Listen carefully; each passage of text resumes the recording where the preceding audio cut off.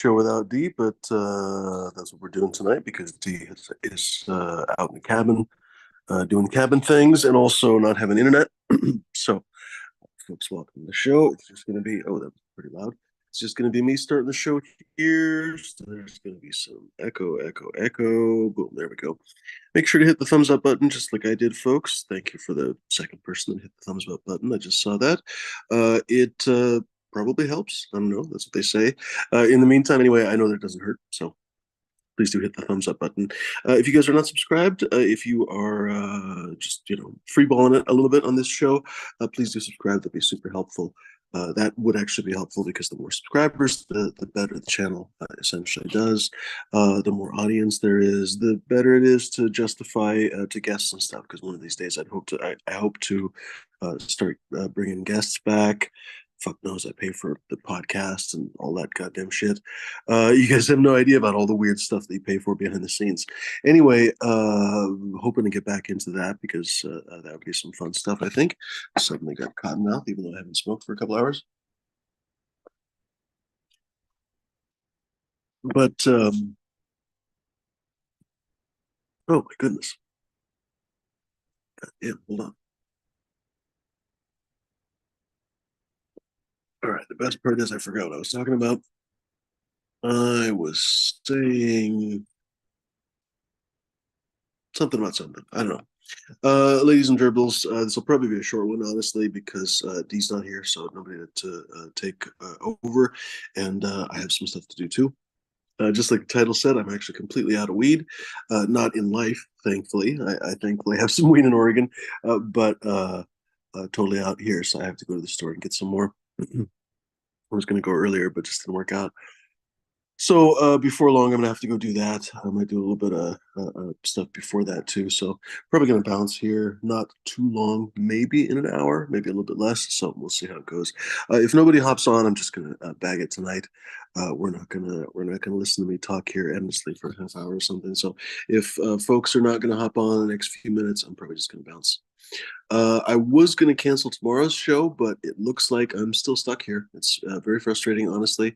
I don't want to get into the details because I've said before, oh, even the tiniest little private details, some of the folks in the chat will use against you. I've seen it with other YouTubers, so I'm very reluctant to ever reveal even the simplest details. Sometimes I accidentally let something slip or whatever, but oh, it's frustrating because I'm sure you guys all think I'm crazy, like a crazy person. From the last year, you've heard me abstractly talk about weird problems. It would make perfect sense if I just told you what was happening. You'd be like, "Oh, okay, yeah, all right, that sucks for me. Sorry about that." But unfortunately, I really can't tell you guys because 99% of you are perfectly fucking aces. But then there's always that one. So just got to keep my mouth shut. Anyway, what I was talking about that I'm still stuck here for a very stupid reason. Probably don't even have to be here. That's the best part of it. It's basically a complete waste of time. But if I leave, I know that I'm going to have to be back, and it's just one of those things. Like as soon as I leave, suddenly I'm going to have to come back and do something. So fuck this shit. I'm still stuck. Things have not been going well for my garden in Portland, so that's not great for me. But whatever. Thankfully, not all is lost. But I'm definitely gonna have to start over on the breeding project. It looks like. But thankfully, I hope the outdoor plants are okay and stuff. So I have been gone for 5 weeks. It's not like I can um, complain or something. But goddamn, this has been a stupid situation. Anyway, for those who are completely unaware, I'm basically being sued by a really cynical person, and it cost him very little to sue me, but it cost me a lot to defend myself. It cost me a lot of time and everything else. I had to make all kinds of really stupid fucking decisions because of it, and it's going to end up costing me a lot, honestly. Even if I win, it's going to cost me a huge amount. It's very, very, very cynical. But anyway, it is what it is. What can you fucking do? I am beginning to think that nobody is going to hop on here. I can't see the chat right now, so maybe I will check the chat to see if anybody's actually hanging with us. Because if you are not, then I am even less motivated to do this. I've said before that these shows don't really do that well anymore. It's kind of hit or miss. When I say that, I don't want to be a liar because there are definitely people who do fine with streaming, or rather, these kind of open panel streaming shows. But man alive, not my channel. My channels, plural, I guess. Certainly not a lot of people in the weed community. I mean, all the usual suspects. Eagle. Speaking of which, where has Eagle been the last few days?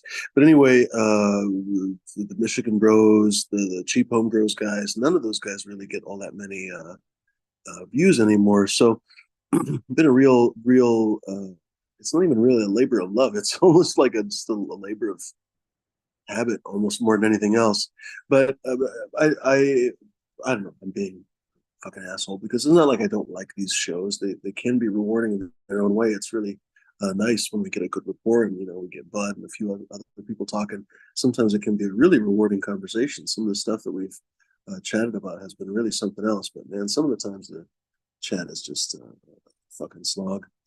Anyway, so I'm hoping, like I said before, I'm hoping to get back into get into recorded shows.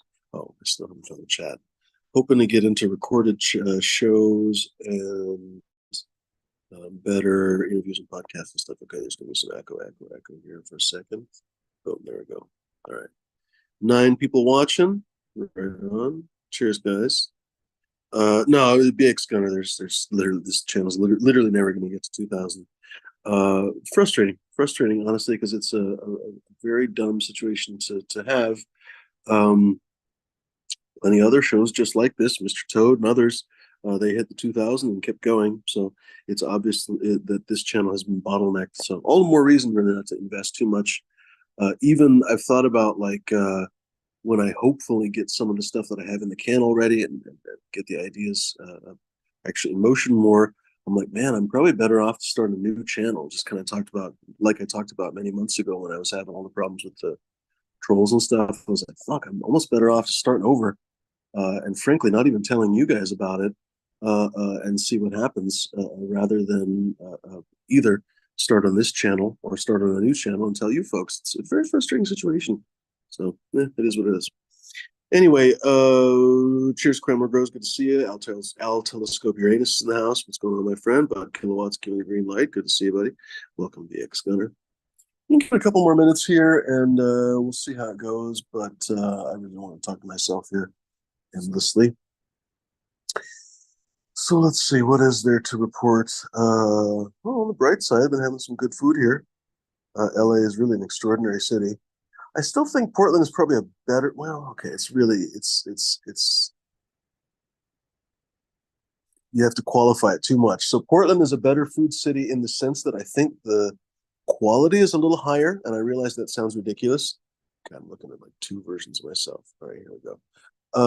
The quality of the food is a little higher, which seems ridiculous, but when you remember, California has a lot of farms, but there's not all that many farms right next to LA. There's Oxnard, all kinds of stuff, and there are actually farms in LA. For example, famously, the Hoi Fong chilies used to be grown here, the jalapenos, but then famously, of course, they broke apart. That relationship went to shit, and now it's the Underwoods. Basically, it was always their farm. They're here apparently in East LA. And so, I mean, there is like agriculture in the area, but Portland is literally surrounded by agriculture, completely surrounded. Um, Hood River to the east with all kinds of nuts and fruits and cherries. I mean, apples and pears and everything else. To the south, basically the entire Willamette Valley, which is everything from veggies to one of the biggest, believe it or not, grass seed producers. Kind of a weird one. But when you think about it, someone's got to grow your grass seed, and they got big old fucking farms of it in the Willamette Valley. Gosh, they make a lot of money. Believe it or not, those are fairly high profit margin businesses. Not as high as weed in general, but definitely higher than a lot of agriculture that you'd expect. Anyway, long story short, we don't have to talk about every single fucking part of Portland. Well, fuck, on the west side, there's all the orchards and stuff, and Hillsborough and Beaverton, and out in the mountains. Anyway, long story short, and that's not even counting the seafood and everything else. So, Oregon has some absolutely spectacular access to food, and it's right there next to Portland. So basically, a lot of the restaurants have direct access. It's been one of the things, like I haven't even gone to see the LA Farmers Market or the Hollywood Farmers Market. just because it's been like kind of a pain in the ass. I didn't link up with Bud's brother and stuff. It's just like I don't know. I've seen farmers markets a fucking thousand times. Like it's not a new thing to me. So I'm like, yeah, if I have a chance, I'll totally go there. But it's like, man, I'm not going to go and find parking and whatever the fuck just to go see a farmers market. I'm probably not going to buy a lot because I'm here by myself, not cooking much at all. Basically breakfast. So I'm not going to buy like 10 bushels of tomatoes and mushrooms and shit, right? So it's like kind of a waste of time to go to the farmers market. But that's only basically because I'm a fucking Oregonian. Like we have farmers markets up the ass. It's basically everywhere every town you can think of has a couple of freaking farmers markets. Portland has them all over the place. All the different suburbs of Portland that I was talking about, Beaverton, Hillsborough, on and on. They all have farmers markets of one kind or another. Anyway, so Portland is spoiled basically for food. That's one of the biggest reasons. And just the culture. I think it rains so much and it's just kind of dingy and shitty. That's one of the biggest reasons why coffee culture developed in the Pacific Northwest. Because we're always just fucking it's rainy and whatever. We're not all like that, but you know what I mean. There is definitely a seasonal affective disorder situation in Oregon and Washington. People get a lot more seasonally depressed than we do in LA. Like it's always sunny. Like right, it's not sunny right now because it's 7:19, probably sunset or just about to set. But it was sunny. It was like fucking 90 degrees today or something. It's always blue skies, a little bit of clouds. Da, da, da, like the weather's amazing. What was I going to say? Babbling because nobody's fucking hopping on here. Jesus H Christ. Anyway, so Portland. Long story short, I think for the food, for the access to farming, access to good soil, access to need to lift your spirits because of the freaking winter blues and stuff. I think we've developed a really strong food culture, and it wasn't always that way. Honestly, like I grew up most of my life in Oregon. And goodness gracious, it wasn't always a super foodie place. Like we definitely had foodie places, don't get me wrong, but because I remember as a kid, my parents would take me to some of the restaurants that are still open to this day. Fuck, I miss some of the places that closed down, like Rose's Deli and a few other ones. But anyway, uh, uh, Rose's Deli used to be right next to Papa Heiden's over on 23rd. It was fucking amazing. Anyway, fuck was I talking about? LA though, for all that I say about Portland, LA, you cannot possibly beat it. I don't think I've ever seen a city like this, with the exception of New York. New York basically trumps them all, kind of. But with the exception of New York, I don't think I've seen a city that is as, oh, look, thankfully, Bud is joining us. I don't think I've seen a city that has as many options for food. Like there's just an absolutely it's an absurdity. It's an absolute absurdity. You can get literally any kind of Mexican food that you want, not just people like, oh, what's up, bud? People like, oh, you want Mexican food? No, what kind of Mexican food would you like? Would you like fucking Oaxacan or Sinaloan or fucking Michoacan or whatever else? Like, there's a million different places here in LA.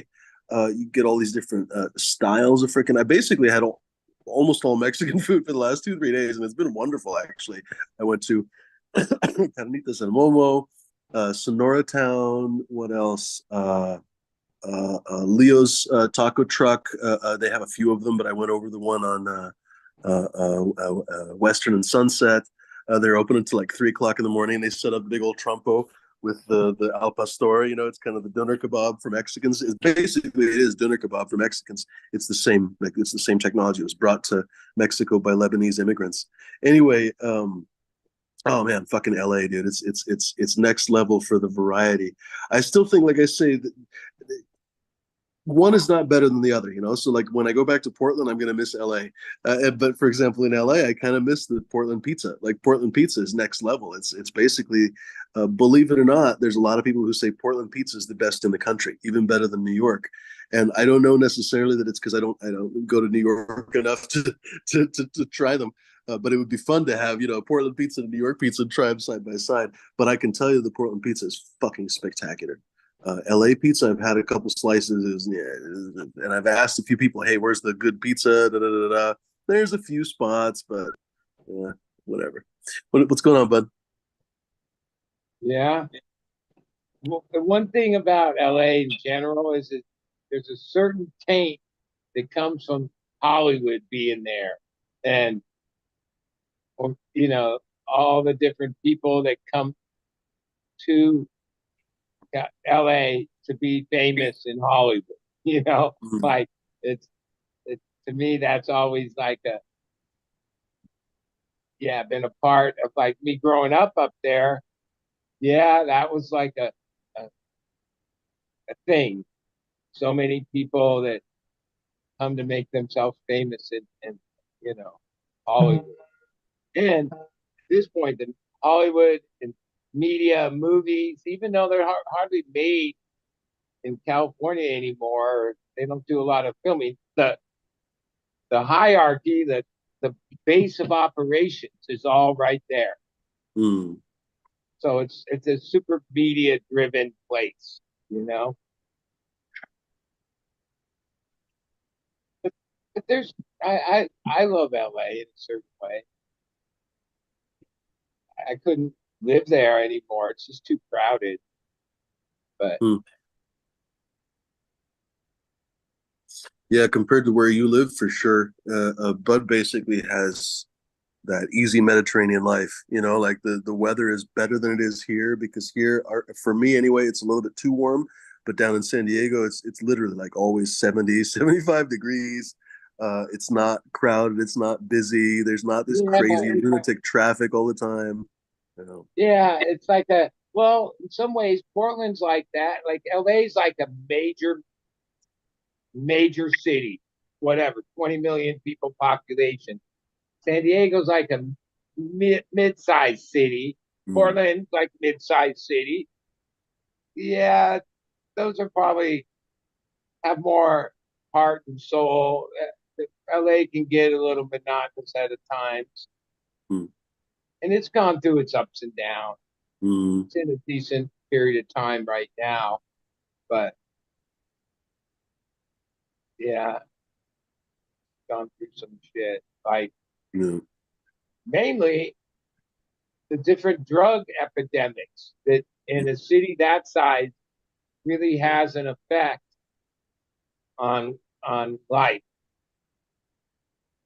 And like one of the different, I'm always amazed because we have way better weather and stuff down here. But most of the homeless, like especially encampments and people living like on the on the street corners with like tent houses and stuff. Yeah, they don't. I guess we have different laws down here or something because like yeah, that doesn't exist down here. But you go up there and there's certain streets where you realize yeah, and people have businesses right in front of those encampments that like obviously those encampments must hurt business. People don't feel safe even going down to those areas, but certain areas have been just overrun by the homeless problem, Mm. which yeah, Portland has its homeless problem, San Francisco, New York, I would say every Portland city. is worse. Yeah, I would say LA. I've been all over LA in the last, because fuck, I've been here for 5 weeks this trip, and I don't know, a couple weeks last time I was here, and I've been all over. Well, okay, I haven't been to East LA that much, but I've been to South LA and all kinds of different places. And okay, I haven't been down to Long Beach and stuff like that, but man, I haven't seen a huge amount. There is definitely homeless. There is absolutely. LA is notorious for it. It's famous for it. It's just like all of basically Southern and Northern California, it's mild weather. So basically, it makes it easier anyway to live on the street because it's never easy to live on the street.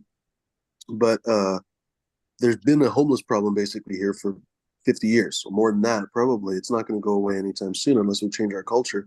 But Portland is an order of magnitude worse, I would say. Even it may be a couple orders of magnitude worse, because here you really don't see any daytime camping. Every once in a while, you'll see some daytime tents, but generally speaking, even if you drive by the same place, because like I don't know, what was this like 3 weeks ago or something? Suddenly they built like a little tent city basically right on the corner of Hollywood or Highland and Franklin by the big church there. And I was like, oh, that's weird because I had literally just walked by there coming back from the Hollywood Bowl the other day or a couple days before that. But I noticed I drove by there again like the next day or day before or day after that, and the police probably cleared it up. Whereas in Portland, fucking encampment like that would last a couple, 3 weeks before they pulled it down. They would probably eventually pull it down because of the location, but even that's not guaranteed. There were some encampments that they just left for weeks and weeks and weeks in Portland. Now they've changed the rules a little bit, and of course now there's this new Supreme Court ruling that says that outdoor sleeping can be illegal. But gosh, it was a whole different thing, and I think a lot of the politicians in Portland are well-meaning. It's been a really weird situation that we've all had to deal with. A lot of people are sympathetic for a lot of the homeless because fuck, when you get to know some of them are shithouse crazy. Let's be honest, but some of them are folks that are just dealing with life. You can't really hate on people. I mean, you can, of course, but I mean, if you're a decent person, you're going to hate on those people. But at the same time, when an entire homeless encampment comes out in front of your business, it destroys your business. That was like a regular thing that happened in Portland. There's a bar, it's still there, thankfully, Kelly's Olympian, I think it's called, in downtown. And they were right, they've been there for a long time, actually. That place has been there for a real long time. It's a motorcycle bar with like neon and stuff. It's a super cool place. It's not just for motorcyclists. It's not like a Harley bar or something, but it's like a motorcycle theme bar. Anyway, they happened to accidentally be across the street from basically a failed, in fact, I think it was called the Galleria. It was like a little, what do you even call them? It's like a mini mall, basically. Like you walk in, there's maybe like 10 stores or whatever, but it is like an Strip mall. enclosed area, whatever. And it's not a strip mall exactly because you don't drive up to it. You walk in, there's like a door and whatever. Cheers, by the way, smashed. And it's like enclosed. It's like a shopping mall, but it's a small one. It's like basically literally not Macy's or anything, but literally like 5 or 10 jewelry shops or something. It was kind of like that. Well, the business somehow failed basically before COVID. I can't remember what the story was, but it failed a long time ago, actually. And the city didn't know what to do with it, and this and that, and the other thing, and they boarded it up, but they boarded it up poorly. And, or at least whatever they did, the fentanyl addicts basically came in literally every fucking day, and it became an open air drug market. Basically, it was a farmer's market for fentanyl, pretty much. And you can imagine that's not ideal across the street from your fucking motorcycle bar. And sure enough, they had to have two security guards. Not even one. It's a small place, by the way. They had to have two security guards, and that wasn't enough. They apparently constantly had window breaking and this and that and the other thing. Oh my fucking god! I mean, imagine having like 2,000 fentanyl addicts shuffling in front of your business all day, every day. Anyway, there were people that had tent cities by their houses, on and on and on and on. It was fucked up. And even the most empathetic Portlanders became very unempathetic. It was, again, a really fucked up situation. Um, it's not like you can solve the homeless crisis because, like I say, you have to solve the societal issues that caused the homeless crisis in the first place. But all you can really do is band-aid the problem, right? Anyway, Portland wasn't even band-aiding the problem, so it's been problematic. Honestly, I've known people whose businesses closed. Some of my favorite businesses closed or moved basically because of some of these issues. Or that was the nail in the coffin between COVID and other things. That was just finished them up. So anyway, I got to give LA props because I think that as Portland has been on a downward trajectory for a few years, LA has definitely been on an upward trajectory, even despite COVID. Because I've heard over and over again that COVID just murdered the city, and then also all the I guess you could call them the streaming wars, basically, with what's going on with, speaking of Hollywood, the employment situation in Hollywood is apparently abysmal because before, but ever since the big strikes last year, stuff hasn't really restarted, or a lot of stuff hasn't restarted. And what am I trying to say? That's led to a lot of people basically leaving the city, leaving the industry, on and on and on, or getting like little shitty jobs somewhere instead of working in the industry. So a lot of that has apparently worn on the city. But even still, when you drive around, it does not feel like a city in decline. It does not feel like a city that's like not coming back or something like that. You get a vibe for places that are like, oh, this place is kind of probably going to fall apart. People were saying that about Detroit years ago, and thankfully, people invested in Detroit, and apparently, it's hopping now. But man, for a few years, Portland has felt like that, and a lot of Portlanders have been like, "Fuck, what did they do to our city?" It used to be literally that was the slogan, "The city that works." That was like the Portland city slogan for the not for like the tourism or something, but like the city hall or whatever. Um, Man, you can't say that now. Like you just point at all the different tent encampments and whatever, and say like, "How is that working?" But yeah, like for example, one of the most jarring experiences is driving around LA and all these businesses that still have glass windows. And I realize that that sounds ridiculous when I say that, but I'm like, you don't understand how many businesses in Portland have boarded up windows for the last couple 3 years. A lot of places just gave up replacing their windows because as soon as they'd replace the window, it cost like $1,500 to replace the fucking window. Someone would break the window the next day. And so they were just constantly churning money out the fucking toilet instead of basically moving on with their lives. So they just literally boarded up with plywood. Anyway, It's you don't cheaper see to that in write LA. "we're open" than to replace it again. What's that, Smash? It's cheaper to write "we're open" and spray paint than to I keep know it. replacing it. Seriously. I mean, it looks like trash, but yeah, that's it. No, So I drove by this LA, awesome train. Go ahead. LA and Boston kind of have the same thing from what I can see on the outside looking in.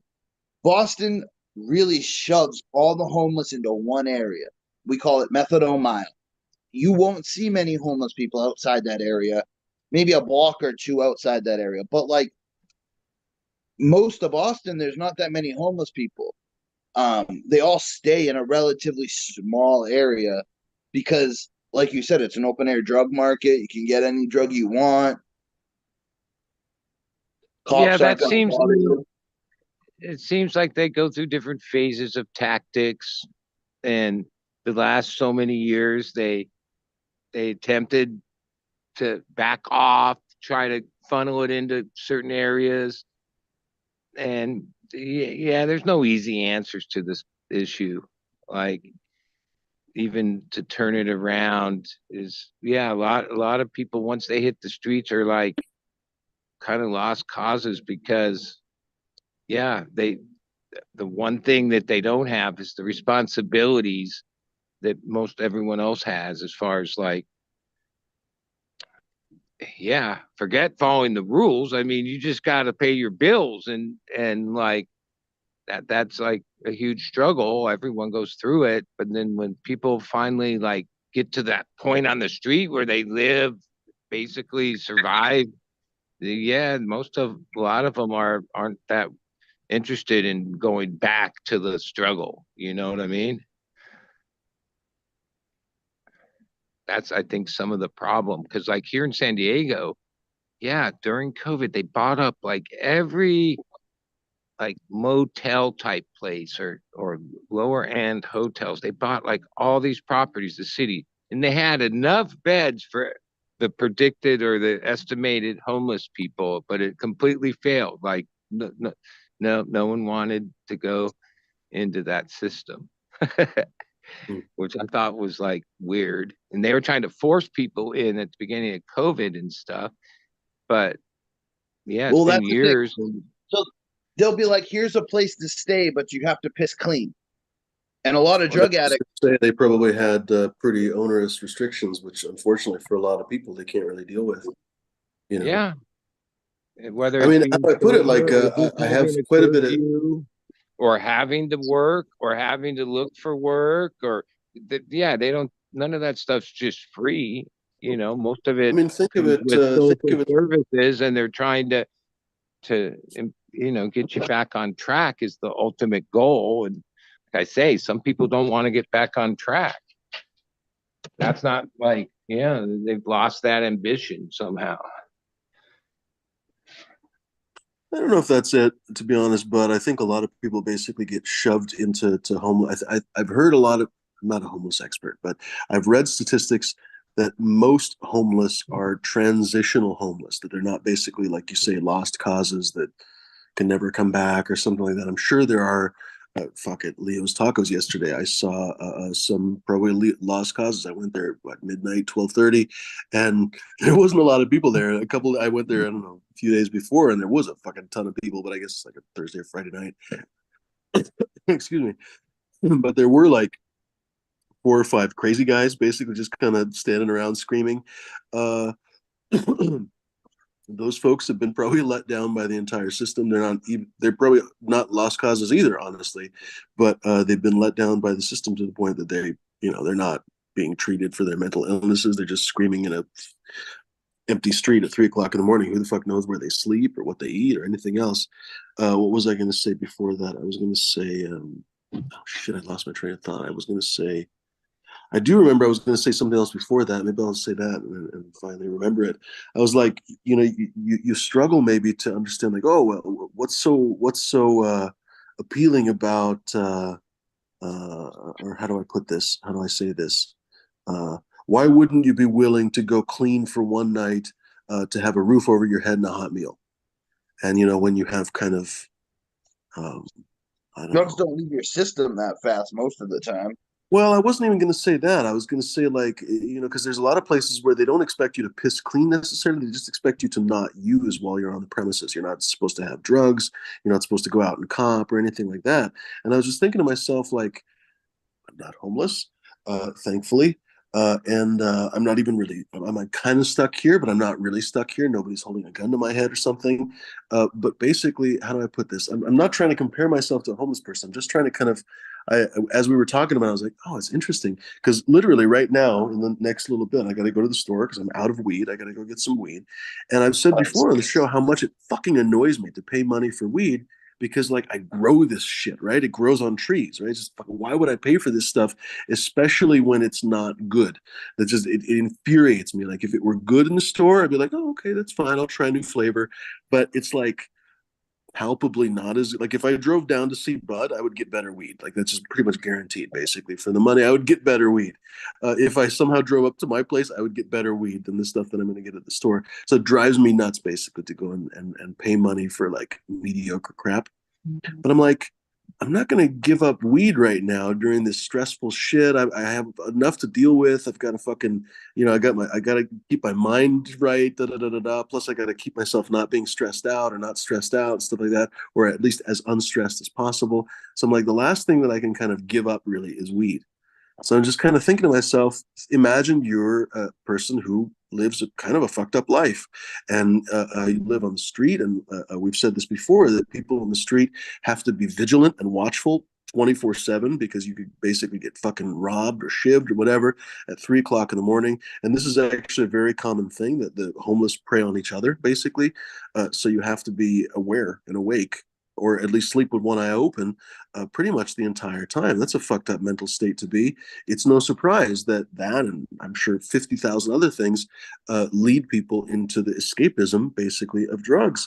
And let's be honest, we would like to think that we're so much better, I think, we weed people than all the other drug users. But on some level, we are still changing our mental state from kind of a baseline to something else. Like we're doing that for a reason that probably is not, how do I put this? Uh, how do I explain this? They say that all weed use is medicinal use, and I guess I'm basically using that logic. It's like you're using it for a reason. Like if you were a Self perfectly happy, medication. well-contented person, you probably wouldn't ever need you to use weed. What's that, Smash? It's self medication for sure. It's self-medication, 100%. Yeah. So anyway, I guess I'm waxing philosophical, but anyway, I guess we didn't have to make this a whole homeless discussion because one thing that I don't enjoy on this show is when we talk about things we're not expert in and we talk about it as if we're experts. But anyway, um, long story short, I've enjoyed spending time in LA. It's pretty rewarding. It's nice because I haven't been here for a few years and kind of forgot how much I liked it, honestly. So it's annoying that I don't know. It's probably going to be a little bit before I come back, but we'll see. Maybe I can come back before the Olympics. We'll Well, see. I would still tell you, I've been to farmers markets all over too over the years. The one in Hollywood is pretty impressive and it has like some real serious farmers uh, and what they grow. Like it's a it's a it's a good one to say the least. Mhm. I like how linked up it is. I like how I guess your brother was super involved in getting all the extra unsold produce and getting all kinds of extra produce. He has like a whole thing where trucks come from this unified LA school district and then take like whatever the tomatoes that didn't sell, whatever that day. Because ultimately, if you're a farmer, you send X amount down to the market, you sell so much of it, you don't want to drive it back up to your farm. What uh, most of this stuff is ripe when it's ripe, and then they get a write off, obviously. But then because there's a law that's passed that so much of a school's uh, diet has to come from like organic stuff, or like maybe it's not even that it's organic as much as it's like Yeah, they actual have like a whole healthy real choice food. thing. Um, They started that um, shit when I was in school. They took away the best cookies you ever tasted. They were like melt in your mouth, and then they changed in like early and 2000s even to and when healthy my menus. brother first got that going, he used to go to this facility that the school district trains its cooks, its chefs that make the food, the meals, and teach them or show them ways to incorporate. A lot of it's like orca, or like not always what you think are like is the prime fruits and vegetables. Uh, they get donated, but they over the years, yeah, it's become a thing. And yeah, like even though he's out of town a lot on movies, whenever he's in town and on his post, whatever, he calls. I mean, for a lot of years, he calls Farmers Market, the one in Santa Monica, which is, I guess, on Wednesday or something, and the one in Hollywood on Sunday. He calls it church. It's like his church. And literally, he knows every person there. Some weekends, some famous chef somehow, I don't know how they arrange it, but then my brother meets him there and introduces them to all the different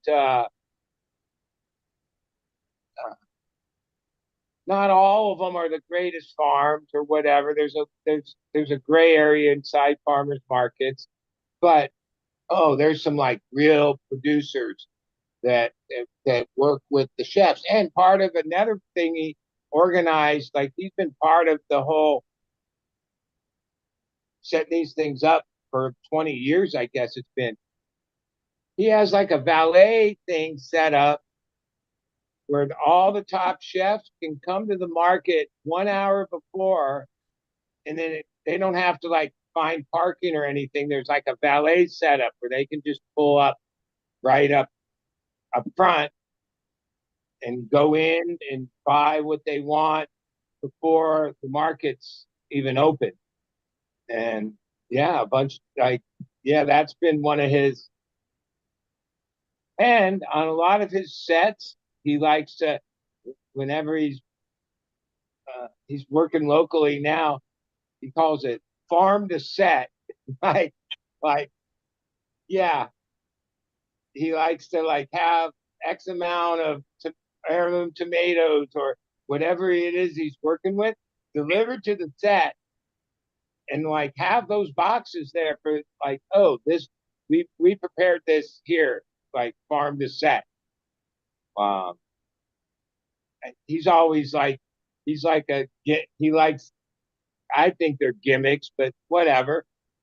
He's always got some hustle going on with the food. Mainly, I mean, he's not a vegan. He eats meat like crazy, but he's known as like this like vegan chef, which I laugh because yeah, you don't have to be a vegan to be like popular or known as a vegan chef.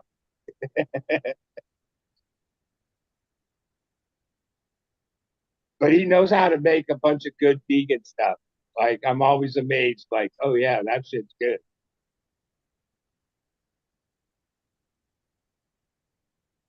Because that's like they call him the fixer. He works for one of the biggest catering operations of Hollywood, Mario's. They do probably almost half of all out of state, in state.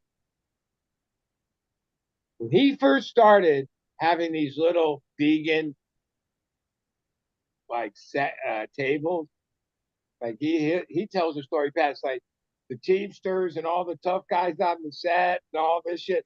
They didn't want to have nothing to do with it. Okay, where's the where's the ribeye or the roast beef? Where's my They had their diet. Then over the years, it's become so popular that like it's like a major thing. And of course, there's certain people that are vegan on the sets, mainly the actors and stuff. But over time, the other folk, like non-vegan, learned and to appreciate. Oh, you want something pretty good? Yeah, the shit's pretty good. Just because it doesn't have meat or meat products or all the things that make it vegan. If you start with great ingredients and all that, like forget who he's sponsored by, but like he's sponsored by an olive oil company that their olive oil is very expensive because you can get 20-year-old olive oil, you can get Mm. 50-year-old olive oil, you get 80-year-old olive oil. And yeah, some of that shit makes it, fine ingredients when used by someone that knows how to prepare things right. Yeah, makes good food. That's what I've learned. And a lot of times when I do partake in that healthier diet, yeah, you feel lighter. It definitely sustains you, but not with the same, like, I don't know, I call it comatose. Sometimes I'll eat certain meat meals and like, yeah, after I eat, it's like a nap time. Give me You know, my I don't know. MSG. Hey, I got a text from Captain 420 saying, could you put the link up? I already hit it. So my eyes fucked up again. Oh, that sucks. Yeah, thank God I already got the medicine, so I've been putting the medicine back in it. I think there's really something stuck in it, but they say there's not. Mm.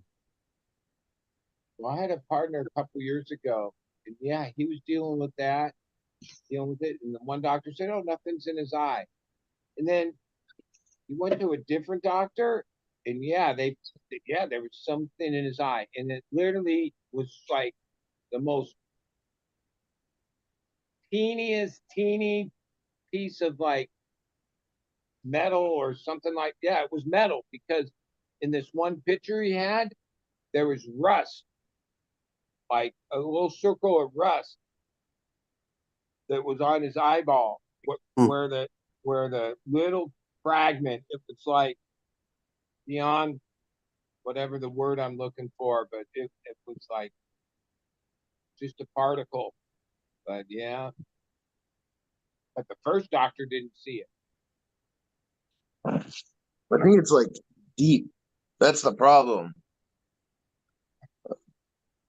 I think it's like buried on the top of my eyelid, like in back of the top of my eyeball. Um, it's just annoying. Sometimes with doctors, you just gotta force the issue with them. Like I don't know. I don't have a lot of experience with it, but I get the sense like sometimes you gotta like you think there's something wrong with you and they don't, then you gotta like force that issue. Or they'll just be like, oh yeah, you're fine. Out the door you go. Yeah, if it doesn't get better by tomorrow, I'm gonna go back to the doctor. And then you get lucky, and then you find a real thorough doctor, and they're like, oh yeah, wait, let me do this, that, and the other. Not all doctors are that way at this point. Did you go to the eye doctor or someone else? I've done both. I've gone to an urgent care and eye doctor, Mm.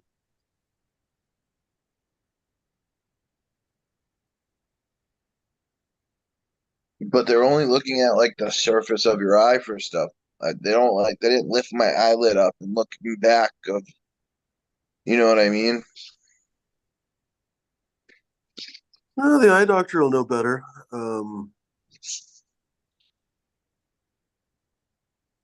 Pretty unlikely that there's something that far up. It's not like your eye is.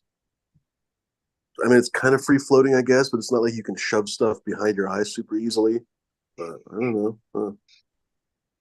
I hope you get that figured out. Folks, we'll hop on. Show's kind of slow today.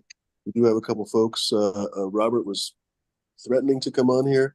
If you guys would like to join the show, do hop on. I'm probably going to bounce in a few minutes, and then I guess hand it off to you. So hopefully there's more than just a couple people on here, because that's Where you not a getting weed? boarding discussion. What's that, Smash? Where you getting weed? Haven't decided exactly. Flora told me to go to. Well, Flora had a couple shops that he liked from way back when, up in the valley, actually, and I've gone to one of them, which is okay, and the other one I was thinking about is Buds and Roses, just over the hill, and then there's another one down here in Hollywood. I can't remember the name of it. Anyway, it's probably not that important because I'm just probably going to get a half an ounce. It's not like I'm going to get like the world's best weed or some shit. So, um, Are there like whatever. other deals down there? Like what are the deal? Like No, the prices are higher than Oregon. The taxes are definitely high here. Uh, a mediocre eighth is like 15, $20, like basically really mediocre. And then if you want to get a good eighth, it's like $60, literally 60, $65.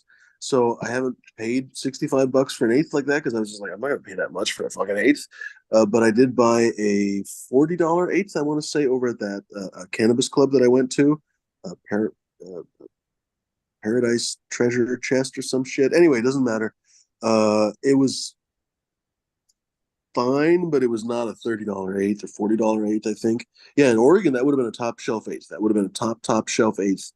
Uh, but yeah, no, it was whatever. I don't know. What was I going to say? Prices are just consistently higher. Yeah, consistently higher. I haven't looked at hash because I don't have a reg ring, so I don't know what those prices are. But yeah, the flower is consistently higher. By It a you is spend lot. a kind hundred of bucks. puzzling to me, like seeing, like I remember when eights came around and we went from like 200 or 175 an ounce to like 400 an ounce, right? And then eights came around. That's like 30 years ago or something. But definitely the value of weed, wholesale, and like all the other places you can, you know, glean data on the value of weed, except that retail is still the same for the most part as it's always been, $40 to $60 eighths. And when you do that math, I mean, a $50 eighth is a $6,400 pound, Hmm? Mhm. right? Like I find, like where's the, like somehow there's a disconnect in the retail value of weed and the wholesale Well, value of weed. It's like when you crazy. spend like $100 in a dispo there, how much tax is on top? Because like we spend a I think hundred it's like bucks, 37%. that's a Yeah. lot. I think it's 30%. Oh, it's his top. It's his top. Yeah, 30 some percent, 37 We're at percent. 20, I think, 21. Yeah, but if you ever look at taxes on anything, they never going down. Because right now, some politician and group of them in your local area or wherever, state there, have something that they need to pay for. They're like, yeah, we want to build a better park or we want sidewalks over here, whatever it is. And then to get that stuff passed, you always have to pay for it, right? Well, okay, we'll raise tobacco taxes a quarter of a hundredth of a percent or whatever. Their favorite number is 0.025, right? It's and when you read that, oh yeah, they raised 0.025, oh 0.025, it seems so small, but when they do it all the time, oh, after 10 years, that adds up. And that's like the nature of politics and taxes. And cannabis is just the newest thing. And due to its history and its position of like even how it like being legal but still kind of frowned upon, whatever, that's going to be a target that oh, mainstream voters aren't going to flinch an eye. They're going to say, yeah, fuck the taxes. Oh, wait, we get a new park? Yeah, tax cannabis more. Good, right? That's an issue. And ultimately, the tax dollars are a percentage of the price. So sometimes I wonder, like, how much of this $50, $60 aids the state itself needs to keep that price? Because if if the if the price of retail went down the same percentage as wholesale over the last 5, 6 years, their tax revenues would be hurt a lot. Like, yeah, that hey, if pounds are in the metric from the wholesale, the grower to the distributor to whatever at around 1,000 or even less, well, that they're only collecting the tax on that amount of money, right? Because I know when part of this is the politicians in the state were pretty naive because they based all their estimates of the revenues that they were going to receive in the future from this on like a pricing that they seem to think was never going to change, right? Like, which it already has changed. Like, they're making a lot less taxes off the grower, the production end of it, because the price has come down so far. And at a certain point, like even when with cigarettes, supposedly Oh, dude, RJR and them, they get like up to 40 some cents per pack. that's So that's nothing. part of the That's nothing. $10 for all taxes and tariffs.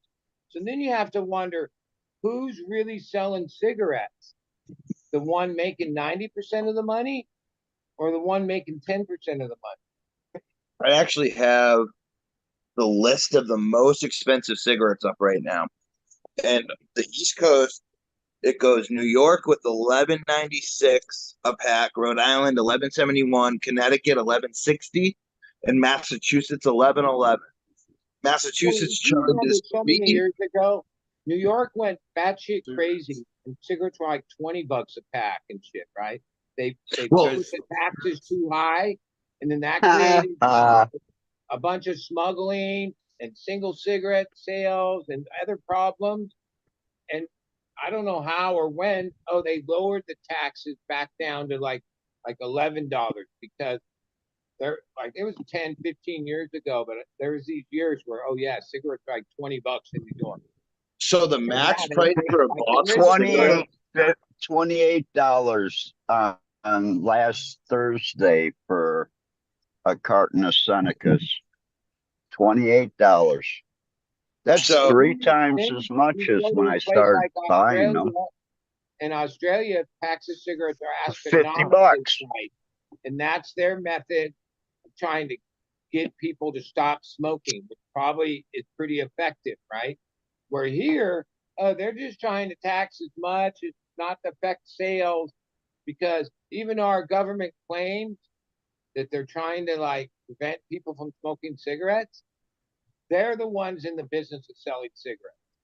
They're the ones that count on that money and make the most money out of every so cigarette. Garbage. Massachusetts is taking 3.50 each pack, and federal takes $1.01 each pack. Yeah, well, see, those So are the taxes. There's user fees. There's a lot of ways, tariffs, taxes, and little 0.025s all the way down the line. Yeah, no, they you go tax to Times cigarettes a Square, lot more than what they claim. you go to Times Square right now, and you're still going to spend $20 for a pack of cigarettes. Well, that happens here too. Like, buy a I pack of for cigarettes at any of the stores, 7-Eleven or private liquor store, on the beach, on 101 or close right down to the beach. Oh yeah, they do the same thing. Like, they I charge fuming. like A 14 or pack of 15 a pack. You go a like pack 1 mile inland, oh, they're like $9 a pack. of zigzags is like $5. Yeah, well, location, location, location. Some places, time are just known for them being that trap, right? No, that's just the price around here. You got to order You them get online. Zigzags are way cheaper. I get the hemp I ones; they're a little cheaper. the 300 count raw papers by the box.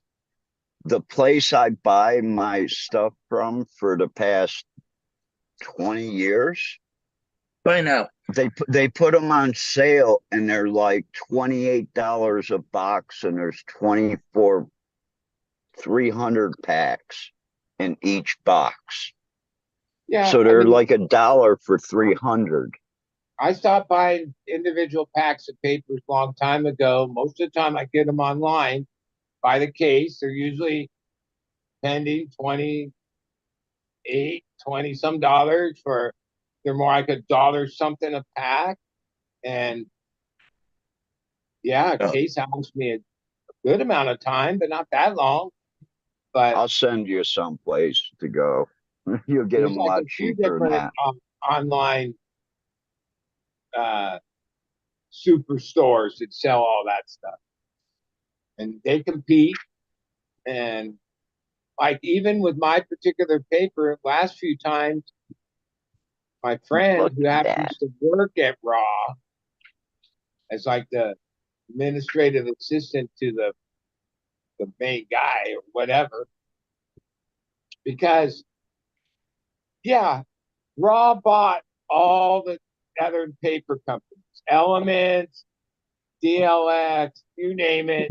Element Look at the days. label, and that whatever industries H sub whatever based in Arizona, that's Raw. Okay, and it's very obvious to me what they did. Same thing Grow Generation did with the hydro stores, right? Yeah, they bought out things to shut them down, like to get rid of their competition. So he bought up all these papers, and even through the online superstores, yeah, my particular paper is out of stock, out of stock, out of stock, right? Where, yeah, that's what Raw did. Like, oh, they have the whole Yeah, I don't know distribution why. I don't know why going everyone road likes stock, raw. and there's Trash. three levels of in the counter of papers. Two of those are controlled by Raw. One of them has some other brands in there. I only smoke Zigzag hemps now. Like And that, I that's a dirty thing that ultimately who loses got when companies play that game, which they do it in everything, food, you name it. This isn't some new trick. Um, who loses is the customer and the choices you have or we have. So somehow, oh yeah, you can go in some storeroom at the fucking headquarters and find papers that are so discontinued or aren't available anymore. So Cleveland got hit with a big storm today. And that's why I'm sitting out here because by my parents' house, their whole city is out of Well, lights. shouldn't the But biggest news here, of Ohio be that today was the first day of sales of recreational cannabis in Ohio? yeah, God even sent tornadoes to tell you stay home, assholes. I heard the lines were long and the prices for a tenth of a ounce, that's 2.83 grams, is anywhere from 45 to $65 I'm looking it up right. plus the tax. Ohio They recreational. opened 16 stores. Most of them are in Columbus and Cincinnati. There are two open in the Cleveland area, and we're talking like a 30-minute drive from downtown. All right. Wow. There's actually hold on. So it's There's a saying ton of them, yeah, medical. they opened up a lot. Well, I Harps. mean, it'll be the They Harps. opened same. up 16 What do you call it? A today. boom and crash thing that happens in every state. Oh yeah, it starts out and there's this month or two, and then all of a sudden the overproduction and the prices will come down, and Wait a second. No, on the gray market, and all my friends have had to compete with Michigan.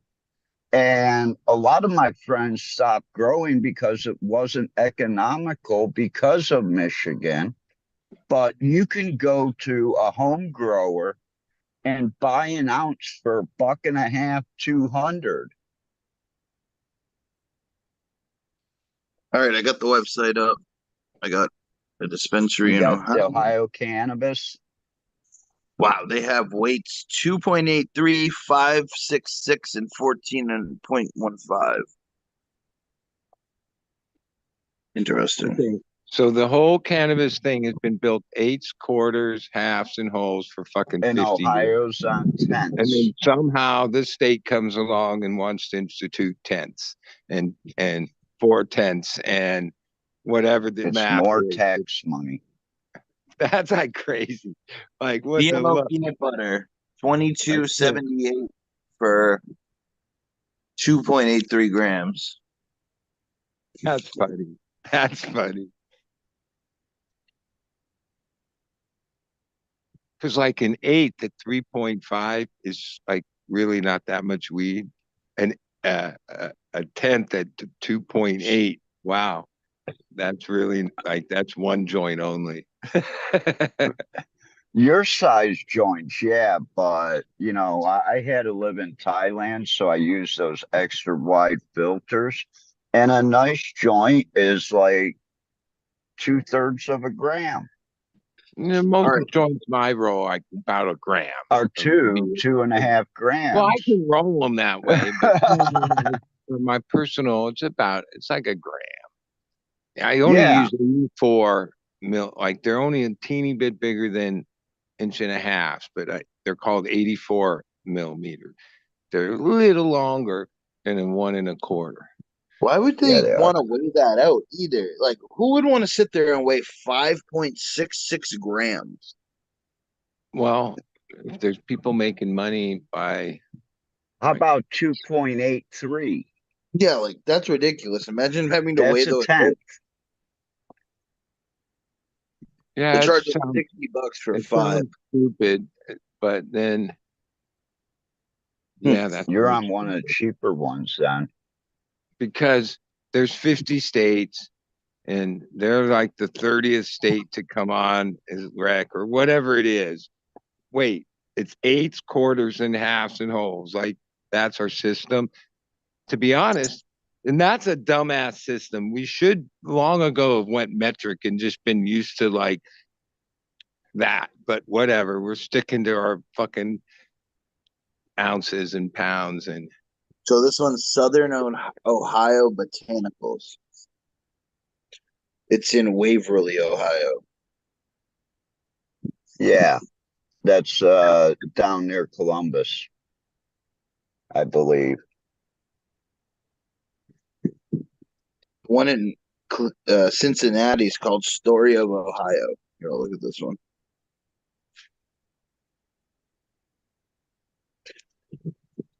Enter your birthday. hey, for the longest time in the 80s, how I made my money was I had a source for kilos, right? They were 2.2 pounds. And then I'd sell single pound. So I always made point 0.2. And I Yeah. thought that's the greatest math. Oh, a kilo is 2.2. Oh, this place is kind of cool. They got indigenous, veteran, and indigenous and veterans at 35% off. Yeah, but I want to sit in a car for 2.5 hours each way. And This that's one, pressing it. That's doing almost 80 the whole way. this one's in Cincinnati. That's add another 2.5 hours. About 2 hours. So 4.5 hours. They got a horrible website. I will say that. It's all big corporate. You should have great websites. Show product. There we go. I think there's only like a handful of grows in Ohio that aren't owned by out-of-state business corps. Well, I mean, okay, there's not that many grows. So how much of the weed that got Oh, sold on the there's like first 50 day, some grow facilities. you think that most of it came out of Ohio that's on the shelf right now? Oh yeah, because what happened is the people that got dual license to supply medical and rec, what happened is with medical, they just deemed that there wasn't enough product to take care of the people. And two companies did this on purpose. Hey, Lemon They J. did they didn't even open the door of their facilities until they came out with this law, which doubled the canopy space that you were allowed to have if you already had the license. So all of a sudden, the next day, these two facilities somehow are all full of plants. And it's the size that they're allowed after they were doubled. So they held back, the two largest held back and didn't grow anything just to get that double growth space. Yeah, that's what happened there. Well, I Phew. mean, wouldn't that just be smart business? Like, That's exactly what it was yeah. because they knew they would double and then it goes rec and they get a dual. So one part of the facility is medical and the other side's rec. Wow, this place is a fucking ripoff. There you go, bud. You didn't find the right one, you found the majority. But that 35% off for veterans, that's pretty damn good. Yeah, but then they're charging the cheapest fucking 5 grams is $80. Okay. Yeah, well, this all sounds good. It won't last for long. That's Like, 45.50 an eighth give it a year, or 3.8. 2 years, and the market will crash just like every other state market. Oh, everybody on Facebook groups and all that for Ohio, man, they are saying, yeah, we're still going to Michigan. Fuck this.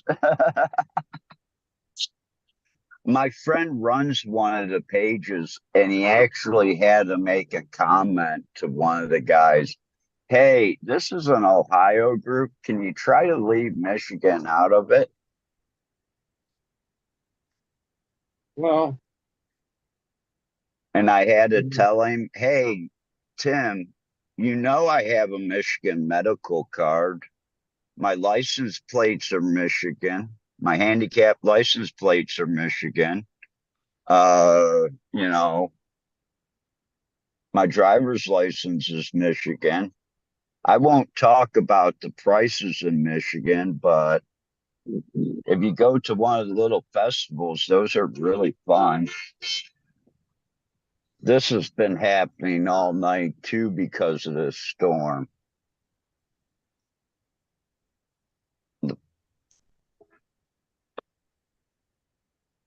It was rainy all day here too. Oh, you drive all over the cities here, and there's branches all over the place. There's shrubs that were pushed over. I mean, it looks like literally a tornado came through. Lord, are you there? I haven't even heard you talk. Oh, by the way, I gotta smoke some of this real NL5 haze I found. And it was only $40 a quarter. I paid $50 a half for some fire G code. Sub-Zero OG to Georgia Pie. Yeah, this is NL5 haze, buddy. Yeah, there's for you connoisseurs out there, you know exactly what I'm meaning. Old school weed. Yeah, the NL gives you the body tingles, and the haze gives you that nice, happy smile, head high with the body tingle. So for me, it's great. Yeah, that's not my forte.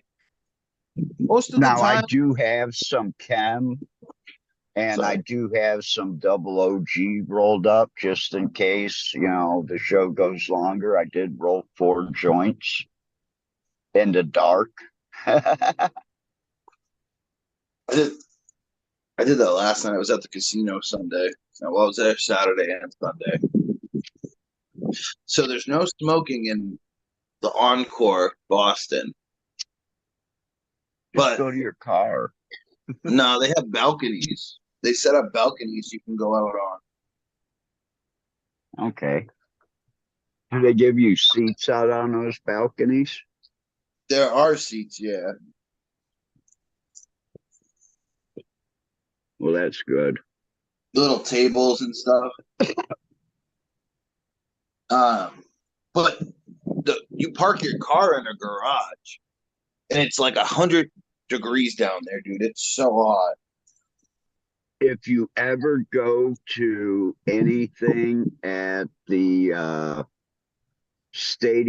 football stadium in Pittsburgh, what you want to do is go park in the casino, go through the casino, walk out the other side, and you're right at the stadium. You don't have to pay for parking, nothing. That's a little hint for people.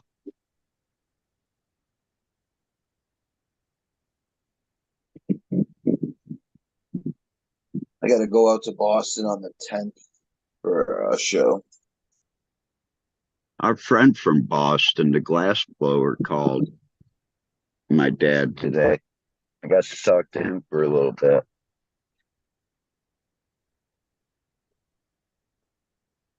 Well, I just got a bunch of texts from different people. So From not me. finished playing in Grand Rapids. I think in that I forget the name of the theater or the but Billy Strings sat in with Fish tonight. Well, Billy Strings, I think, is from the Grand Rapids area. Yeah, that I can't remember the name of it. He did it like a Halloween theme show at this place. That's where Fish was at tonight.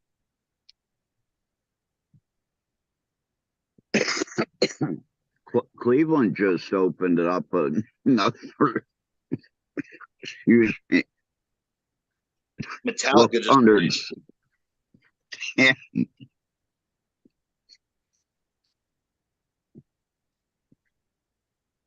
another 1,200 seat little music venue. Well, I imagine his tour bus and everything else. Oh, they're on the way to Washington State to the Gorge.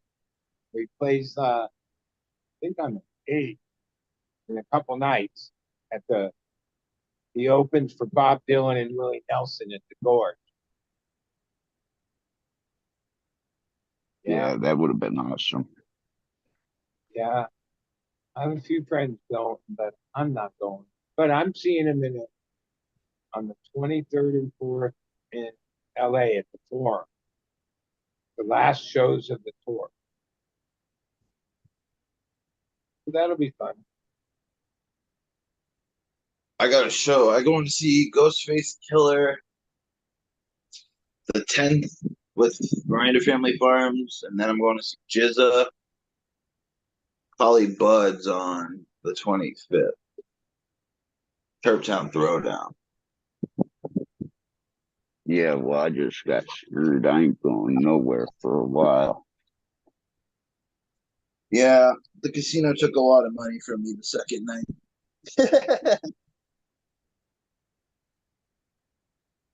But me and my homies have determined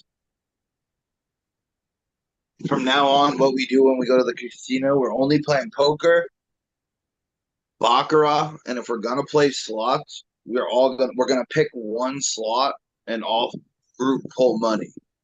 That's what we were doing this last or Sunday. We group pulled on Regal Riches that has a must hit by, but I didn't want to go too deep into it. Well, that's weird because this one guy that I listen to his podcast. He's a gambler. It's a gambling podcast. That's something a couple of weeks ago he suggested that you and a few friends go gamble, like even whatever it is you're playing. If you pool all your money or like make a deal with each other and give you like pieces of each other, usually you'll have a much better time because if you don't, what usually happens if one person wins and like is in one state of affairs and a couple other people lost and feel a lot differently. And he's like, to avoid that, if you all just like have a piece of each other, not like one for all, uh, one for all more, you'd have a better time. And I was like, yeah, that would be a much better time. That's kind of what you're explaining. And if you hit, you hit. If you don't, you don't. And then you're all like in the same thing. But it also it makes it so like if you're getting wrecked, there's more than one head being like, let's pull our money out and go try another game. Yeah. Well, in slots, there's this other thing called perceive. Like some people believe, Some like are if you're gonna play a slot, put all your money in that you're gonna gamble at once, rather than like a little at a time, because they think that the machine, even though like the people who make machines always have an explanation to where none of that is the way this works, okay? But people that play slots believe a lot of stuff, but it's called perceived, like whatever, where they think that, like, yeah, like if you're trying to hit big on a machine, but you're only doing it a couple hundred at a time, the machine can like know that and like work you a certain way. Oh, if you put the whole $1,000 in and be like, yeah, I'm going at you. They think that that's like so a better, you'll get better result than if you like just kept putting in a couple hundred at a time.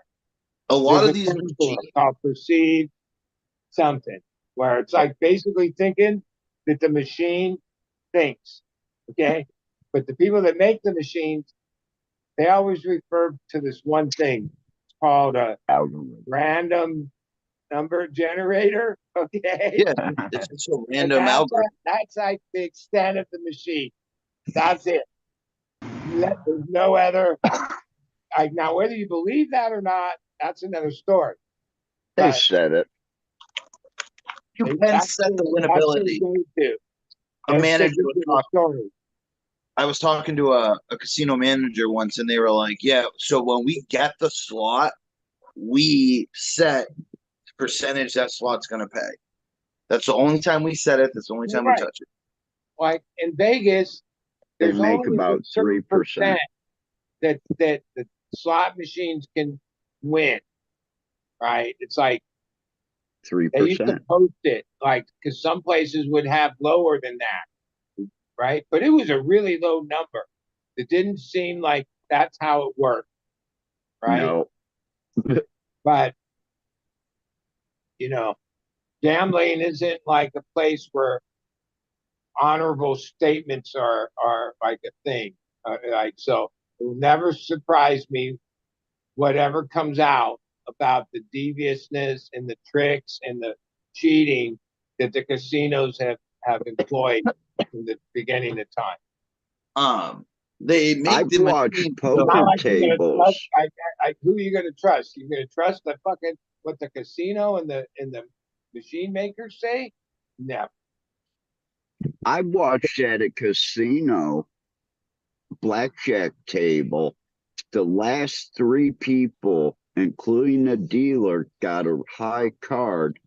And then I kind of noticed that the dealer put his hand on the deck, moved the card up, and took a card from underneath. And the next guy that had it, the first guy in first place, had an ace. And then he got a two. So there's a old time dealer, that dude Mickey Mace interview, and he's talking about how he can spin a craps ball, not a craps ball, a roulette ball, and hit between the same three numbers over and Yeah. over again. Yeah. It's just like he said. It's just like Steph Curry or Michael Jordan taking 3-point shots. It's a muscle memory. Exactly. Like that wouldn't be surprising. And magicians, especially sleight of hand magicians, have proven a fact that like the hand's faster than the eye. Like so, there's so many ways to deceive your eyes. Like that. Okay, yeah, the other can do a whole bunch of shit. That's what they like. You got to remember, some of these people, that's what they do. They shuffle cards and handle a deck or a shoe of cards 8 hours a day for work.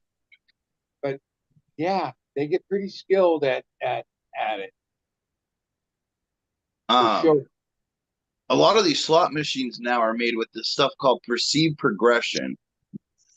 So Yeah, the machine has a video or an image at the top, and the more that it's played, apparently, the higher the perceived progression gets, and so it makes you think that it's going to hit soon. But from what they say, it's all random generators. So yeah. Random And they generator. use that trick to like, oh, if it's an empty machine, people are going to gravitate to the one with the perceived uh, progression. Oh shit, this one's ready to hit. Let's play this one.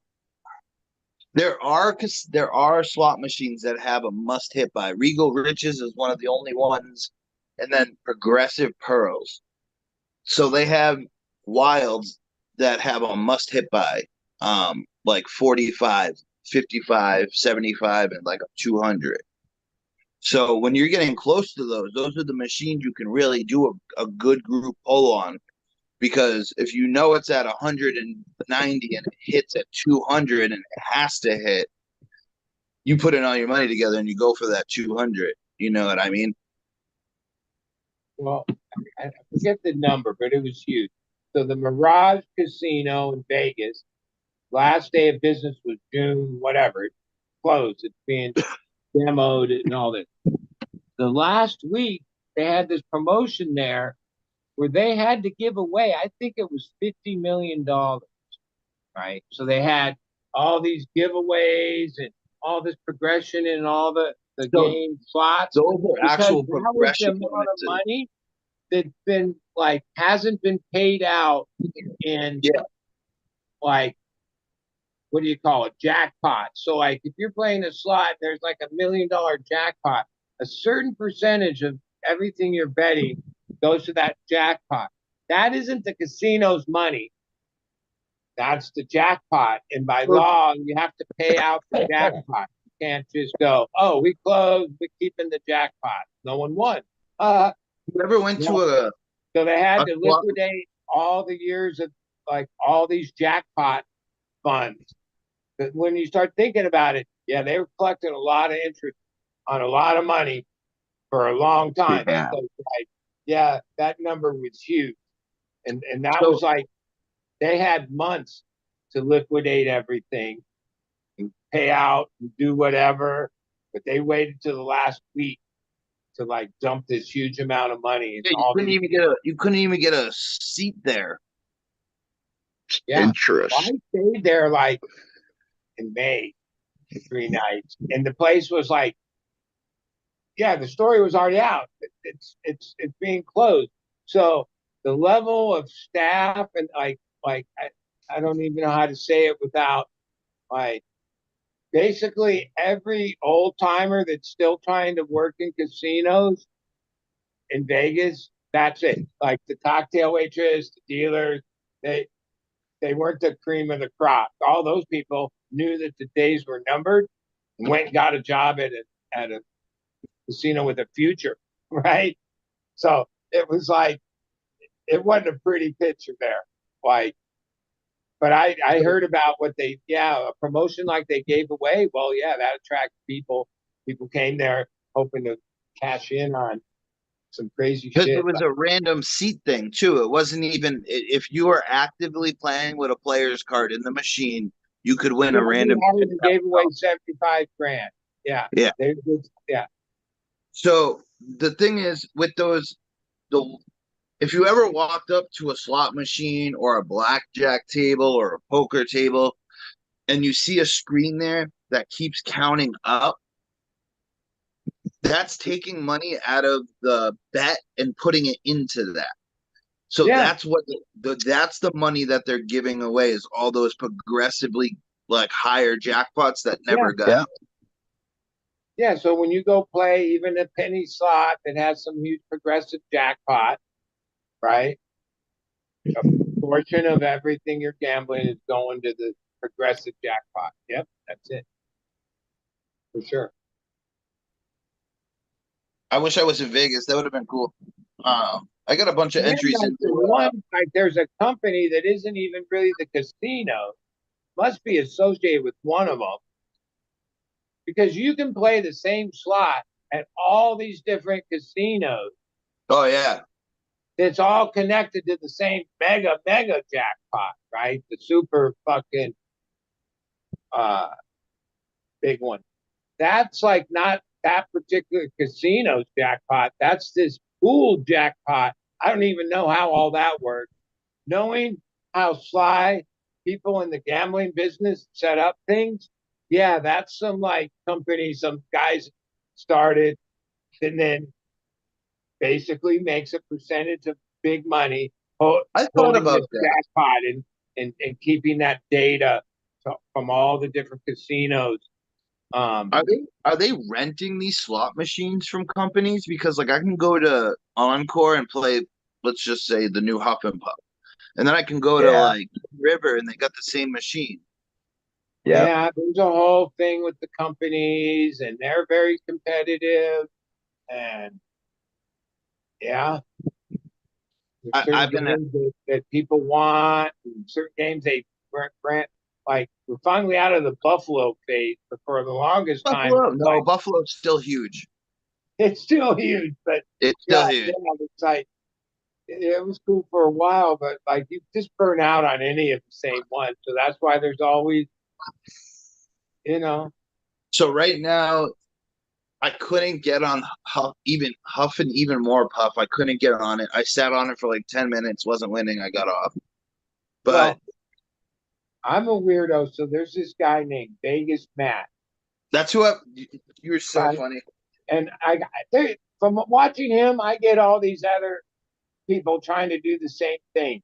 But I watch that guy almost every day because, yeah, he ain't fucking around. We're talking like, oh, 10 grand? Oh, I'm putting 10 grand in the machine. I'm playing 600 a fucking spin, right? Yeah, that's it. They're not just playing fucking penny slots. They're doing $50, Yeah. $150. But like, don't think that he isn't like paid by the casino, meaning, yeah, and I like don't trust everything you see with that, and that even that some days he loses, but a lot of times he breaks even or even wins, right?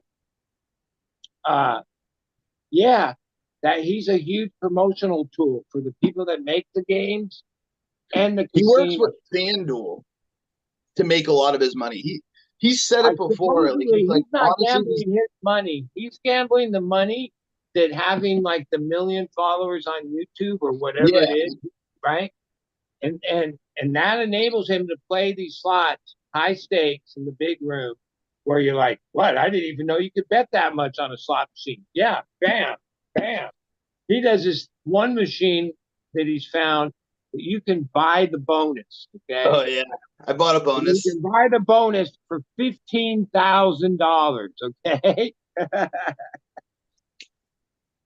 Oh, he did, dude. He goes for it, right?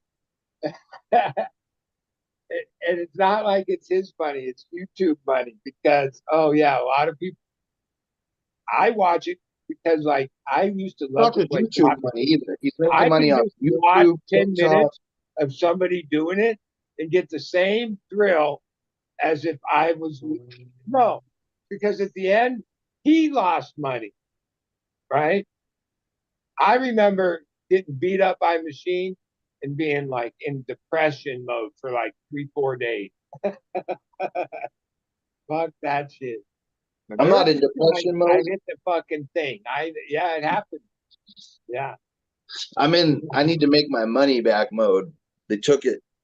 They're holding it for me. I gotta go play some poker to get it back. yeah.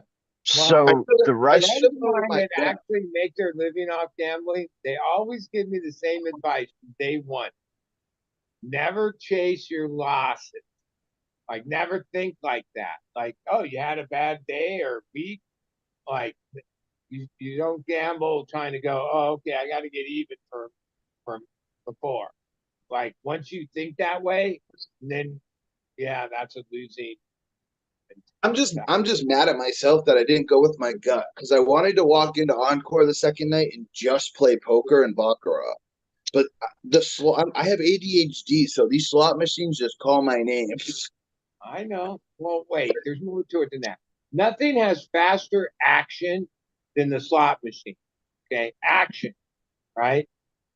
Baccarat, oh yeah, they got fucking, it takes all this time. It's a patient game. You're betting every what couple minutes, right? Oh, blackjack can get going pretty fast. Um, one of the yeah, reasons Dan. slots is popular is because it's fast, right? Ding ding ding ding ding ding. It's on a whole other level of like yeah, even it's happening like fast, as fast as you even can hit that gambling, button, right? Uh, yeah, that's the even gambling right like 80 cents. that's like that's the difference. That's why like I used to. You're not allowed to smoke when you play poker, right? So it's a certain casinos I played poker at. Slot I did take machines a you can cigarette smoke. break. I'd walk right outside, and oh, they knew that you could attract people out of the poker room to these slots. Like they had like a pretty cool section, not the lowest limit, but yeah, I'd go out there to smoke a cigarette and go, all right, well, fuck it. Like I'm bored with the poker game, and I'd get in on a slot machine while I smoke a cigarette, and then times I'd end up staying there because, like, yeah, waiting every fucking hand and folding and blah blah. There wasn't enough action. Once you started getting action on a slot machine, it was hard to go back to poker. I realized, yeah, that that's what I realized. Yeah, you get like that action. That's basically every time you do whatever, bet, whatever, it's a dopamine hit. Like that's how our body works, right? That's the thing you're getting out of it, right? There's a million things that give you that.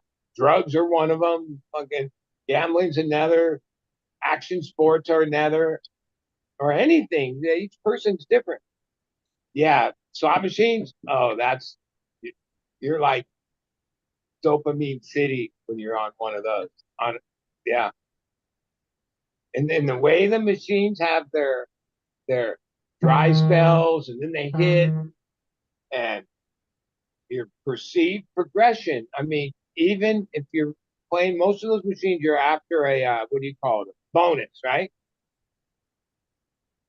One bonus, fuck, no matter pretending what you're betting, you win it all back and then some. So if you've had like a whole time with no bonus, you have a perceived progression that, oh, it's coming, it's coming. So I was I betting played that way where, yeah, I had to dig deep, but it came and it was worth it. the first If night I you, played. if you ask the right question to the maker of the machine, they'd say, no, there's nothing like that. It's random thing that the jackpot can come whenever. There's no Yeah, that, but then they I have don't these. believe that. I've played hours and fucking hours of slots. I've seen machines rhythms, right? Like if you fucking sit at the same machine for 6 hours or long time, you'll start to see rhythms. Like, oh well, if there's rhythm, then what they're saying about the random fucking thing isn't true, right? That Um, that's if that makes any sense. I think they're the first crooked. night I was, They're set up that you're gonna All lose. crooked. the Yeah, first night I was playing Regal Riches, which has the must hit buy, for like $1.80 a spin, and I hit 350. If I was doing minimum bet of like 80 cents, that bonus probably would have been way less. So you're right. It also like then you don't realize how fast money's going when you're clicking a button. Like 80 cents, 80 cents. You're looking at the counter and you're like, oh wow, that was $20 in like 10 seconds. dude, this Vegas man on some of his bad days, his video is only like a half hour long. Like it's not like it's this hour long hours of struggling with the machine. He just goes for it. But yeah, like he'll go through 20, 30,000 in like 10 minutes. Ding, ding, ding, ding, Yeah, ding. he's also group polling with his son and a couple other big poker player Yeah. gamblers. The one thing you find out about professional gamblers, they call it a piece. Like they all sell each other pieces. Like even what you were saying with your friend, like, oh, they do that on a much bigger scale, right? Especially in like high limit poker, poker tournaments, right? Um, Pool tournament yeah, I mean, because you gambling have an has auction. people have thought of every angle to improve your odds to win. I mean, that's gambling.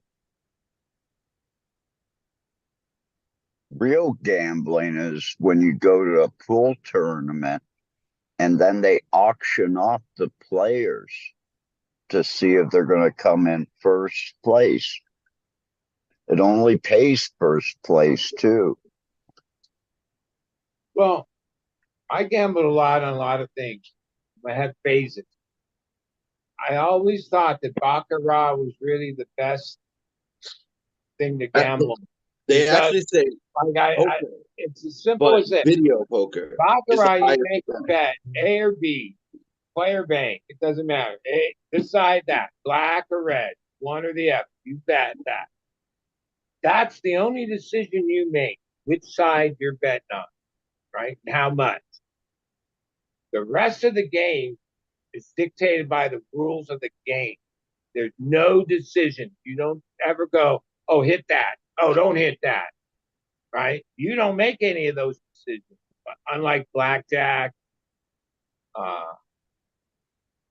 many other games. So they say No video decision. poker has the There's A highest or B, odds in the casino right? for some reason. Because when you start gambling a lot, just like you said earlier, which reminded me of like, yeah, you second guess, like, oh, if I would have done this, or I, if I pressed it, or shouldn't have played that, or should play this.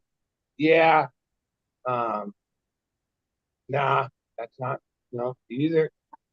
Some people are natural winners too, like, and some people aren't. That's like another whole thing. Like I've been around gambling enough. God damn, this one guy hits the jackpot a lot. Yeah, he's that lucky motherfucker. You know what I mean? Yeah, I play poker. I'm good at poker. Well, what in Hold'em? I'm Yeah. good at poking her too. Yeah, I can play. well, I can play Hold'em, poker Omaha. has like, Whatever. yeah, how deep and how far you want to take it. Now, even what That's used what to be she a great said. poker player, now all those guys had it, what they call it, GTO or yeah, uh, game theory optimization. It's like software shit that got to understand all that now. Like it's how deep you want to take that game. That's a serious game, and then but what stakes, and then like yeah, that's a deep ass game. That like Texas Hold'em for money, yeah, at whatever limits, lower limits, it's more fun. But once you get into playing serious poker and bluffing, and man, that's some serious shit. Stress. I used to do it. That was like hours of fucking stress, man. Thanks. I gotta add And like chips to my account. my friend I that will say this. literally lives like the life of luxury as a professional limit player. Most of the time, he's a prop for the casino pays him to be a prop to keep the big game going. Now they give him 35 an hour plus uh, tips, but he has to gamble his own money, right? And yeah, even him has like people have pieces of it.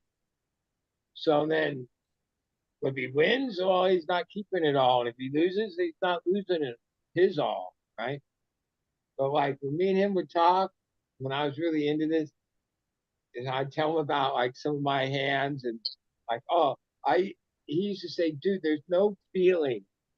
Like there's no way that you should look at any two cards and think like sometimes I think, yeah, that hand has won a bunch of big pots already tonight. So when I get it, oh, that hand, like you can't think like I had these emotional attachments to certain things, right? And I thought I saw patterns, right? And would like go, oh, sometimes those hunches paid off. Like, what the fuck? You cracked the fucking aces with like some bullshit, right? And you think Well, you're doing one night something, I right? was playing But like, if you're gonna and play poker long term and be successful, you have to eliminate all that. There's no gut feeling. There's none of that shit. It's straight math, right? And in yeah, Detroit one night I was playing Texas Hold'em and the bad beat jackpot was like $25,000. And I've got four threes and there's another pair on the board of sevens. And the guy beats me with four sevens to my four threes, and I ended up getting that jackpot. those are hard to hit because there's so many disqualifiers. You know, both parts have It's to the play. only time I've won. One time, yeah, I was in one where, yeah, we missed it because the river was a king. And my four of a kind, my high card would have been the queen to play my second card, right? You had to play both cards. And because the king hit the board, that became the kicker. And yeah, that's how close. And that one was like the 25 grand. I, I've been in some heartbreakers and one thing, oh, it does hit, but man, there's so many things that can disqualify. Like you can have it, you could flop it, but then lose it by the river.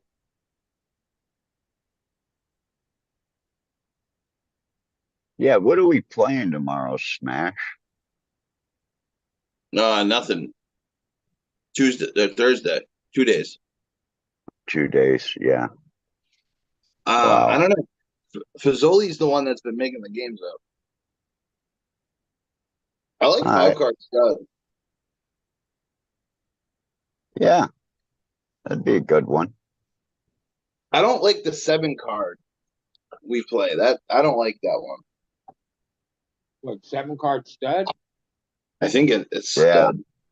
Yeah, well, that's like really almost more classic and has longer history as a game than Texas Hold'em. I'd rather play 5 card than 7. I don't. Seven's weird. 7 can Oh, change your hand in a heartbeat when because you go there's back to 2 like the extra Wild cards. West and saloons when they were playing poker, they were playing Hold'em. They were playing 5 card draw, right? 7 card stud. Like Hold'em was like a thing. I don't know the whole history, but it wasn't one of the original poker games way back. 5 card No. draw. Yeah, 5 card draw is usually the one you see like in movies and stuff. Yeah. Cowboys playing. I don't like Omaha. Well, I like Omaha by itself, but when you start adding high-low hands into that equation, then I get fucking pissed. Man, I was up to 130 some thousand and then got bounced because of that extra 2 cards. Well, yeah, Omaha's action. I love Omaha. I low. That's um yeah. Like the card club I play at a lot. It's called Ocean's 11. It's in Oceanside. There's like these certain characters. Like like you always know if you go play like 4-8 Omaha high low or Omaha high, either way, it'll be like these Omaha players that predominantly play Omaha. And they have like a different character and type of person than if you went and played like 4-8 or 8-16 Hold'em, like Hold'em players. And when I first was young and used to go to the Commerce and the Bicycle Club up in LA, I just had turned 18 or whenever the age was, maybe it was 21. And I'd go sometimes in the morning hours. There'd be these early morning games with these old timers at the time, like they were like probably 60, 70, 80-year-old guys. They were all curmudgeons. And they were always had this one section, a few games going, but they were playing low ball, right? One couple times I tried everything back then. Stud. I at the beginning I wasn't like tied to hold them. Um, yeah, I played low ball with these old guys. And yeah, that was a trip. Like, yeah, they were drinking beer at like 9 in the morning. They just came into the casino like at 9 in the morning. Start have breakfast with beer and start playing low ball. And I remember thinking, oh, when I get old, that's it. That'd be it. Like be retired enough, you can come to the casino, eat a good meal, drink beer, and play fucking low ball with some other promoter. That's like dude, the bingo halls.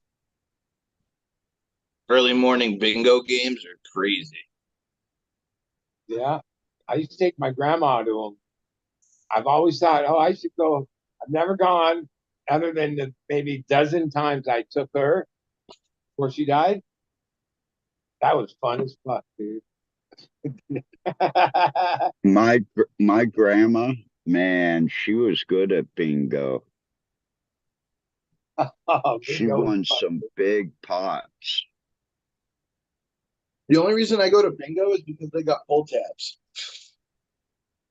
I love those little pull tabs, the dollar games. Yeah.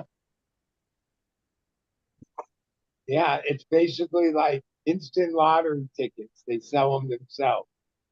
Yeah. And by And the then there's way, ones for you bingo, like shouldn't You shouldn't play those, okay? I worked in a bar that sold those, and you shouldn't play them. Well, the ones at the bingo halls are different. Well, they have the actual betting ones, but then they have ones with numbers for bingo numbers. And then the next game, if they're announcing the numbers and you hit it, it's like 2,500 or something. What's up, Flora? We haven't even said hi to anyone. Anything Green Fingers this year? What's up? Yo, what's up? How you guys doing? What's up, Flora? I said All hi right. to Flora. Trying to make this logo sticker thingy bobber for seed pack. Yeah, I think I came up with a very simple one for mine. Well, I have different art for every strain. So Yeah, I'm not going to. unique art. It's just going to have a different strain name on the front. Then I do different types of packs for different like seed banks. So that way I know kind of where it came from, you know. I gotta order some more stickers.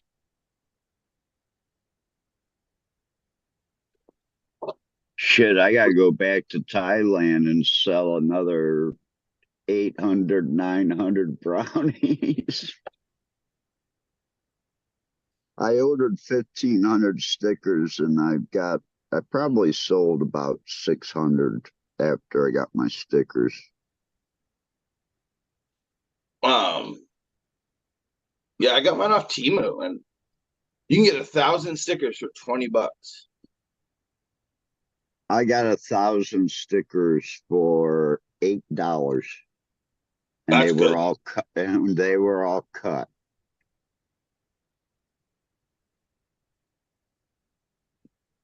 Yeah, Thailand's really cheap. I mean, for like a 4x4, you know, poster on like material, not plastic, it's only like $12, $13. Multiple colors, your graphics, you give it to them. But I also seen the machines that they're printing them on too. And those are pretty cool because you just feed it into the computer and the computer sprays the colors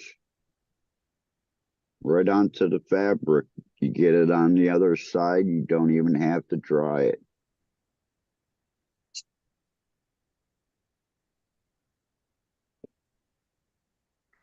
They're like a couple grand a piece. I was thinking about that because a lot of silkscreen people went out of business.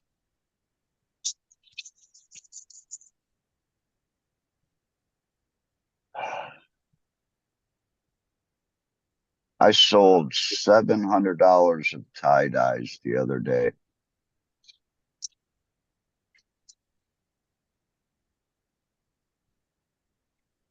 And I kept one of the shirts. It was a nice yellow and purple kind of ribbed and a little other funky stuff to it. There's also a pocket t-shirt too. For your pocket rocket. Yep. That's where you keep it.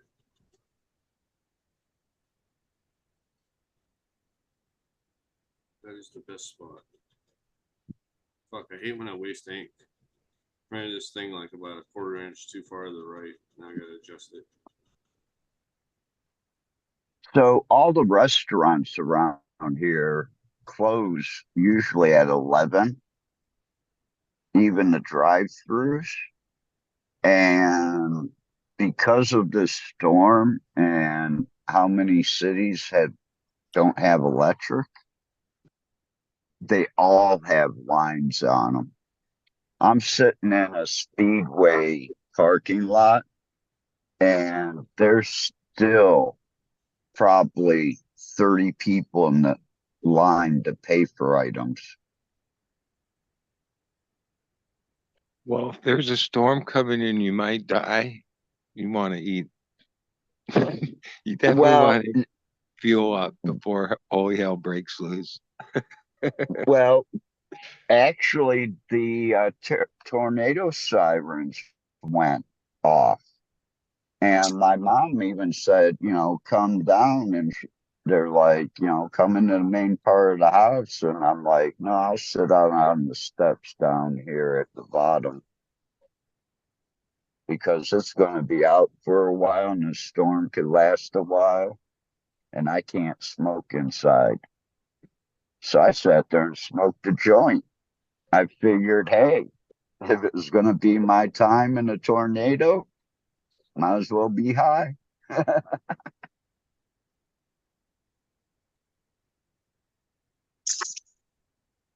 Yeah, over the years, when I've seen footage after tornado damage where they show like houses with their roof just ripped off, I've always been waiting to see one where you could obviously see, oh fuck, that's like a grow house. Look, because I've seen plenty of roofs ripped off, but I've yet to see like a grow house, at least on the news, because I've only seen that, like, Man, those um, plants and lights with the hoods, they just took off in that wind.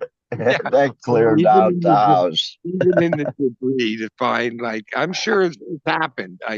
Like it just Oh, hasn't been yeah. a helicopter fucking shot. All right, I gotta get out of here, guys. Have a good night. Good night. Hey, But later. I live with the earthquake threat. That doesn't, it's not like a thing to me. I never even think about it. But when I see tornado and hurricane shit, that shit scares the fuck out of me. I can't even imagine living in a place with that. No way. Here in Cleveland, we get little earthquakes every once in a while. Out in Lake Erie, someplace, there's a fault line.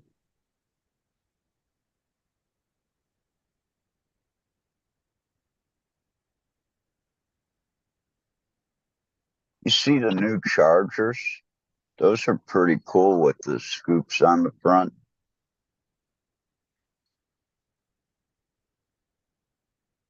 I think if I want one, it'd have to have a 7.4 liter engine or 7.1, whatever it is.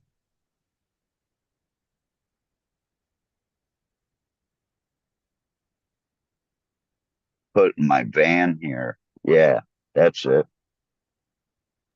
Drop an LS in it.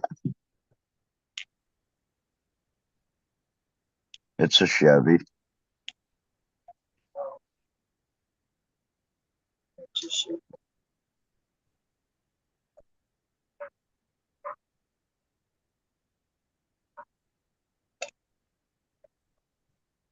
Hey, buddy, Yeah. does your nephew's nursery, do they test for viroids? I, I don't stay that much in touch, but I imagine at this point they probably do, but I don't know that for a fact. But like Okay. they sell like by the thousands to like contract certain facilities.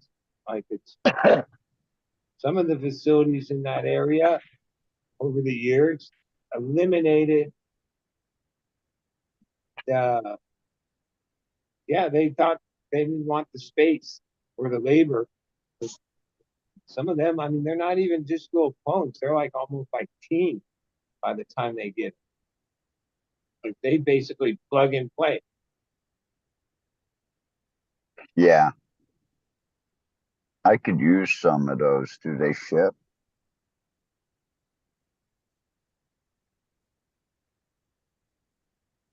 One thing's Because moving a little clone around, but like shit that I got from them and the things I've seen from them, oh no, they're, I guess you could order them that way. But a lot of what they move are these flats. Oh, they're like group bound in the little thing, but they're already a couple feet high. So it's kind of more turnkey come a pick little, 'em but up like type that's what thing. these facilities want. And then like they probably run like a 7-day veg when they transplant them, and boom, they just flower. That seems to be like an operating procedure with some of the places. Even some of those genetics are their genetics only for them. Like they Yeah. supply the genetics and then you supply them back these. And the whole thing, I mean, it's been probably almost 2 years since I went out there, but when I remember them explaining, yeah, the whole thing is timing. Like for these facilities. Because yeah, like even how they got jobs starting out as a nobody was because other places that had the job had fucked them over. So they were like, oh, we're not doing business with them anymore. Who else? And then as long as you could do the timing thing and consistent, certain thing, yeah, then you'll be successful. I imagine there's ups and downs and all that.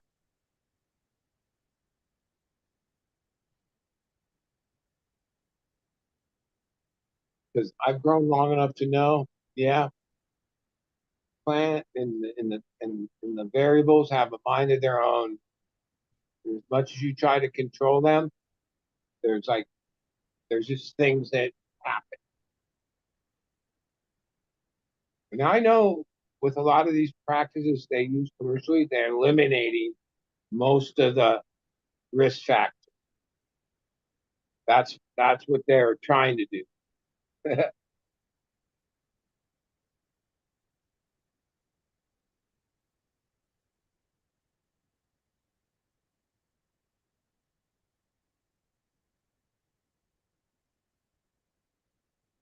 Yeah, I was just wondering because I'm not going to make it out. Well, I'm sure you will sometime. Yeah, but it's not going to be this month. I've got a 10 by 20 grow area.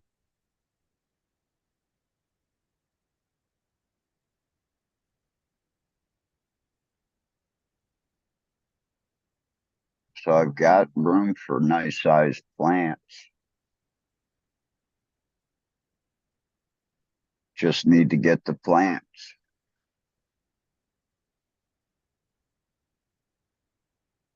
I'll be in Michigan on the 23rd, 24th in Clio for the Clio Cup, which I have yet to still get a fucking judge's pack for to judge the strains.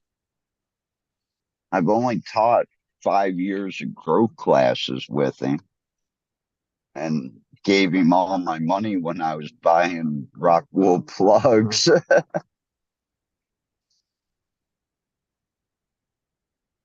And he understood me buying my Dynagrow outside of the shop.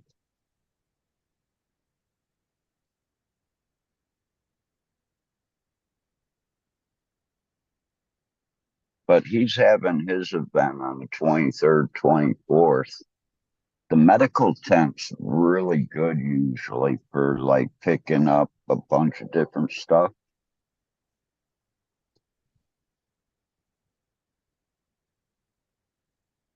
at reasonable prices.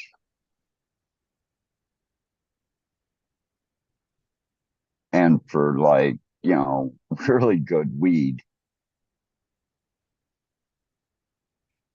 I don't think top quality weed will be over 200 an ounce. And that's the weed grown under like HBS and metal halides and double endeds.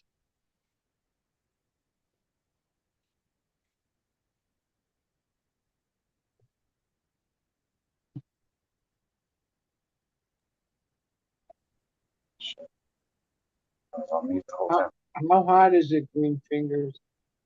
It's, let me check. I don't want to be a liar. It's It's been pretty, 64 here. been pretty hot the last couple of days. I'm never Yeah. hot. I was born in the desert, so Yeah, 99 at 9:13. It's 99 degrees right now. that ain't no joke, dude. And it'd be 95 at 1 or 2 a.m.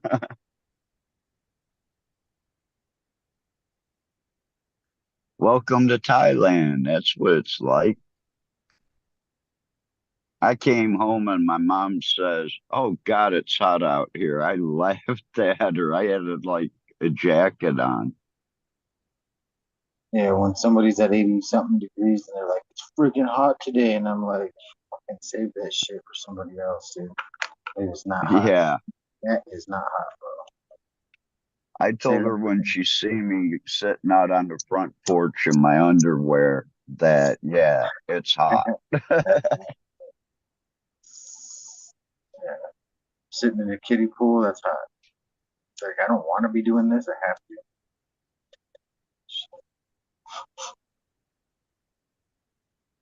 Smoking that Julius Caesar right now. I'm gonna eat a burger. Probably pass out. Eating a burger. I should have The eaten before. line for Burger King is out to the street. The line to Taco Bell is out to the street. And you can't even see the cars on the other side of Arby's, but they're packed. This storm has made them money.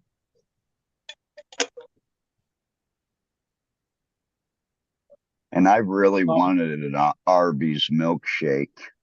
yeah, it probably is some phenomenon that like when people are in that situation, they want to get fast food. Yeah, Pop Tarts and fast food. Like Pop Tarts is the number one like the fastest meal. You can eat it cold. You don't have to toast it. You just open it up and eat. That's like tornado food and hurricane. When there's a Well, hurricane there's and a tornado, also, The people power's buy that off shit. and there's all these problems. There's people that are at their house that are like going, well, we better cook it because the fridge ain't coming on for fucking who knows when, Right. and eating everything they can. Like probably when people get nervous, they fucking want to eat. well, See, I killed the milk in the house. I had a big bowl of cereal for dinner. talk about milk. I wanted a bowl of cereal. I had no milk left. Forgot I drank it all. I had Uh, chocolate milk. Thought I had a whole thing of chocolate milk. I drank it all. I was like, what? There's not even chocolate milk, dude. This is stupid. well, at least I can get more here at Speedway. Yeah, I have to go drive my golf cart like 30 minutes away to get something, which is pretty far. Pretty hot out there. Well, if you wanted something around here, I bet you would wait about 45 minutes in line to get it.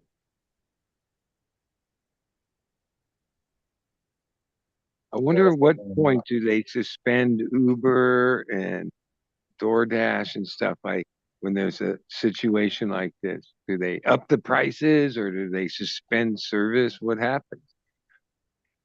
Well, with the tornado warnings going, they probably suspended service. Yeah, you'd think they'd be on the precautionary side there. Like in Chiang Rai, Grab, which delivers the food and stuff from stores, convenience stores for you. In rainy season, catch them before it rains because if you put your order in when it's raining, you're not going to get a driver. And then you're going to sit there until, oops, we can't get you a driver. And you're like, God damn, I'm hungry.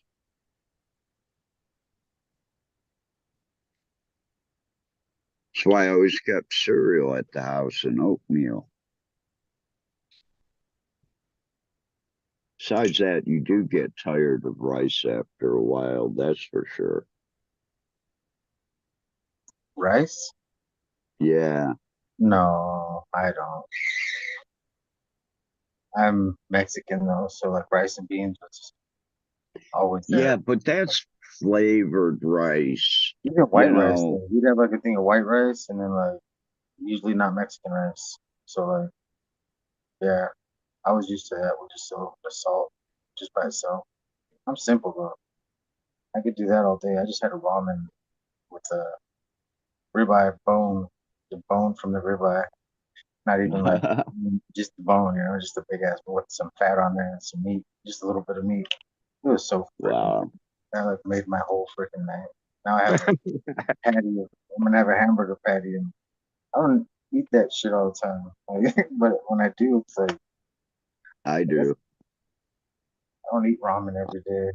Like I try not to. Oh, I thought you were talking about the beef Oh patty. yeah, no beef every day. That's all. Like, I'm used to chicken, beef, like Yep. sometimes pork when it's on sale and I don't have a choice. That's the only thing at the store. Oh, that's dinner. I can't wait to get back my big George Foreman grill. But I have to hire a lawyer for this now. Holy shit. Shit. I use a little gas stoves, the camping stove. I have an electric one, but I just use this gas camping stove instead on my table. It's fine. Oh, shit. All my festival stuff is in Southern Ohio. All my grow stuff's in Ohio. All my stuff out of my house is in Southern Ohio. I've got, nice fans that run off like 8 D-cell batteries. Those are like must needs here August for festivals. It gets hot sleeping in your van.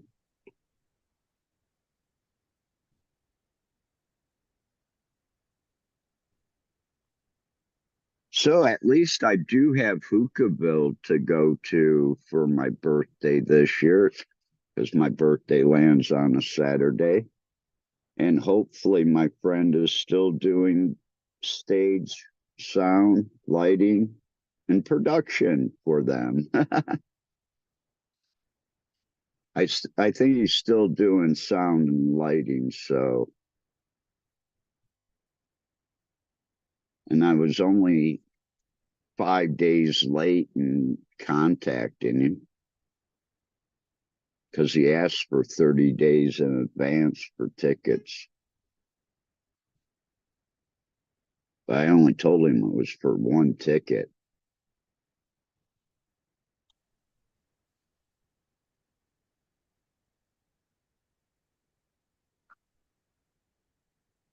Man, starting to get hungry now. So I just smoked the last. I don't know. I didn't almost smoked the last of the apples and bananas. Guess I saved one piece. Put that away. I was talking to my friend in Las Vegas. He gave me a call, and his one daughter, his wife is Thai, and his one daughter is like really exceptionally good at gymnastics. So they have to like run her back and forth like 5 times a week. And his son is, they just recently found out he's autistic because he stopped talking. So they checked into it. But I was sitting here and we were talking genetics, and I rolled up a nice joint of chem dog and put some hash in it. I think I'll finish it. I only got halfway through it.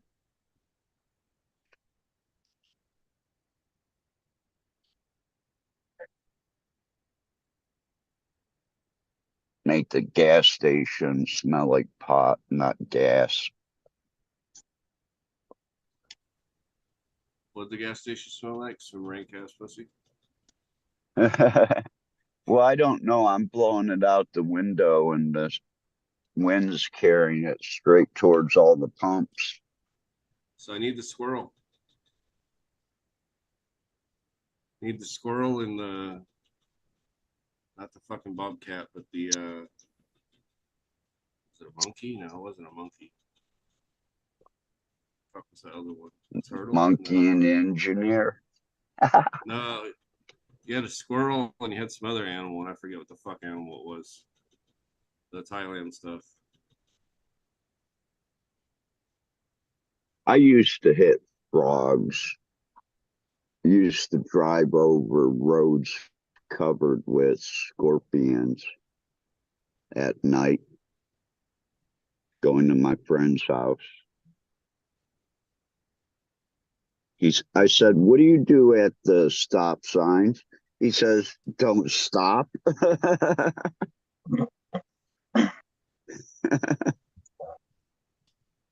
They're like little bee stings, but still.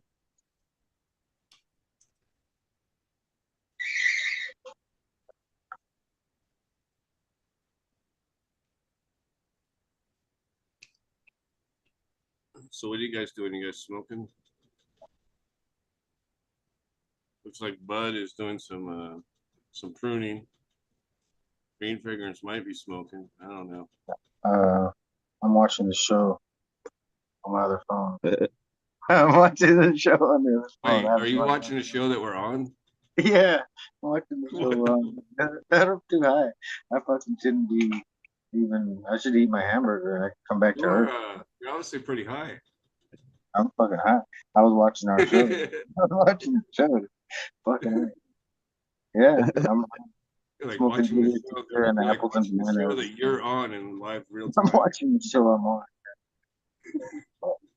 It looks better on my phone than it does just at this screen. So I know it always does.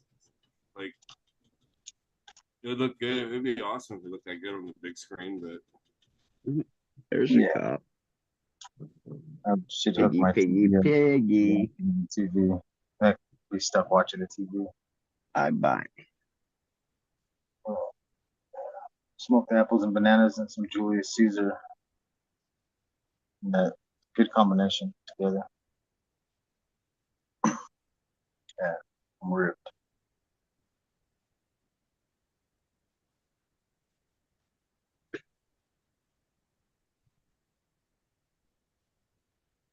You ever start To your tell dryer? you, Forget that's the sound that's making you wonder what that noise is. I just figured out what the noise was. Fucking dryer is still on. Let me go turn that off. My one towel should be finished by now. I've been tripping out for like a half hour what this noise is. word. Bud grew that apple and some bananas, I believe, and I like the high off of that. I grow a shitload of apples and bananas. It's one of the 4 in rotation. In the other room, there's like 2 4x8 trays. I think it's like That one 6.5 affected me. apples. It's coming out good. Squirrel tail. That's what it's called. What do you want? Do you want Highland squirrel tail? Do you want Eson squirrel tail? I want Do you not want shit. Southern? Whatever the better one is. Do you want some of the Karat? Well, they're all I different. want something that has. I want something that has a big cola. You want tiger tail. How big is a squirrel's tail? How big is a tiger tail? I don't know. I've never seen them before.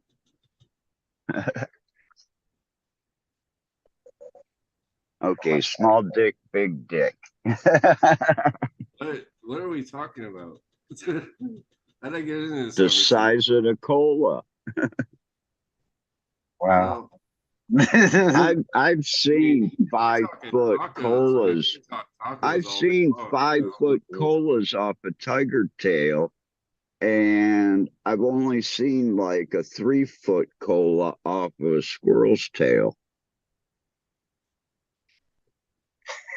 5 foot cola. Yeah, That's nuts. And it was solid. yep. But kind of airy because it has to be. But you get good trichlomes on them. But they're all different. They've all climatized differently. They've all been cross-pollinated differently.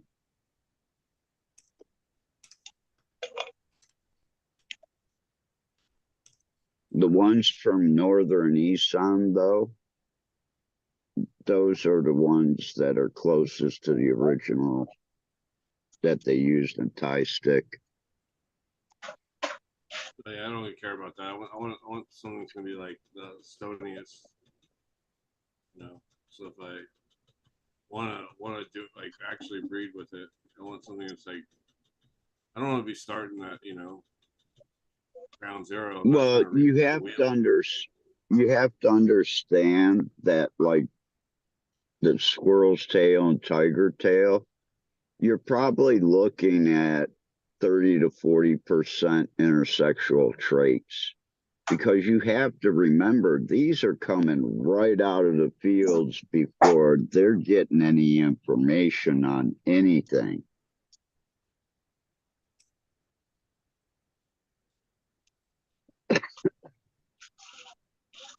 Yeah. You know, I've gone to fields and asked people guys, hey, what's this? And I get back ganja or like sativa and Thai.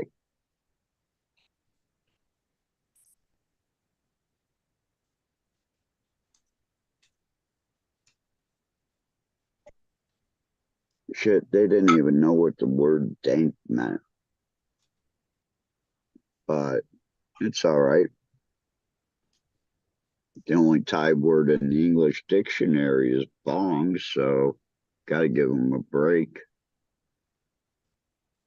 Is it apples and bananas? What he's working on right there? Or is that something else?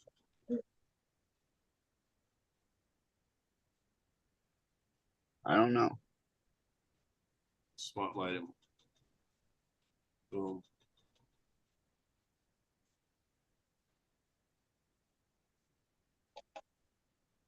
What you working on, buddy? What strain you got there? Of course, it's muted, but Man, I put a lot of hash going.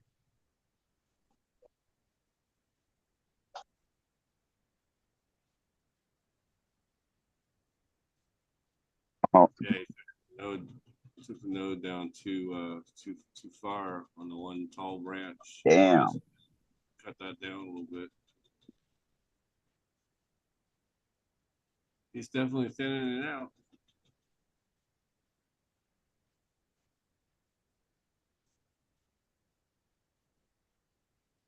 Ooh, they are coming in here. Harris gonna be getting in that bush. He's taking out that whole center, all that sucker shit. Yep. He's gonna get all that shit in the That bottom. inside shit don't need to be there. Oh, you don't need to be there. Plus, it's not ever gonna grow in the big mature buds anyway. Like get no light.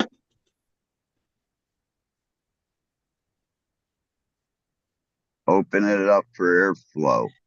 Take off Yep. the sucker buds to run more energy towards the end. That's what she said.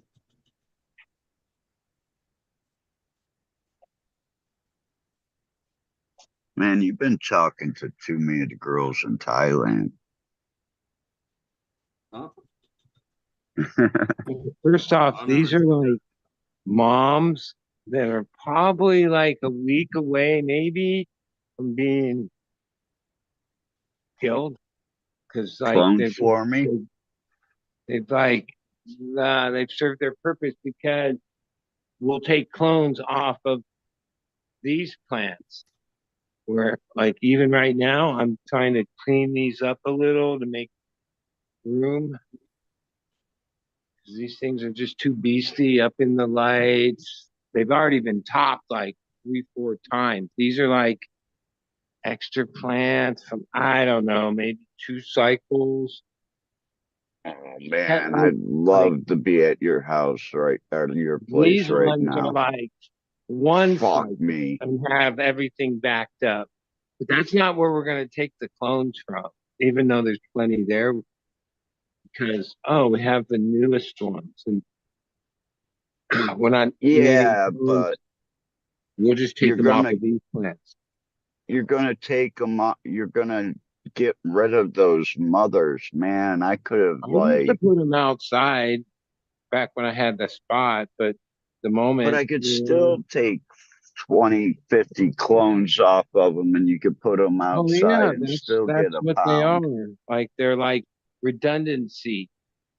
Because oh, there's times when like the timing isn't right or things don't grow as fast as you were hoping.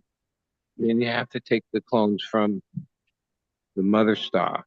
And like even tonight, I'm gonna like take some extras. Like there's too many slaps and there's like dozen slaps in I here. just want the 95 and apples and bananas. Yeah, these are apples, bananas. They're got the green marking AB. There's plenty of those, and there's another one. Oh, wait.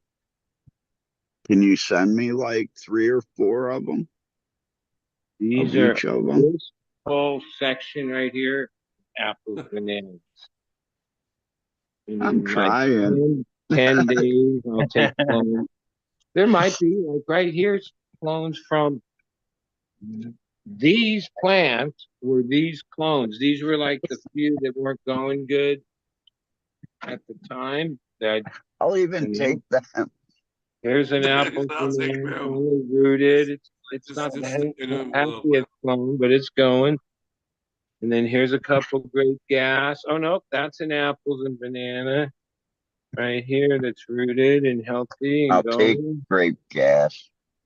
Grape Yeah, I'll gas, take one of that's these. Should be a good nice. one. And then the new one, Sherb Crasher. I'll take that And one oh, too. another apple banana. But this is like a runt clone. Like when we took whatever this is, 128. Um, Wow, we probably took like 140. she's cute. These are left, and these are seeds I So is finally her got. friend. These are star fruit crossed into Starburst 36. And these are the Wilson or the pancake Wilson that I made crossed into the what do you call it? Starburst 36.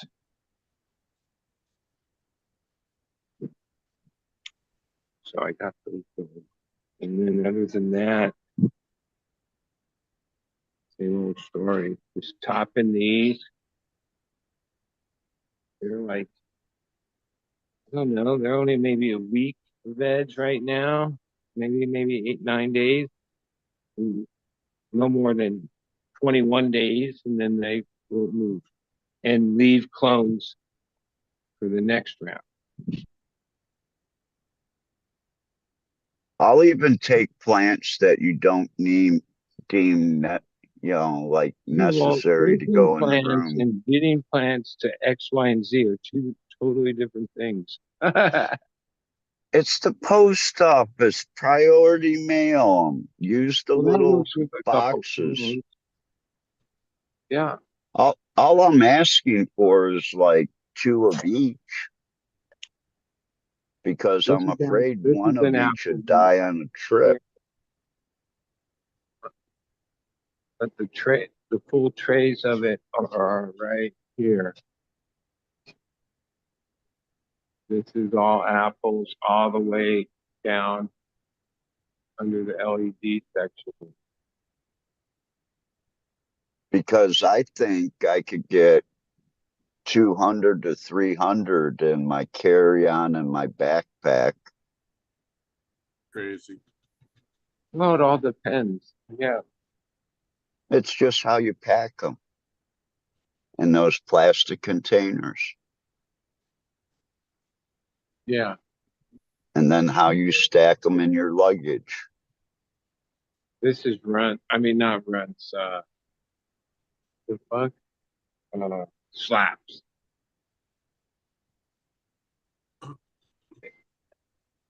It's starting to get black, I got like the leaves that, are purple as it finishes. And then Yeah. I got some. here's this one called garlic banana. It's like GMO crossed into Keep banana. that too. I got the carbon fiber live resin last night and smoking it, and it's like it's not even all that great. Pipe strain apparently. I don't know if you guys heard about the carbon fiber. No. I think I had some of it. One of the new cookie strains. Yeah, carbon fiber. It wasn't the worst. No, yeah, it's not. It's good, but I was I had it expecting from Fog City from the Farms. hype. I was expecting it to like knock me out, but it's just like good stuff, you know. Yeah, no, it was not the worst. Not the best, but I think I got small nugs. Might make a difference. Oh, shut up, you little piece of shit. So the big thing around here is driving these little motorcycles that probably have maybe 150 cc, 200 cc, and they put these loud pipes on them. And it's kind of funny because it's almost like having like a little kid's tire on them. But they like try to speed around. It's just funny.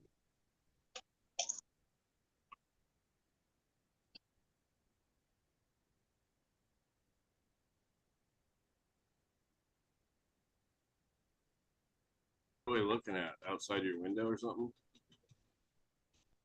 Not, yeah, outside the window, because at my house, up through my area, all the towers out, the power's out, so there's no phone and no electric.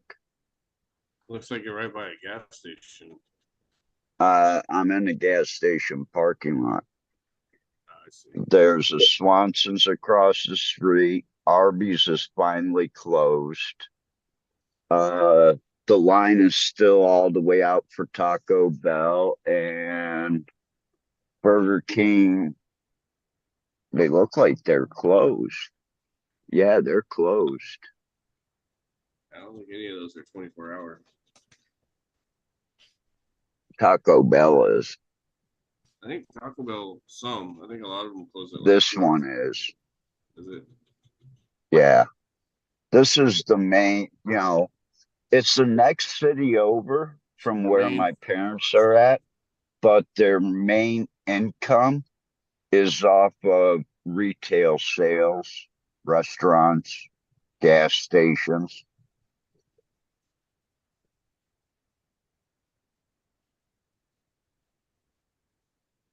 For the first 45 minutes to an hour I was on tonight, this gas station, I kept on looking in my mirrors, and there were people waiting to get gas because, like I said, like 10, 12 gas stations got shut down north of here. So Imagine everybody has to come down here to get gas. people bought all the water on the shelf and all the usual things, right? Bought all the ice. Certain things Actually, where I going live, the power's out, so you just go to the gas station, open up the door, and take the ice out because the fucking cameras are off. And I also noticed that there are no cameras on the ice machines. Nowhere. So you can walk up and go inside, pay for a drink, and come out and grab a bag of ice and walk off with it. And you won't even be on camera except for walking with the ice out in the parking lot. There still remains the fact that you're stealing the ice. Well, it's only frozen water. Come on. Well, I get In that. In Thailand, I can buy 20, what is it? It's 20 kilos. No, it's 40 kilos of ice for 40 baht. That's like $1.25.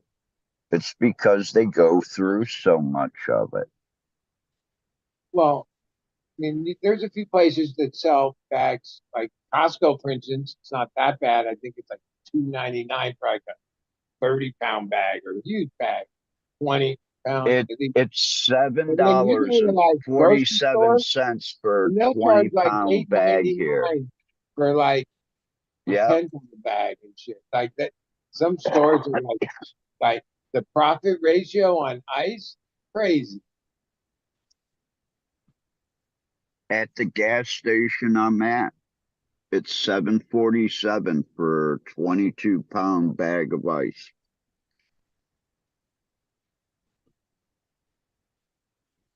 Yeah, when I was a kid, when my parents threw parties, we would drive to this place, and it was like an ice wholesale place. Like I remember as a kid being freezing, going with my dad. It's they would show you, oh, you want cube, you want this, you want fucking chunks shaved, and they had it, and then they bag it, and it was probably the cheapest place you could get it. But I remember a few years ago trying to find like ice and thinking I was going to find a place like that. And no, they don't exist anymore. No. And ice is yeah, they make money on ice. They don't fuck around. But it costs energy to make it, and it costs energy to hold it. So, all right, worth something. Yeah, I have an ice maker, little ice machine.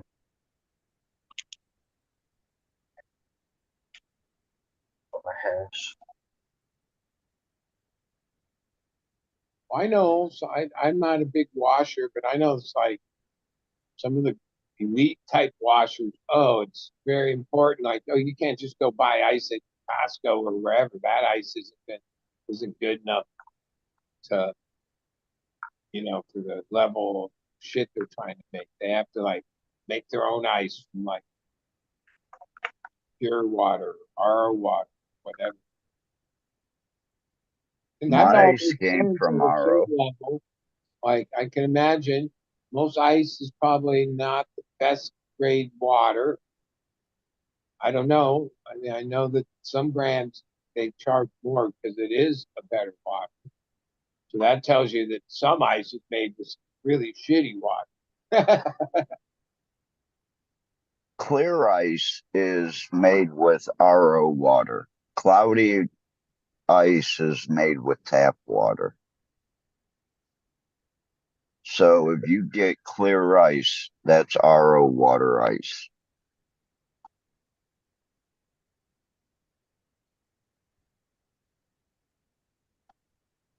I learned that in Thailand. I don't know anybody that sells cloudy ice in the professional ice game. It's all clear. Well, this ain't this this ain't Thailand. No, this ain't Thailand. This is the west coast of America. I mean, they get it like right out of the spring at a couple of them, and it's cloudy. But the water in Coachella, like in Palm Springs, actually, Like you see the water, take the tap water from Palm Springs. That shit is like a 5 gallon bucket. It's white, and it has to sit for like 15 minutes, and then it kind of settles.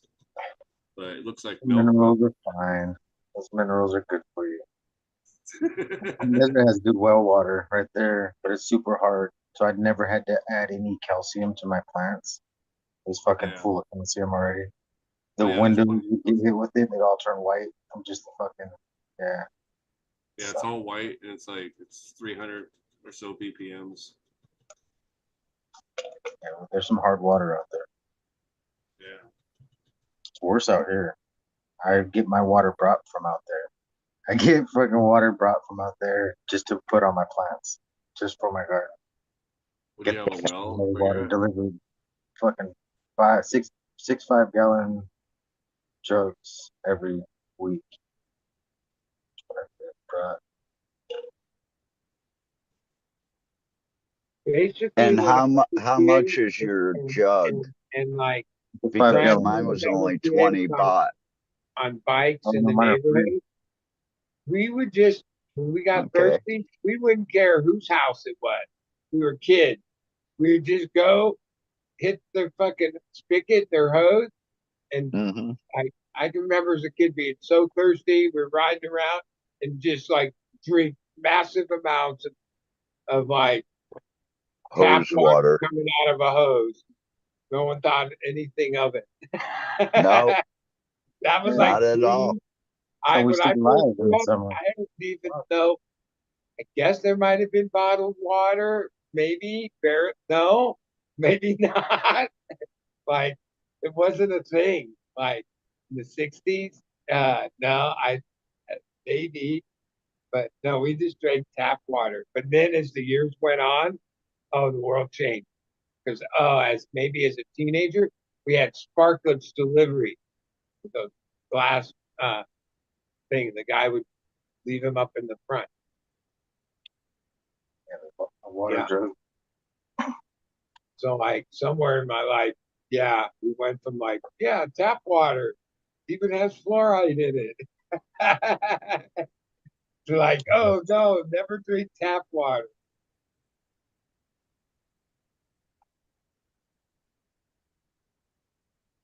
That's how Michigan made it. Well, yeah, there's a lot of reasons. Probably it's not necessarily the condition of the water. It's the delivery system that is so old and corroded and corrupted that by the time it gets to you, it's fucked up.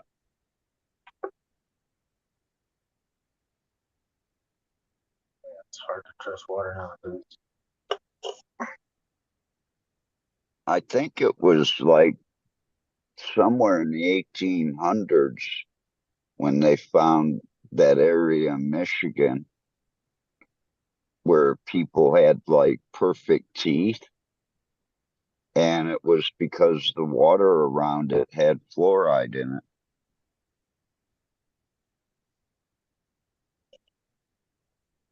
That's where fluoride in our toothpaste came from, is Michigan. I'll put it in toothpaste. Bad. It's a neurotoxin.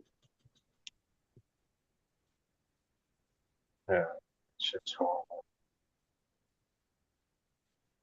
Hey, come on, I still use Crest, but it's not like I'm brushing my teeth. That's funny. Brushing your teeth, you're just not brushing your teeth. No, I have a different paste for that. It's so funny. Did I got a cup I put them in. I've been doing that since I'm 23 because of my accident and the pain and grinding my teeth and destroying what were left.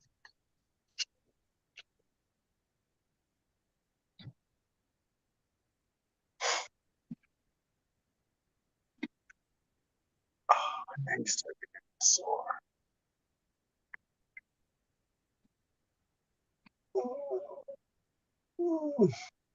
Only users lose scope. Put it somewhere. Where the fuck is it? It's around here. What the fuck did I put that shit for real? Oh God.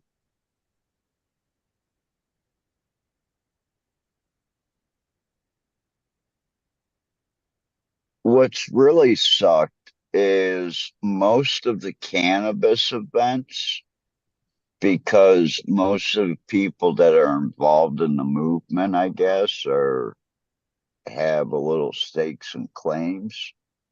But they're all like in southern Ohio, 3, 4, 5 hours south.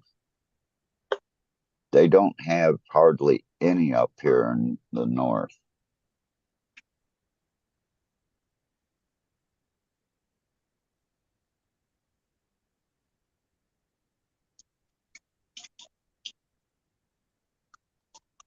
I should start doing that, putting them on.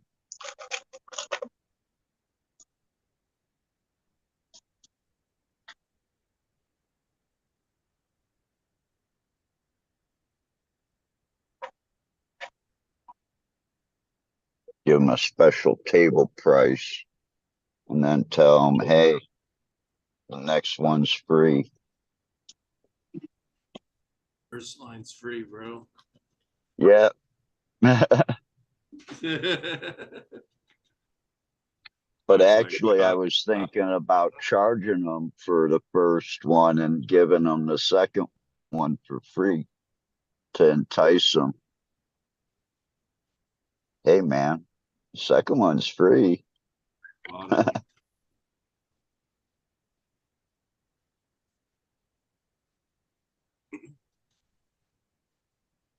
I could probably do a really good one. I know about 6 different musicians here in town that would be good one-person entertainment.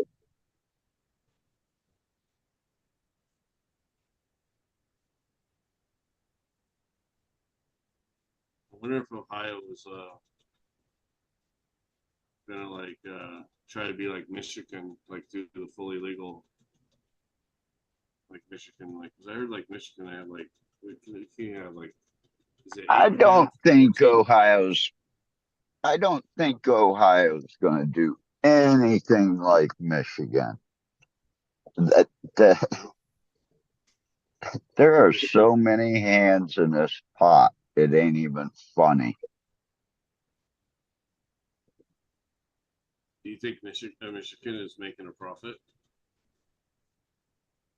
I think Michigan is getting everybody from Ohio and Indiana,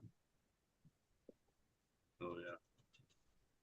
because you have to remember that Michigan is pretty long on the bottom, and Ohio's still got a couple hours past Toledo to hit Indiana, and then you have probably 2.5 hours in Indiana where you're connected to Michigan.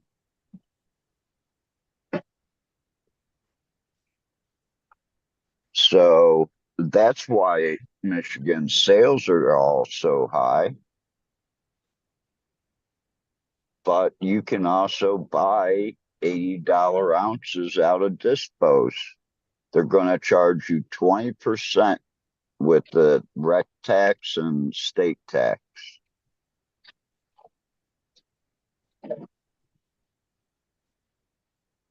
But if you go into one for the first time, they usually give you like 20% off your first purchase. So that saves you the tax. I was hoping they were going to have a couple ounces of this double OG, which I did bring a joint of tonight in case I got to it. But that last roach really got me. I'm fucking stoned. Tiger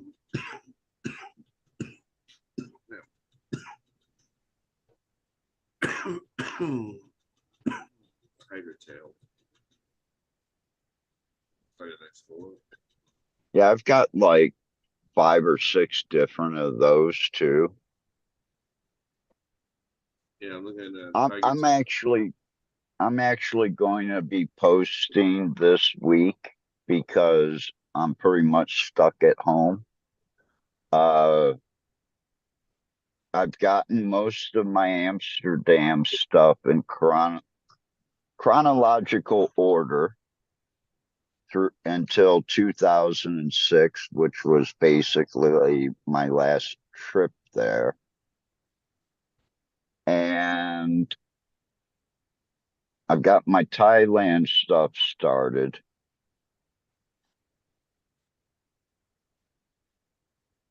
I've got my cannabis stuff started, but I still have more boxes to go through. Where the fuck was I going with this stuff? I don't know. Fuck it. I need to take a grape lotto dab here though in a minute. I got a strain called Gas, Gasoline, This is grape lotto. and it's totally purple except for the fan leaves. And it's a kind of different purple. The one I seen was a different purple than what we're used to.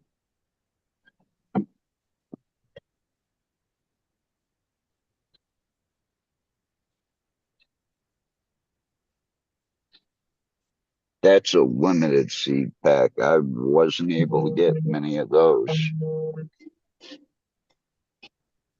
I think it's even in the high times that they covered with Thailand. It's pictured in there. Isn't it nice that like High Times and Strain Hunters actually show your catalog? Yeah, I don't know. I haven't seen a modern high time since they were sold though. I don't even know. It just sucks they don't have the cups anymore like they had. Cups were kind of fun, but not so much about, who cares about like whether it's rigged or if it's not rigged or whatever. They were That the rigged. whole point is that you get to see all these breeders that are your buddies or you've talked to online or whatever. Everybody Yeah. used to get to see each Simon, other, smoke of it. It used to be like a really fun Tony. thing I used to look forward to going to. It was almost like a cannabis fair, and you see all your all your idols and stuff, sort of. Not necessarily idols, but people you looked up to. See, starting in 2000, I was going to Amsterdam like once a year for 4 weeks, but I was going over like during the cold time. But that's usually like right after a harvest. And I sold it, so I had money to go. Because, like I said, in early 2000s, mid 2000 tickets were from Cleveland to Amsterdam were $3.99 to $4.20. Why not go? What does Jimmy wind up getting? I'm struggling not to be very angry. The weed smells good. I haven't cracked this jar open yet, but in the store it was good. It's a strain that I like, but I paid way too much for this. This was $92 and change for a half ounce of smalls, of fucking smalls. That's how expensive the weed is here in California. That a half ounce of smalls was $100. Wow. Wanted to get something that was quite a bit more expensive, but I was just not willing to spend that much money. They had some pretty decent weed. It's still dispensary weed, so I'm not gonna freaking sugarcoat it. It's still dispensary weed, but for a dispensary, it was good weed. Um, but it was well over $100 for a half ounce. It was, in fact, one of them, the one that she really recommended, was literally, I shit you fucking not, $200 and $205 or something for a half ounce. $205 for a half ounce. So this store, the prices just fucking suck. This store, they don't include the tax in the. Otherwise, I probably wouldn't have gone because honestly, I looked online for like White Rounds, a couple other things, and the prices were basically the same as Green Dragon that Flora recommended me to. And both of them seem to cultivate most of their own flowers, so that's good. Anyway, they do it differently, and Buds and Roses, they basically give you the pre-tax price, and then they give you, because of course you have to pay tax, they give you the post-tax price right next to it. Well, the post-tax price for everything was just fucking ludicrous, just literally goddamn ludicrous. So I'm telling you, $100 for a half ounce of smalls. Studio City tax, like probably 35%. You think so? Well, that's probably true. It is Studio City, but I mean, no, man. It's expensive there. Like you think so? All right. Yeah. Maybe that's what it was. Maybe that's what it was. It is a little fancier neighborhood than Green Dragon is, that's for sure. Oh, it's not even comparable. Yeah. Come on, let's be real. Yeah, you'd laugh if you saw the difference. Like, yeah. Like Green Dragon's like a block off of what looks like Skid Row. I mean, in fact, a few blocks away, there basically is a small. I can't remember what the street it is, but it's basically Skid Row. It's RVs. It's pretty much just RVs parked up, basically. Anyway, weed smells good. But it's not great. What strain did you wind up getting? White Runts. White Runts. But yeah, and it is good weed. But this is literally the freaking boof nugs that you, if as a grower, you know better to trim these. You know, this is the little stuff that you wouldn't even bother with.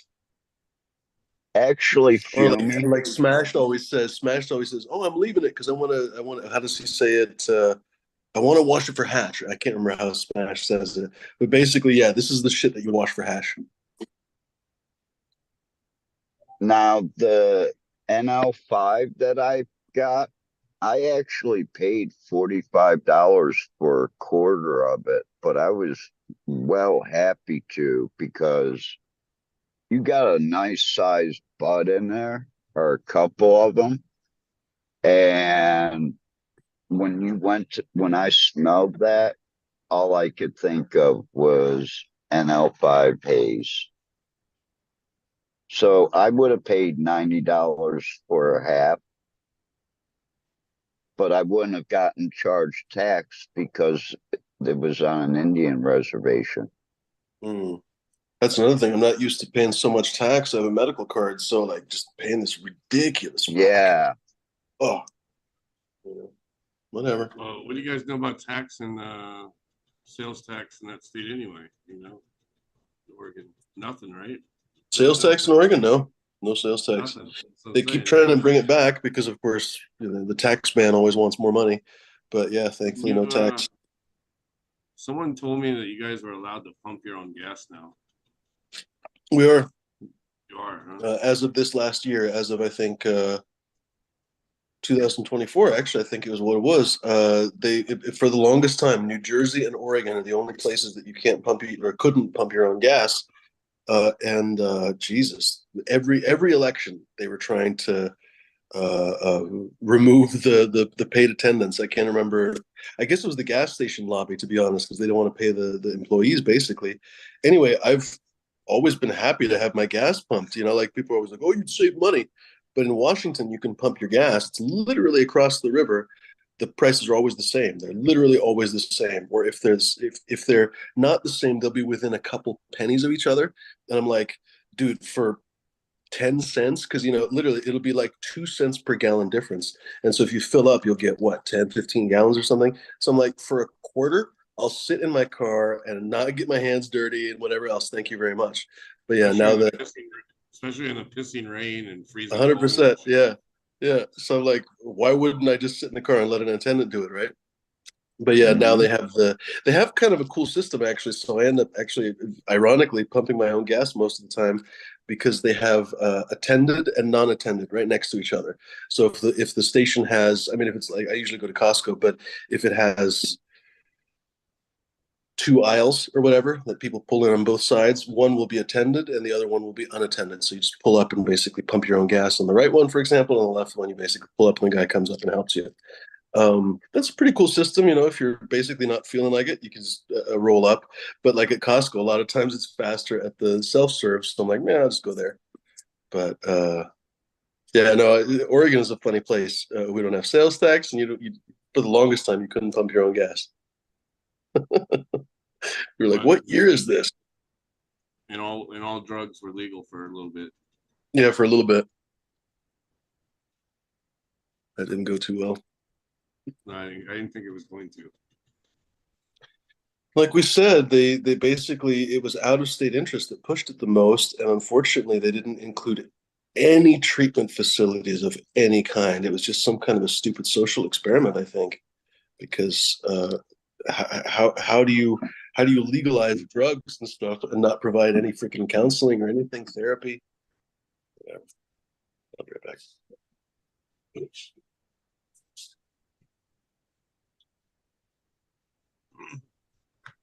So the NL5 that I bought, haze that I bought, was definitely worth the $45 for a quarter.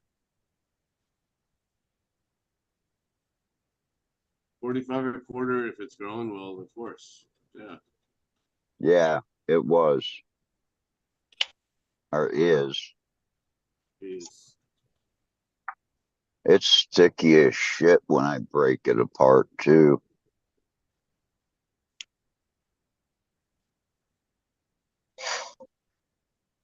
I stopped in my friend's head shop the other day and I told him, I said, listen, that one grinder, yeah, it grinds it up, but sometimes it's really hard. He goes, yeah, really hard to turn and get the bottom off because you just were turning so hard you torque the bottom when you can't get the bottom off. And I said, yeah, sometimes. And he said, here, so I got a mill now that's been working pretty good. Those were like $75 because he had a ring through.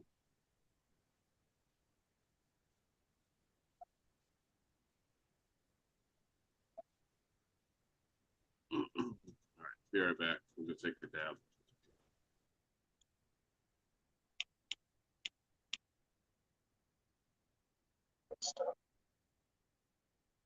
You're muted, Fumi. Whatever you said. Oh, I'm muted. I was just thinking to myself, like, the weed is tasty. I mean, there's no getting over the fact that these are smalls, but I mean, it's not like they tricked me. I bought smalls. I bought them intentionally because they were cheaper than the regs. The regular was 150 or something. It was a lot more. Maybe it wasn't 150, but a lot more. I was like, no, I'm not going to pay that. I was dumb. I haven't paid that much money for weed for years. We gotta see what it's like in 10 minutes from now, though. What you're experiencing. Yeah. I'll be right back. Now, I was buying some weed in Thailand, but damn, not like here. I mean, Oh, what do you mean? Not the amounts? You know what I mean? I probably spent $300 on not even 3 weeks worth of weed. Where in Thailand, if I would have spent the same and gotten them, you know, the best indoor grown weed in Thailand, if you bought 100 grams, was 80 baht a gram. So it worked out to be like 260 US a gram. And that would be top shelf here or at any dispensary. So I'm coming back for prices, half that for really good weed.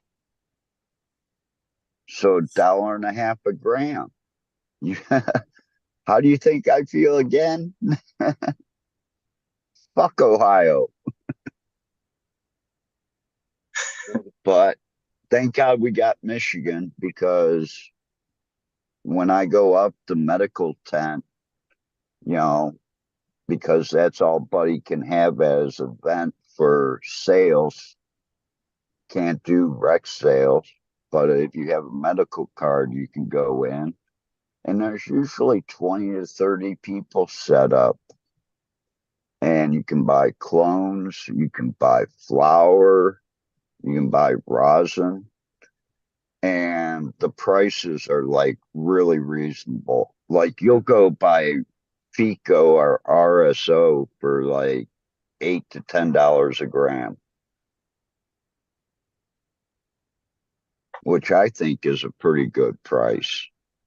Because I was just in New York, and three of the shops, all of them wanted over $40 a gram for it. I bet you it's close to $60 to $80 a gram at the dispensaries here in Ohio.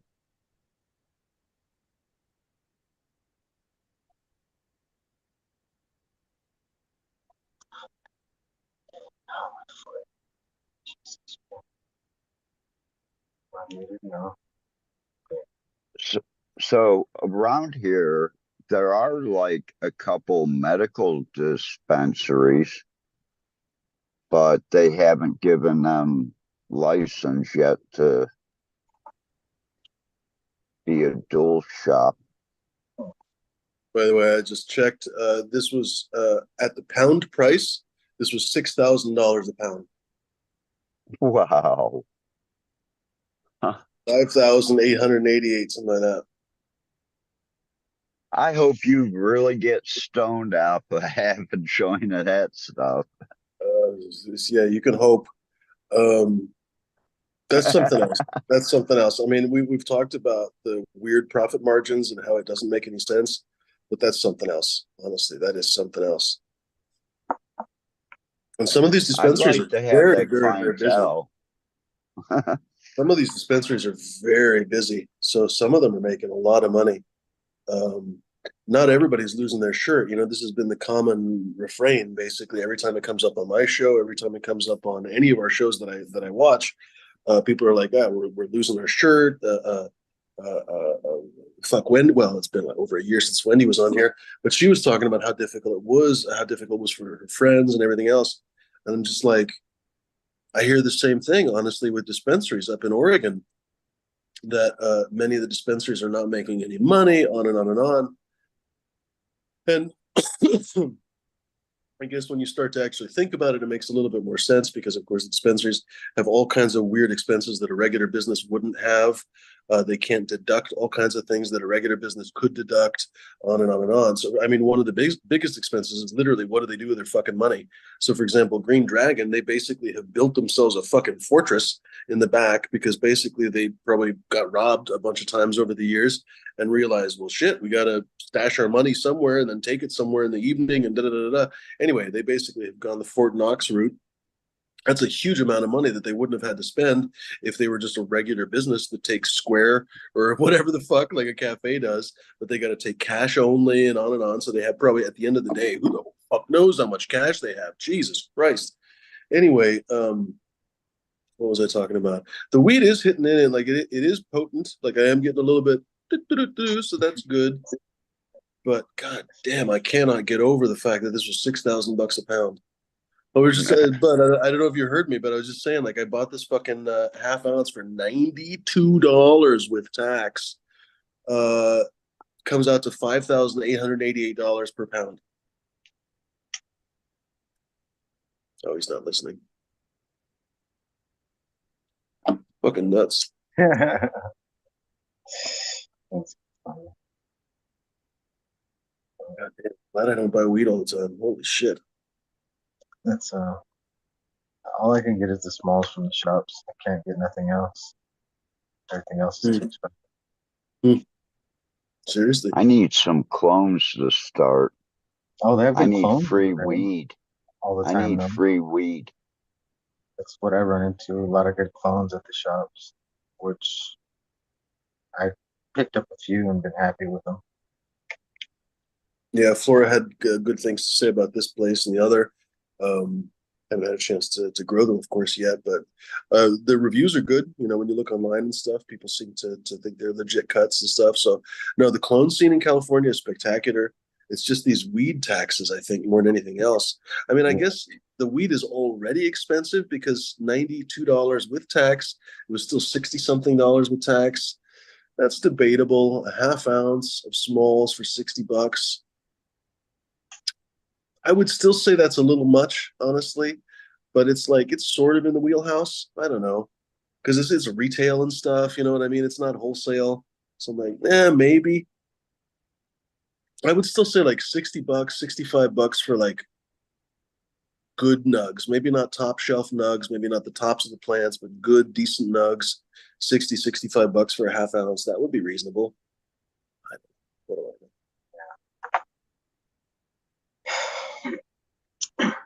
What you're Couple of talking about shops up. is what fuels the legacy market. Like, I know? okay, there's never going to be any real competition here between the two as long as these are the parameters. Yeah. Okay, you know what I mean? No, seriously, what kind of an idiot would go back to the store? I mean, the bud tenders were all nice. Like every bud tender I've talked to has been super nice.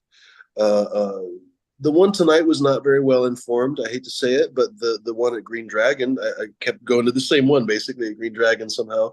She seemed to know her shit. She seemed to know the clones and everything else. Um, I just lost my train of thought. I was talking about. I lost my train of thought. That seems to be a common thing tonight, at Uh-huh. least with me. Well, at least we know the weed is working. I actually really quite like White Runs. Uh, Gorgeous plant, absolutely gorgeous plant. I kind of like it. I used to say that Mac 1 was the most beautiful plant. It probably wasn't, honestly, because Bedrock Boogie was probably the most beautiful plant that I ever grew. But Mac 1 was probably right behind it. Uh, but honestly, like White Runts, fucking spectacular. Like it has a lot more color than Mac 1 does. First of all, it's a better plant in every possible way. But second of all, it has more color. It has, I think, a better structure. It just grows physically more imposingly. It's gorgeous, gorgeous, gorgeous plant. The smoke is spectacular. Um, Still to this day, every time I see a friend of mine up in Portland, her best friend, they've been friends since like I don't know, 15 years old or something. Anyway, so I'm good friends with the one, right? But basically we only meet up with her other friend. But still to this day, like 2, 3 years later, after we hung out, we went to a Blazer game, I think, a few friends, and I had White Runts with me, and we were puffing it, and she got so blasted. And to this day, she tells everybody she meets, like, "Oh, my friend Fumi." She doesn't call me Fumi. My friend Fumi grows the best weed in Portland. Da da da. I got so fucked up. And every time she sees me, "Oh, that White Runts." Da da da. It's so fucking funny. Uh, it's half cheating because the White Runts is really good. It's really good weed, honestly. It's very elegant flavored because it has this kind of floral gassiness that I like a lot. It reminds me a lot of Hindu Kush. I always talk about this kind of mountain flower, whatever the fuck. It's a weird metaphor, I realize, but whatever, it makes sense to me. But it pops up in a few different things, and every time it pops up, I really I'm like a fucking beagle for it or something, right? Basically, in Gorilla Glue and Hindu Kush, every once in a while it pops up, and White Runs it pops up. Anyway, spectacular, spectacular. It's not overpowering. That floralness can really get too much. It can start to. I mean, it's not exactly a floral, but that any kind of floral can start to smell like grandma's purse. You know what I mean? And that's I don't know, unless you're a grandma, that's probably not your favorite flavor profile or smell profile, but a little bit of it goes a long way.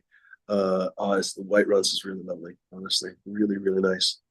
Anyway, babble about it forever. Yeah. I grew a bunch of runts and runch crosses like 3, 4 years ago. That was killer. Certain, like you notice, like 3, 4 years ago, Mac 1 was like this. What a lot of talk about it. Mm-hmm. But now it's 3, 4 years later, and runts is still has its spot and been crossed into a lot of other things, doing work. But I hardly hear anything about Mac 1 anymore. Hmm. That's how strains go, right? Like see what sticks around after 5 years. I was going to ask North Star that the other day when he was on the show. I guess maybe we could ask him tomorrow if he comes on. Um, like, what's going to be the future Merlot or Cabernet or Shiraz or some shit, right? What are the different varietals that are going to be known around the world? Because we have varietals that are locally known, and then we have a few varietals. Yeah, everybody knows OG Kush and Sour Diesel and stuff like that. But are those going to be the future Well, varietals that everybody knows, when or you is it going try to be to something tackle different? something like that, and then you'd have to realize there's parts of the world that just fucking love curry. And there's parts of the world that eat this and so when it comes to the world, yeah, I think it'll be difficult to find something that will appeal to all the different tastes of the world, right? At the same time. Hype might help it. Never can underestimate that, but that's why certain varieties seem to come from certain places, right?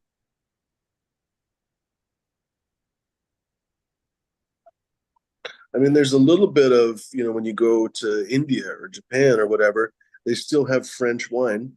And, if you go to a fancy restaurant, they'll serve you French wine with your meal. They might now serve you New Zealand wine or whatever else, but it'll be those same kind of French varietal grapes, right?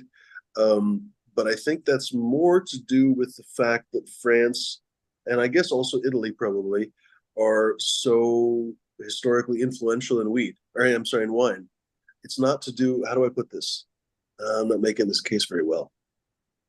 Uh, it's like I think they drink the specific varietals specifically because they're trying to be fancy because France is known as fancy. I don't think that necessarily, for example, a Cabernet goes well with sushi or some shit, right? They just basically, when you go to Japan, if they want to treat you uh, I am a little bit high. So, okay. Yeah, It's not a well, total waste of money. I we've am a been in little the bit high. It's business a little of bit different. selling wine a long time, and hype and branding and hype has been around as long as that. It, Yeah, it, that's it true. might have become a new animal in the internet era, but yeah, there's been a whole bunch of bullshit put out there over the centuries to sell something, right? Mm. Maybe a little less now because there's so many laws, but back in the day, people thought up anything. You know what I mean? Or some of it's well-founded stuff though. Like a lot of the wine stuff gets into like even the whole. I'm not an alcohol guy, so I don't. But like, oh, you technically can't call it champagne unless it comes from this one place, right? Like that's a pretty ballsy move.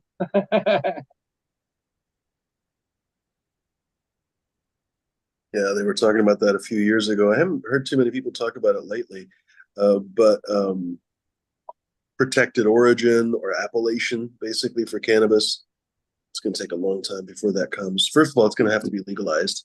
But second of all, it's going to take a long time before that comes. A lot of competing interests are not going to actually want that because, for example, a lot of the big corporations are not going to want to have to deal with appellation or compete with appellation or anything else. Think of, let's say, the Walmart of weed. They're going to grow it in every single warehouse in the country and then mix it all together in one big fucking vat. They're not going to want to have anybody that has controlled origin or appellation or anything else. So they're going to fight like tigers to avoid something like that because that would devalue their crappy product. Yeah, and that appellation shit has like that's hundreds of years old, right? I mean, they didn't just establish that shit overnight, and took them a long time to get to the place they are. But I guess from like a perspective would be, well, yeah, that's some old ass shit. We live today, right? And yeah, I don't think like you say there'll be competing interest on that. Like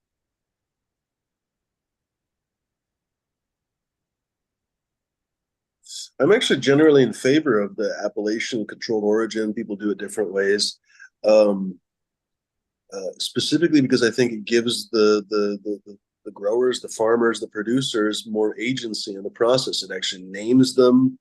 It gives them an incentive to actually directly market because otherwise, like, you're just making potatoes, right? Like, fuck, I'm too high to make a joke about sparkling potatoes. That would have been a funny fucking joke. But But anyway, reality though is like they have more it's not Northern information, Ireland. It's just sparkling data potatoes. There we go.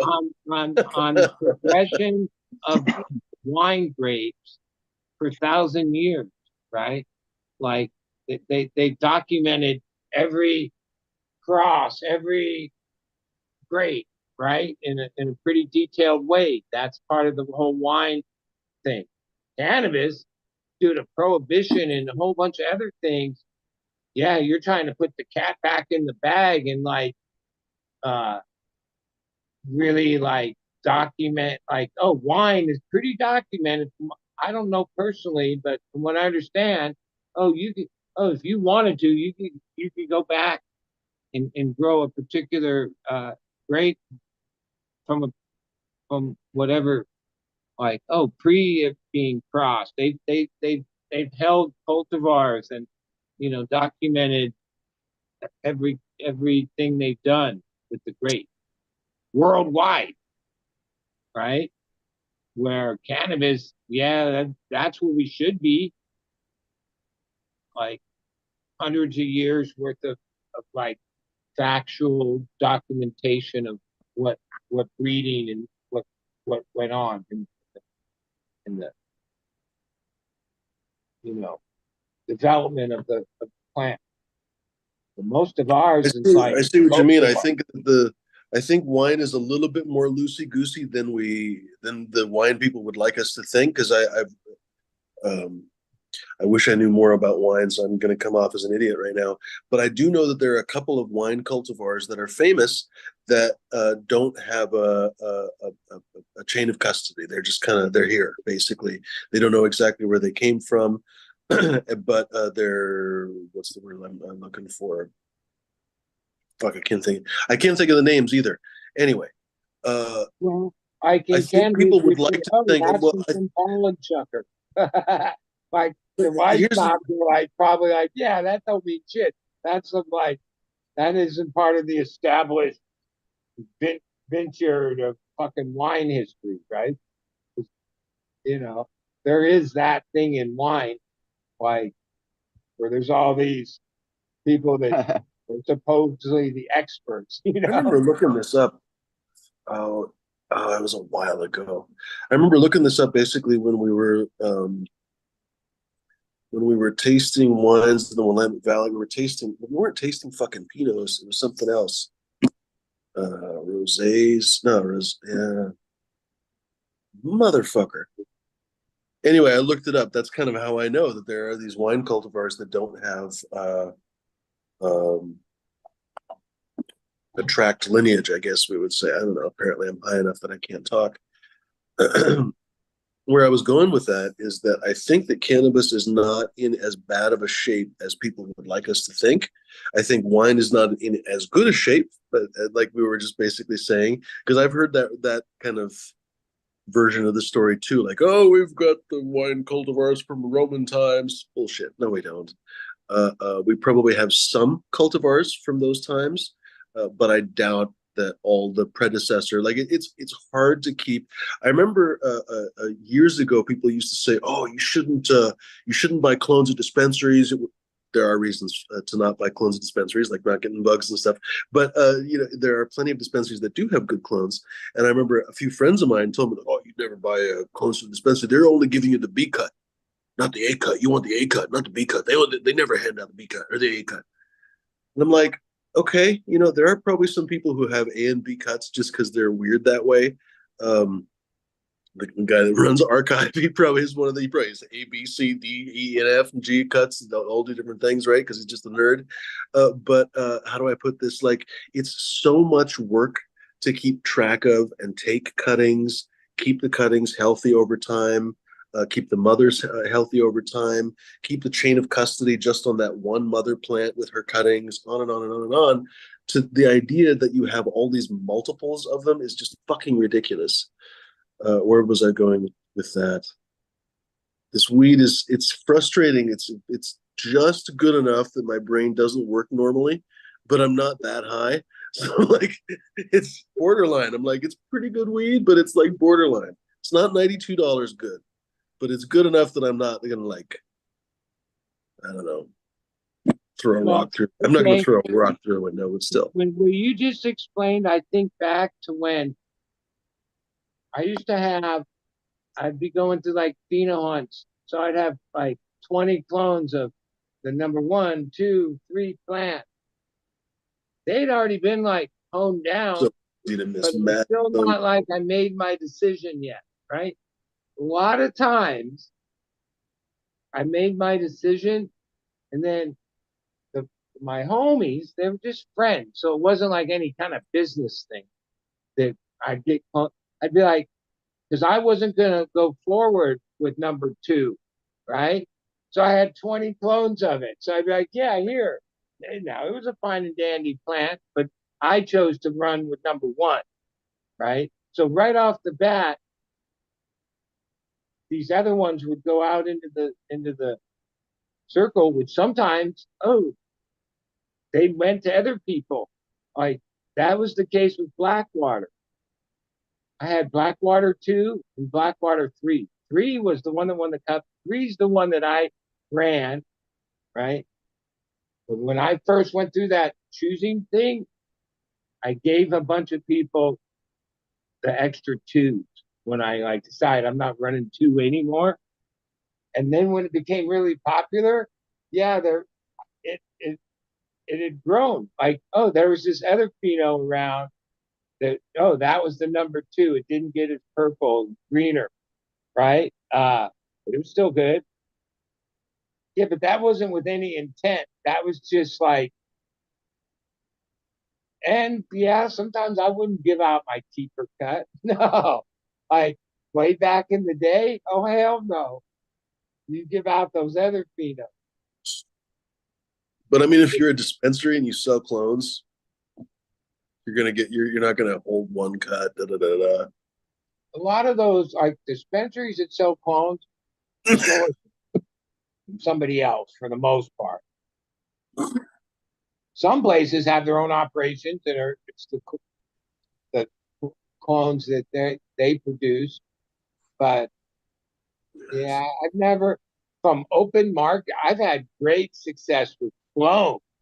It's just where you get your clone from. Like anytime I've ever done anything with a so-called nursery, that was all chalked up as a complete waste of time. Oh, when my homies have like passed something on, oh, nothing but success. So yeah, I don't know about those. So how does weed hit you, Fumi? Now I imagine somebody All right. breaks the trend because like even certain dispensaries, I've heard of Green Dragon. Yeah, if all the other places are just selling bullshit, then you want to differentiate yourself. You do it that way. And with clones, it's probably the same thing. I can't think of the name, but I know when I used to hang around Mace and the LA guys a lot. Oh, there was a couple certain places in LA that oh yeah, they sold the real stuff, right? But there's a lot of bullshit in that. Hmm. The bullshit.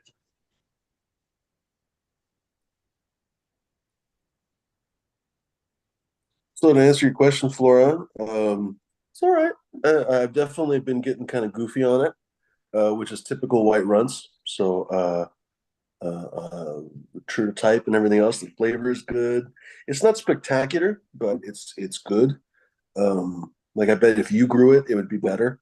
What was I going to say? Color is sort of. I think it's a little bit older weed. When it was harvested? Does it say? Oh, it doesn't say. No, it does. Package date. It doesn't say harvest date. This is a little bit older weed. It's not as green and purple and stuff as white runts would normally be. Like you can tell that it's the same kind of thing. It's got the little purple flecks and the silvering kind of. You probably can't see, but it's a little bit on the older side. Anyway, uh, I'm frustrated that it was that expensive. Even without the tax, $60 or so, a little high, honestly, for half ounce of smalls. Fuck, that's actually kind of ridiculously high. In Oregon, I could have gotten that probably for $30 tops, like literally tops. Uh, I guess I'd have to double check, but literally smalls and what looks to be either this is probably indoor because it's from these guys in Studio City, and it looks like it was cultivated by them. But if it was anybody else in California, I would say it's probably outdoor because it's a little bit browned out. These are the smalls and stuff, but it's probably just a slightly older, uh, lower nug smalls, basically indoor. What am I trying to say? I don't know. I'm just trying to justify even $60 seems high to me.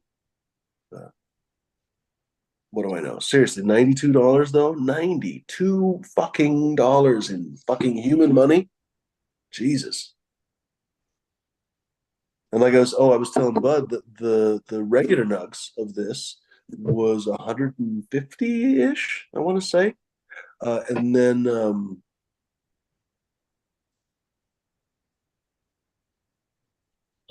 shit, one of the strains that you told me about that they no, you told me something that they bred too, though. Anyway, something good that they had. $200 for a half ounce. 200 no 205 $206. Are you talking about the dragon or the other guy or roses? Yeah, I'm trying to remember because now the white runs is confusing enough that I don't remember. No, it wasn't Yeah, Green Dragon. It was Buds and Dragon Roses. But you told me about something because Alberta. yeah, you were telling me about a couple things from Green Dragon. I didn't go there today. I probably should have for my wallet. But you did tell me that Buds and Roses bred something, and I was like, "Fuck!" That was what they were selling for $206. Doesn't matter. We can even make up a new name. Anyway, when people talk about these California prices, these are the prices they're talking about. What the fuck? It gets cheaper inland. It's just out there it's expensive. Hmm. But out here there's more decent deals to be found. One of my friends just marked himself safe in Ohio from dispensary weed prices.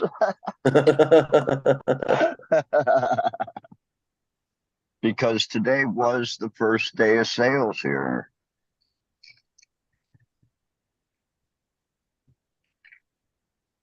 I could actually go to one. It's only 30 minutes away.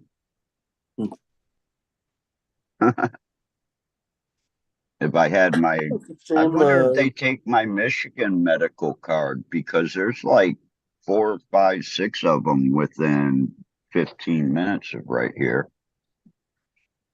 Fuck, as far as I know, Michigan is the only state that takes other states' medical cards. Very frustrating. California does. Does it really? California had a law like that. If you came in, where the 2.6. Are you telling me that I could have saved the fucking tax on this bullshit? Not anymore. you would have saved a percentage off of it, probably. Okay, Flora probably knows better. I don't think so. They would have told them to kick rocks with the out-of-state stuff. Yeah. In 2014, they or 15, they took my. That's Prop 215. Yeah, that was 215. Okay, I'm sorry, guys. We'll just say that they're just rec. They're not medical. They're just rec. That's all we have. Rec. Take it or leave it. The whole state got rid of medical dispensaries in 2018. Okay. I'm just old then. Fuck. Well, California just totally capitulated. We probably, just due to our size and number, had the strongest medical thing after the years of 215. even within 215, it was kind of like a, everybody had a card and whatever, but there was medical in there. It started with medical, real medical. Yeah. Yeah. Our state just like gave that up, like nothing, no conversation. There's probably some small groups still advocating, but no, it's not an issue. Life went on. A lot of that was because the card thing was such a farce to begin with out here, right? That the real true people that held it for medical, that were medical, yeah, they got overshadowed by 215. That like 90% of like everybody had a card. Like you went to the doctor, you said, "Oh, my back hurts." He gives you the card. So Not there was Dr. no, Lucido. well, okay, there was, but I for didn't the think most I part, was at going to the get end, my card there from were them. these chains that advertised in all the fucking papers in the back that were cheaper than anywhere else. And they were run by like Russian fucking mob type people that hired these doctors and just set up this like thing where like, oh, that was where it was only whatever the other doctors were charging. Oh, there was these other places that would give you your card in 5 minutes. No bullshit, for less money. And they were like run by the Russians. In Oakland, there was a card place, and I actually went right across the street to a doctor there the first time, and then went back across the street, and they gave me a card right there. Well, the truth is probably looking back at like the damage it did to true medical people in California, the cannabis change. A lot of that was during the 215 era that went on from 96 to, when they Prop 64 came through. Um, Long time. Most of it was like, yeah, like myself. I had a card the whole time, told the Sorry. doctor whatever, my knee and my back, and I had to go in every year and say the same thing. And it wasn't like I wasn't a medical person, right? But I know people that were and know of that. Yeah, even at the beginning when they voted it in 215, it was because of West Hollywood and the Bay Area and the AIDS epidemic and people that were basically terminal at that point and the most wicked death were able to use cannabis and source it. Like that was like the idea that the voters passed that. And then over the years, basically we took advantage of, right? Then ultimately became wrecked and then wrecked like true medical, right? Then now we're like looking at schedule change and those companies coming in and taking over that segment.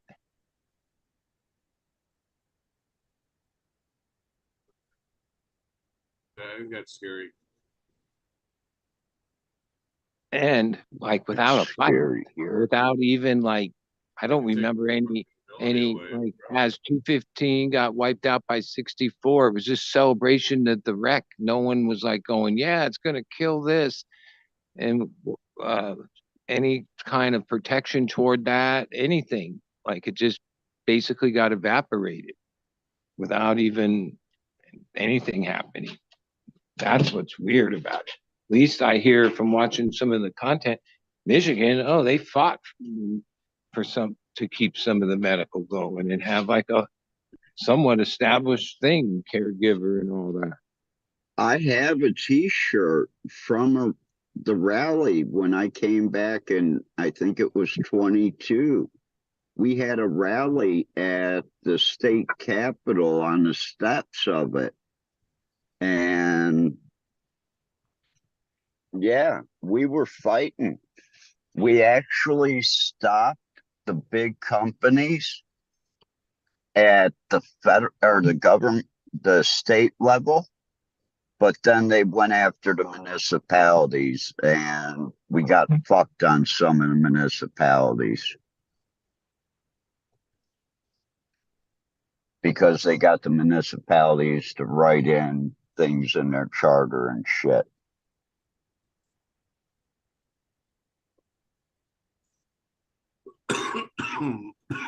But hey, when they Ultimately, say just what don't what grow is over 1,000 plants and you're all right.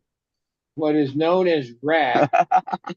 It first started Colorado, California, 6 years ago, whatever, and then pretty much been adopted through a bunch of states. I don't know. Is there anything positive about it? Like, is it like like it seems like it's this big farce of bullshit and like not definitely Killed not my like prices. yeah, like what's good did it do for anybody? Fuck that shit. You know, like Bud said, I enjoyed walking into a grocery store and saying, okay, I need this, I need that, I need this, I need that. And the guy says $6,000 and you reach in your pocket and you pay him. Well, okay, a lot of those days are over. Times change. Oh, yeah, they are. Right? Like a lot of that value, even that the products were charged at the rate they were, and that we paid that, came from the risk and the legalities of producing. Okay, that was part of the price. Yeah. Right? That part, I don't know how you quantify it, but okay, I guess it's been quantified, right? Because now the price is only this, right? But what Bowie brings up is, and like I don't know, because maybe these certain brands that put that product into that shop's hands are charging more. Most retail models is like if you pay $1, and then you sell it for $3, like 3 times as much is like the rule of thumb, kind of, right?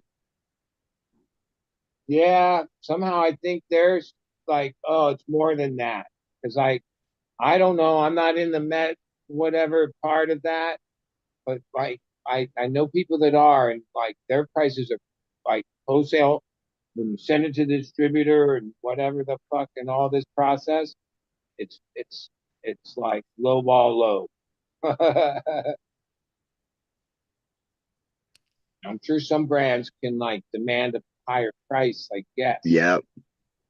Here in Ohio, there's a couple like the Lemon G, the Death Star, the Bubbleberry. Yeah, but There's a few other ones out there that can you might have command less 3,200 a taxpayer pound. along the way. But even that weed was taxed. Like, wait, the guy that grew it had to pay a tax and all this fee and licensing to grow it. Then it goes to another place, the packaging. Yeah. First it goes to packaging. That's a whole separate thing. And then from there it goes to distribution. And then it can go out to places. And there's pretty much a couple places that are the delivery that take it from distribution to you. Like there's certain companies that are established that have all the basic abilities to do it safely or whatever. So that whole system, yeah, all the weed that's going to end up in the store is going to be a little past prime, okay? Because that takes all this time, right? Like, yeah, the whole system seems like stupid as fuck. What I Mm. found in Michigan when I went into the couple shops up there, and there were names on it. And I asked the girl, I said, you know, I see you have a tablet there.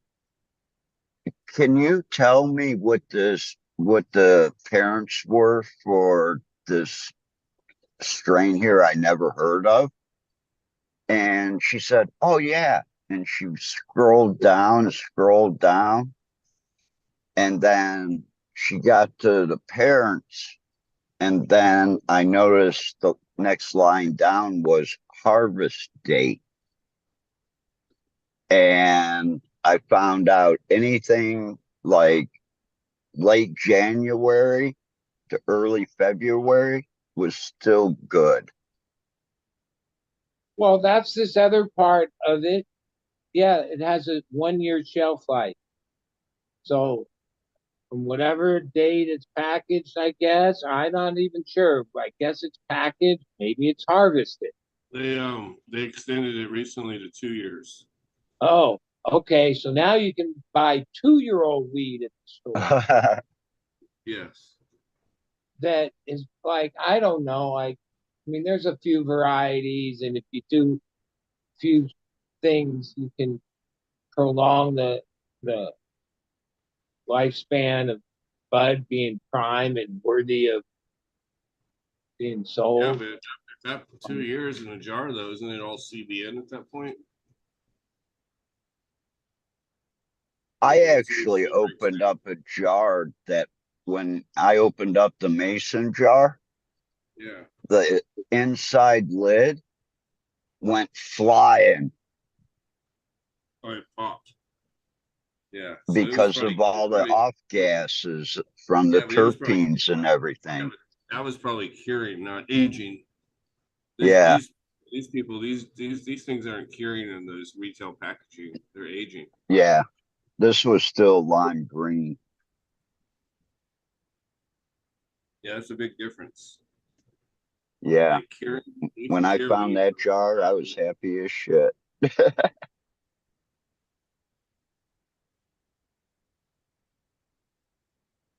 Then I found a little jar of Larry OG.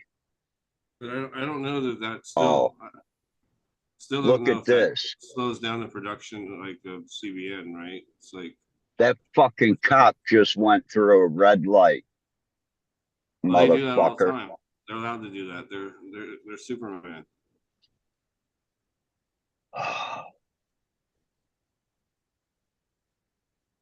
Can't base Yeah. what we do on what they do. Well, actually, where I'm sitting, I could probably have a cop roll up on me each side and I could light up a joint and roll my windows down. They would probably say something to me, and then I'd tell them to give someone a call, and that would be it.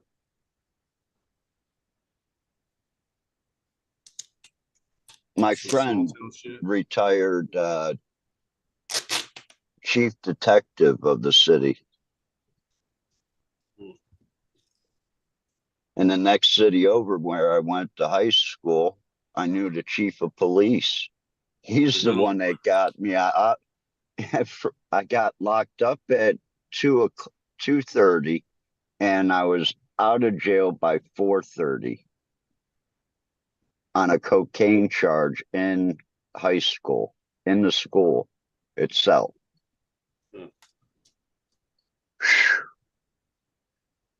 That was my first $20,000 education and 160 hours of community service. Wasn't smart.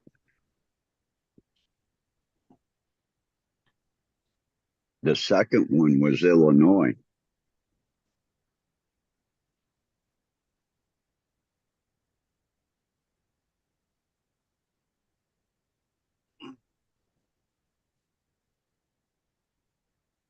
That was a lot more money. Oh, money. 75 grand for the lawyer and the fees. But I got to walk.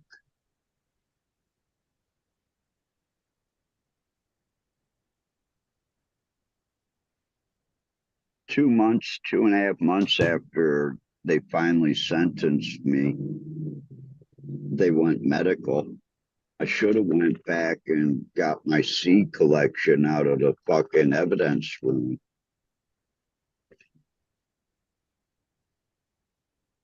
But those cops there, they were assholes from the unit. I'd still like to know how the cops got away with busting people for weed seeds. Bud said he got in trouble for weed seeds. Subcool talked about it all the time, like people getting busted for seeds in their floorboards and stuff. I'm like, how the fuck did the cops manage to prosecute that and nobody even thought to like get a botanist to confirm that it was a weed seed? Like they didn't have to do any testing or anything. People just all assume like, oh yeah, these are totally weed seeds. That's yeah, I know these are weed seeds, bro. Find that like there's no differentiation between weed, cocaine, hair, drugs. It, the cops acted like weed was just as bad as any of those other drugs. Like Mhm. when I was like a teenager and young guy, yeah, that's how they acted. Like, and that a lot of that was that they didn't just act that way; they believed that because that was the propaganda that was like fed into them. Like it's taken a long time to like people realize weed's Over not some Nancy like Reagan. worst thing. I mean, I guess that starts with what's that thing, reefer madness, and then whatever 50, 60 years of hardcore propaganda that made weed out to be like as bad as other drugs. Our government did that.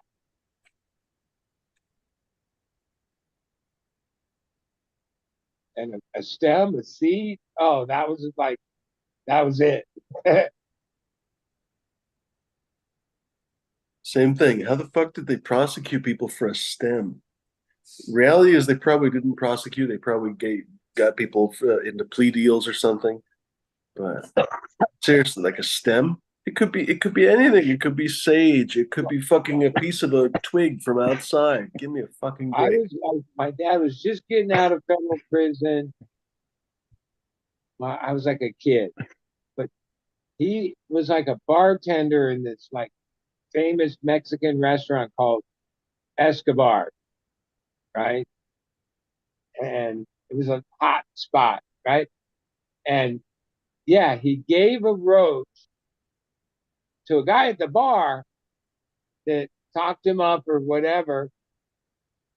And that guy was an FBI agent. And he went to Terminal Island for like over a year or some shit because he like gave a roach to a FBI agent. That was his case. Yeah. Yeah, it That sucks. was like in 62 or something, like 61 or two. Right. Yeah, we've come a long ass way, I'll tell you that. Like you can't even get high off of a roach. It's so idiotic. It's so incomprehensible. What do you even say to that? Like seriously, you Well, can't wait, even like buy a my couple of my fucking. dad's friends that were his running partners, Cash, and they were like his drinking buddies. They used to call them numbers. They just use zigzags. They smoked basically pinners, right? Way like it was just habit. Whoever smoked that thing down to the bone would go and eat it. Like that's because they came out of the 450s when like yeah, you go to prison for a roach and like it was crazy. Cops were fucking like there was like no yeah like we see pictures of the 50s, but like oh man, our society was like suits. You know what I mean? Like they were cop mentality. Like it slowly changed. Now it's like Wow. we're like the opposite. Like through culture and stuff. Like yeah, people aren't square. There's hardly any squares. But in the 50s, 60s, the squares were like in control.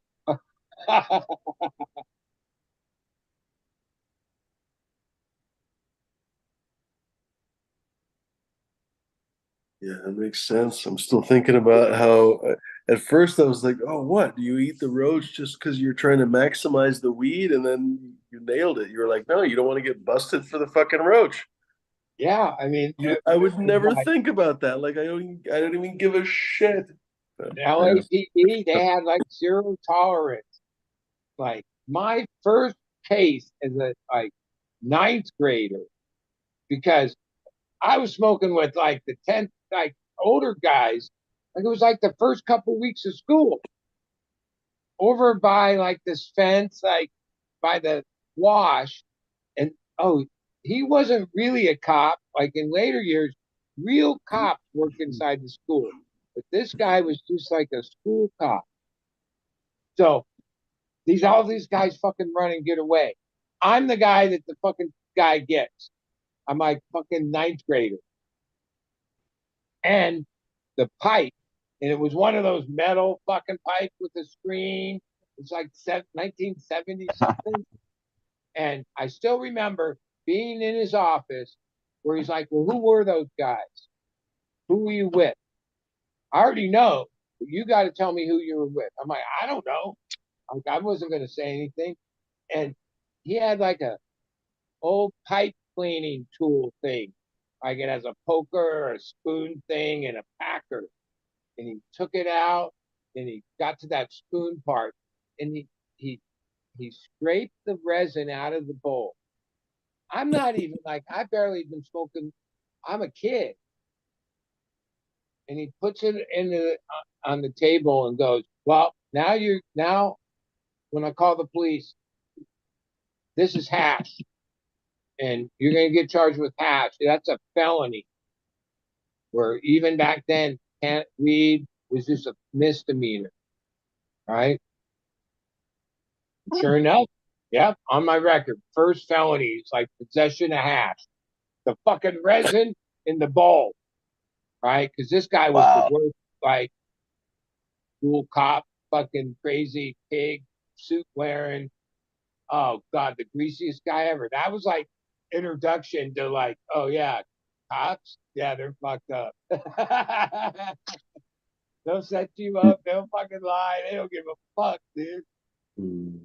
Now, even though a felony in Illinois was 3.5 grams, I had to take the intent to distribute because my ex-partners in California put 2 garbage bags of stem, leaf, and debris in the back of my moving truck. That's what I got nailed with. Mm. Intent to distribute because I had like 2.5 ounces of flour, maybe two. Attempt to And distribute mulch. yep, Yeah, but back. they kept me locked up for the longest time because they kept on wanting to charge me for the LSD, Okay. which I'm gladly took the intent to distribute charge instead of the LSD charge. In the 2000s was like when all of a sudden there was techniques and how to make like whether it was bubble hash at the beginning or teeth or even in a couple years later the BHO craze and all that for like many years. I'd have like a crew that worked like if we took them down, trimmed, whatever, and usually one person on that crew was the had the truck or had the set like was willing to do it. But like, yeah, there'd be the hot trash, right? And part of our logic back then was, yeah, get rid of everything because oh, you'd hear stories where someone got busted and had like bags and bags of leaf and trim and all that stuff, and oh, they weighed all that stuff and then made the case bigger, right? So you were always like trying to get rid of anything like that because if they did come across you, yep, it was like a known thing. They would weigh up everything. And so yeah, I used to get rid of that shit. And then when things changed and medical and we're in 2000s, I remember when I first started making product out of the trim and all that, going, God damn, I threw away a lot of money over the years. Like, because yeah, we wouldn't keep that shit for a hot second. Like, there's no way. No. As soon as I would harvest, I would chop everything up, wrap it up in a garbage bag, and then duct tape it, and then take it up to my friend's coffee shop around the corner and throw it into one of her trash bins where she puts the coffee grounds.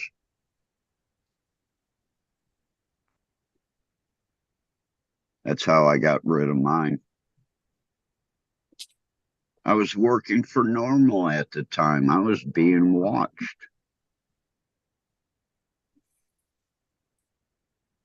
Which I later found out was Yeah, true I because grew he through a came lot of those knocking. years where I did everything tight and right, and kept a super low profile and all this.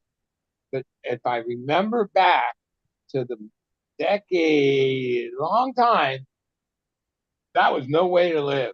Because regardless of all that you did, you pretty much felt like it could happen at any second.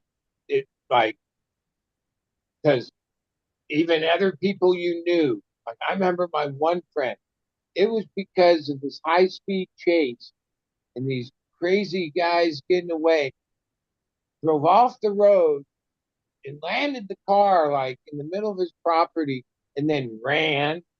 And then the whole cop fucking force showed up and got the guys in custody. But he had this building on his property that he had to grow it. And even though that they didn't even enter it or anything, somehow those cops, like, because they didn't know if there was, they hid something. I don't know what the fuck. They demanded to get in there. And yeah, so he's just at home watching TV and bam, this fucking thing happens and he got busted. So and he lived on property off fucking windy road. But like the craziest shit can happen. Like that's Yeah, like all I'm saying. Back then, yeah, there were a lot of those. That's how dumb shit would happen and people would get caught.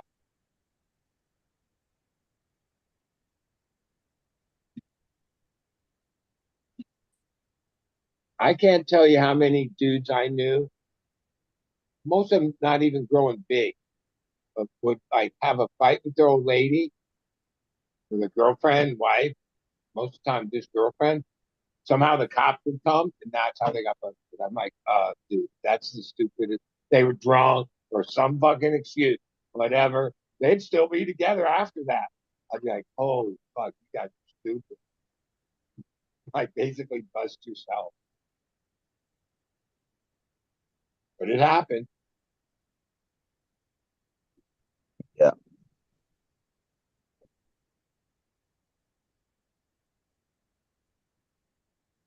We may go through a wild time like that again in this rescheduling.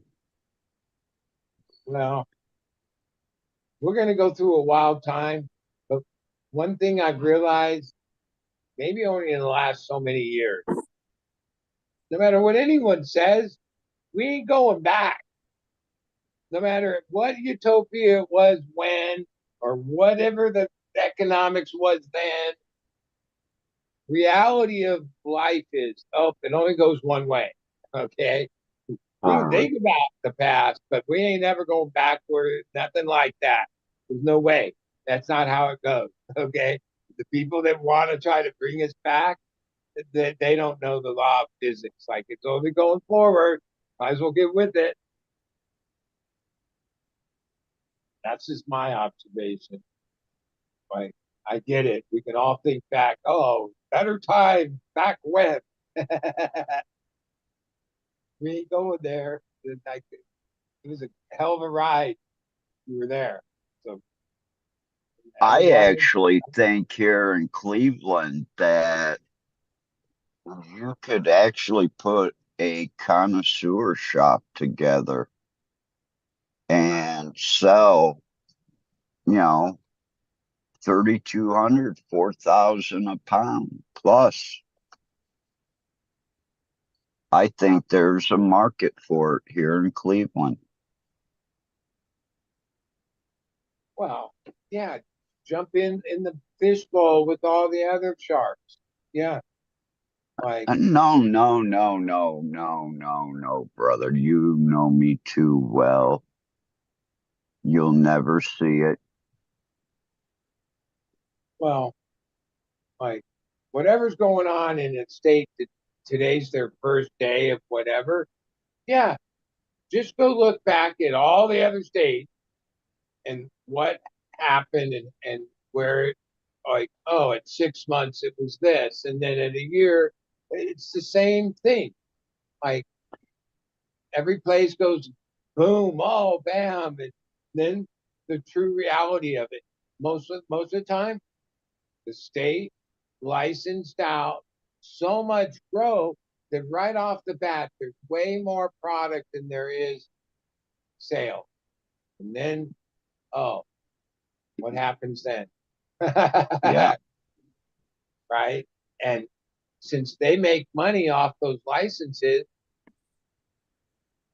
instead of doing what other agencies in agriculture have done like that, where, oh, they control the amount of a product being grown because they know damn well that the worst thing for everybody, tax revenue, farmer, everybody, is if there's an overabundance of something and it takes the price.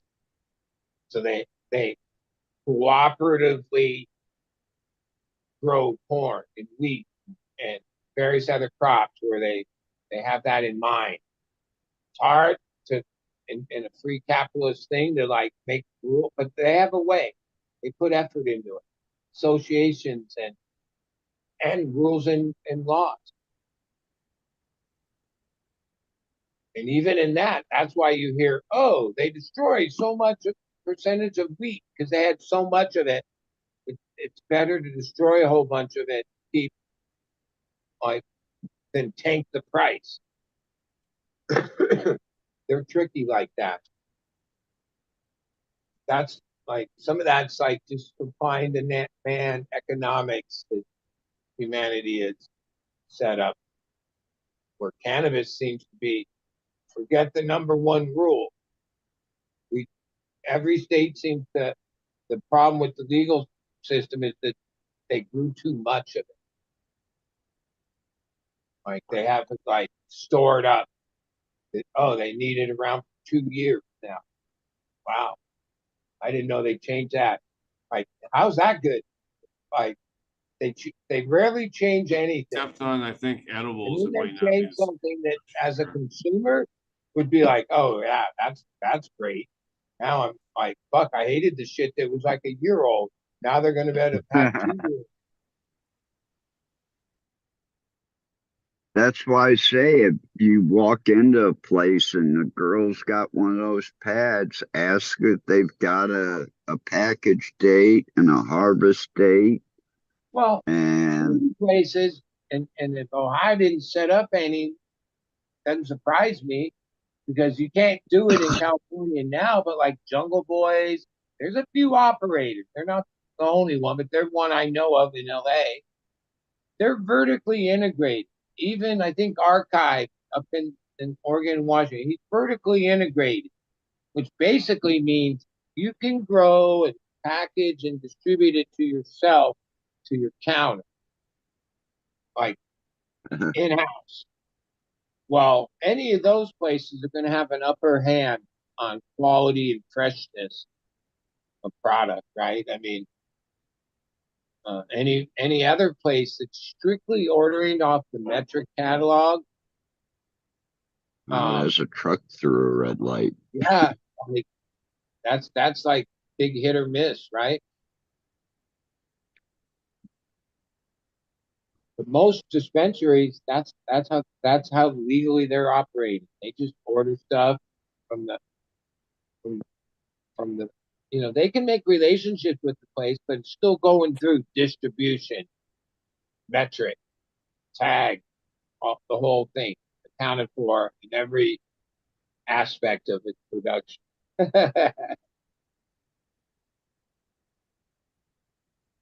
which is crazy that so much goes into that process. You'd think it was like diamonds or some like super valuable commodity. But I guess it is at 6,000 a pound.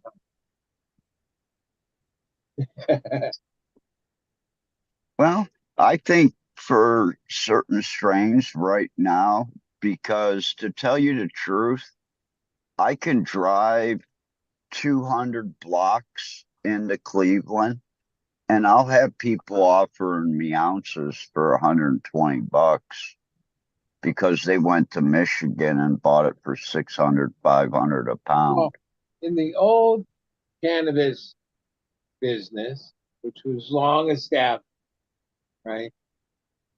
At the peak of it, you grew really good stuff. You could maybe get 48 a 50, pound, 100. 4 to 48, depending on your relationship with your customer. Those customers were guys that basically bought and invested their money that they were turning over and making money on. Yeah, they'd pay you 48, no problem. Because then they were going to go turn it around in your ounces 64. or QPs or whatever at 400, at 64. They made the 64. Grower only made the 48, right? Like, yeah, what happened to those? Oh, those, yeah, I have guys like that. We went long years, decades. Oh, most of them have changed. They're my friends, for God's sake. Oh, they don't make money like that anymore. Those days are over. They got a real job, do whatever, or started some other business. But for a long time, I realized, yeah, there was all these people along the way, right, that made like a fair thing. No, didn't hurt nobody. And, people spent that money living their lives, right? Somehow we legalized it. We eliminated all that, all those people, all the way to the guy that bought the fucking smaller amount and broke it into nickel bags or whatever. There was a buck. Every part of it had a dollar that their guy could apply himself and make. Yeah, we eliminated that. We basically brought in this other system that is like cost all this money to establish, and then it's all bullshit. So yeah, I would. I knew I wasn't really thinking how rec was going to be good, right? Uh, but I could never have imagined that this short a period of time it would be like kind of like a complete joke. I mean, there's a lot of people marching in it. I get it, right? But I don't know. From my perspective, it's like I said at the beginning, like, what's good? Is there anything good come out of it? I mean, go, well, yeah, at least yeah, look, it said this. No, I don't know. I guess convenience and stop if you're out of town, you don't they can go get some weed that and then be like, damn, I paid like a lot for this that isn't that great.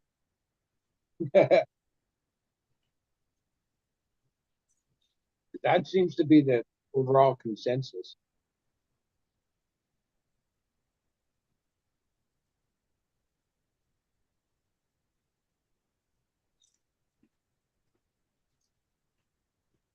If I'm not buying from a caregiver, yeah, I try to find caregivers because, like you said, they have some of the fresher weed and much better Well, quality. I mean, passion is like you can't take that out of the equation. And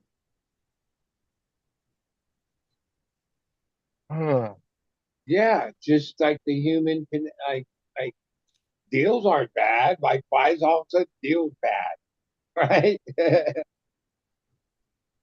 like a lot of times people that are all pro the legal thing, they like to remind you like some like horrific like scored weed in the seediest place with the seediest people, and I don't know where that exists. I mean, maybe if you seek it, you could find something like that. But for the most part, yeah, even if you just came across a weed guy uh, along your way in life, way before there were stores, oh, they were usually all cool people and shit. It was the other kind of drug dealers you had to stay away from. Yeah, another ambulance. But we dudes were always like, yeah, you'd be surprised where some of those guys would pop out.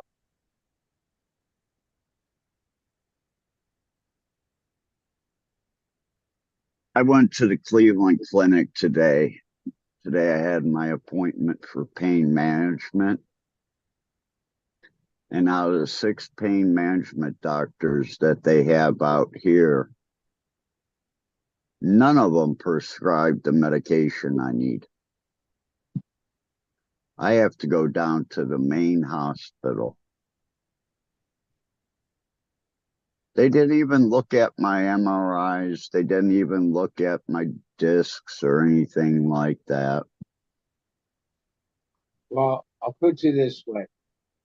Ever since they fucking had the problem with the opiate and the pill problem, when it comes to any opiate related pharmaceutical drug, the answer is no.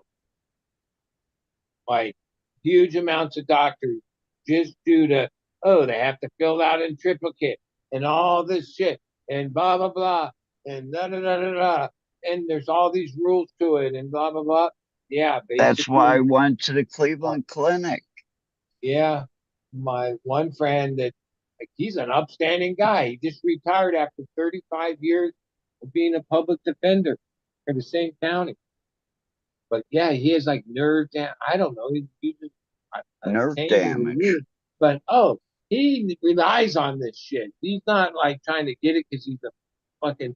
Oh, he might have Trying to get so he can turned him go to into sleep an like addict in a me. sense. But then in the last couple of years, a few times I talked to him. Yeah, he's had a battle, and oh, even though the doctor says okay, oh, the pharmacy says oh no, or the insurance company, or like holy fuck, dude, they made it like, and when yeah, they made all these weird rules, and when you really follow them all, the answer is no. I actually have a place right down the street from my parents, but they only accept insurance. And the insurance companies that they deal with, because I checked into it, man, I can't afford them. Holy shit. It Yeah, would be yeah, me cheaper too. for me to grab a flight to like San Francisco, LA, or someplace, Tijuana, and get something there.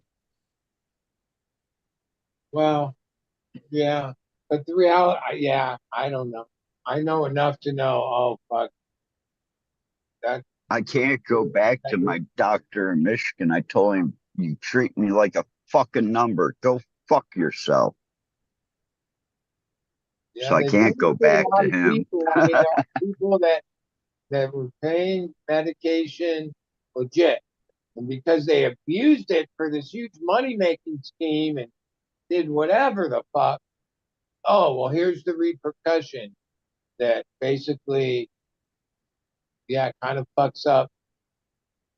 It Uh, was actually our US government that did it because well, all yeah, these well, guys coming back from these wars, they just fed them tons of pills and they made tons of addicts.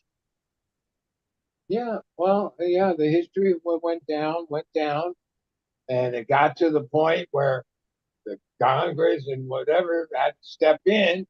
I'm gonna have those hearings and get to the whatever. And at that point, it was rotten to the fucking core. And the repercussion of that is this, right? That's it. Like, and all that's done is create this other illicit market stronger than ever with basically fentanyl. Like like it just exasperated an already fucked up problem.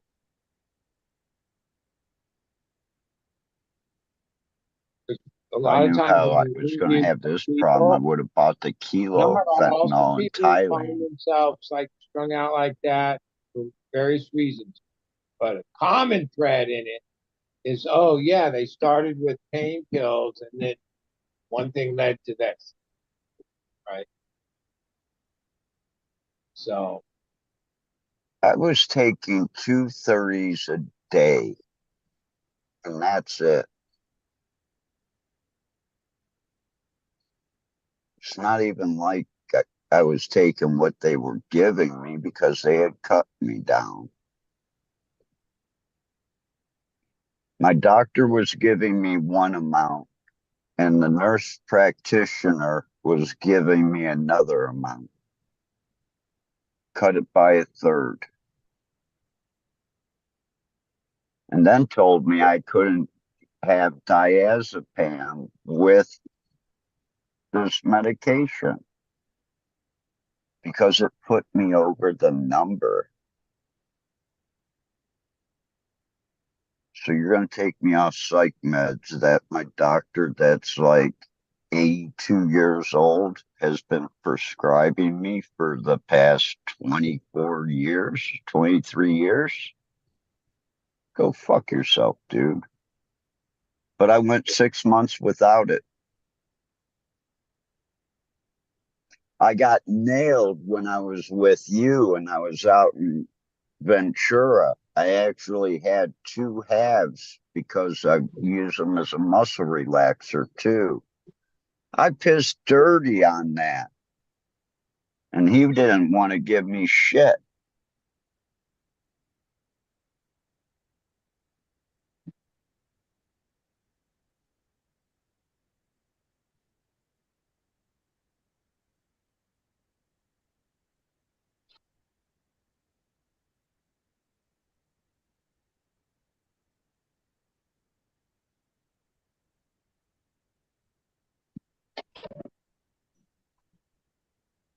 Flora, yesterday I was watching the live news and there was like this gnarly fire in San Bernardino burning down big old houses up the what they call it, ridge line. I didn't really know what part of the San Bernardino that was at, but it was pretty gnarly. I don't like I don't like these fires, man. It's a little too frequent, you know. It's like almost like we have a season now every year. Huh. Yeah, It's fucking earlier and earlier because it used to be, yeah, the real fire threat came later in the summer when it, but now it's well, August, all right. But the early part of August, a lot of times the fires were in my life, the real threat came a little later in the year, but now it's almost year round. But yeah, it's pretty gnarly. The size of them and how big they can get.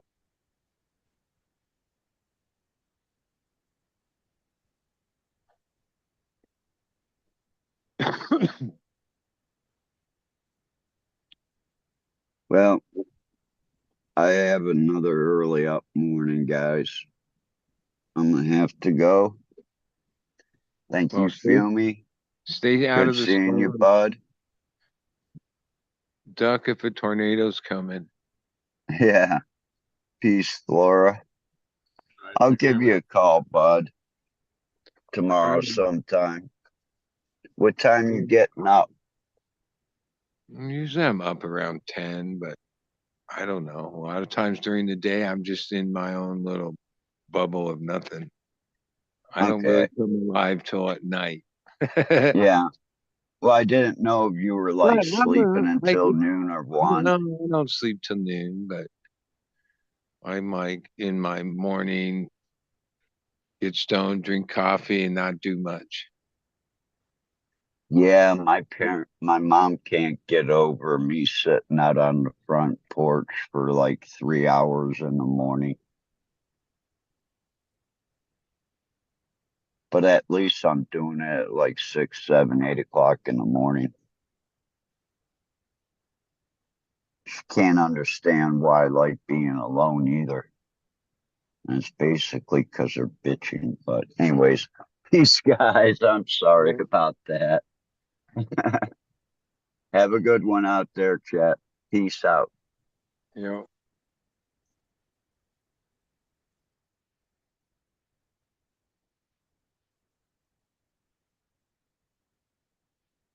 well, Word. Wow. So, anyways, hi. What happened with your car thing? Is it dead? Your Dodge? yeah, I haven't done shit about it, which is sometimes I wonder, but I'm getting by without, like, whatever.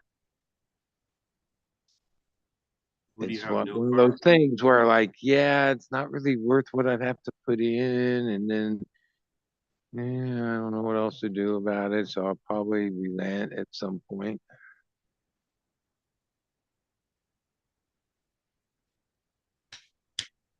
Are you gonna just get something different? Well, that's what I want. One, um, yeah, I don't like feeding a V8 anymore. Like, oh, like that just becomes like, holy shit. And yeah, I'm in a different, yeah, I don't even, yeah, You're I'd be like, like cool with like a killer Camry or something like that. Or like somehow I like the idea of having a car that's, what do you call it? Not electric, but hybrid. hybrid, yeah. There's some nice hybrids out there. Like, I don't. It may not be your cup of tea, but like the Camry hybrid and the Honda Accord hybrid, they're pretty nice. And like, and the Camry's like 50 miles to a gallon or something. It's ridiculous. Yeah.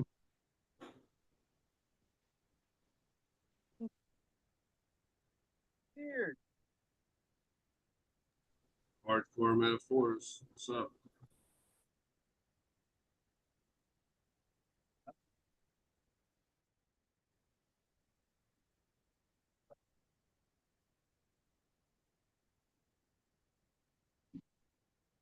Actually, it's going not even a year, not even maybe 9 months since I lost my place.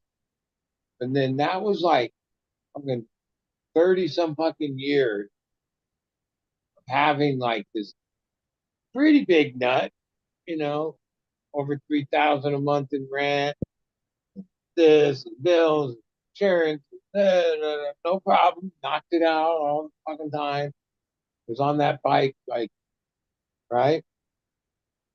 And just due to like the circumstances and the choices I made in the last, since the property got foreclosed on, da, da, da, da.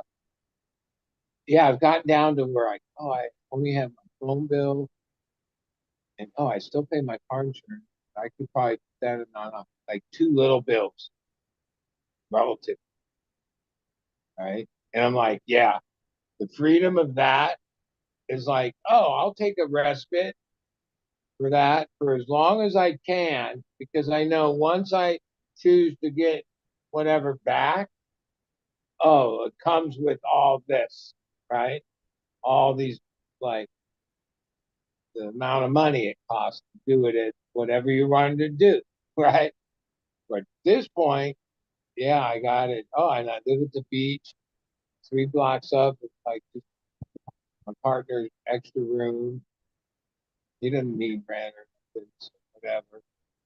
And do all the work here, which is like fine. I'm like down with it, other than sometimes I'm overwhelmed because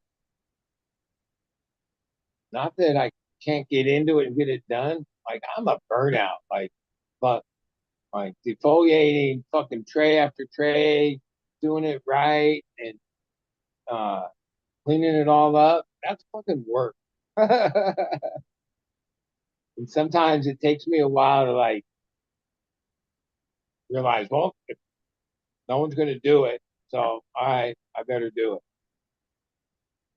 Like last night, I got motivated. Normally in a session, I do two 4x trays. It takes almost 3 hours at third week, sometime between the second and third week. Probably better to do it at the second week, but then you need to do it again a little bit by the third, fourth week. So, all right, third week.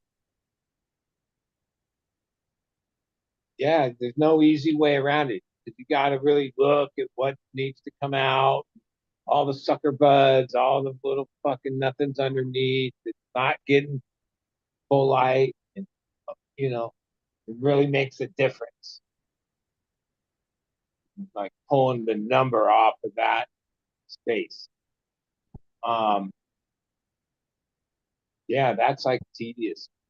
Like, and why I only attempt to do two trays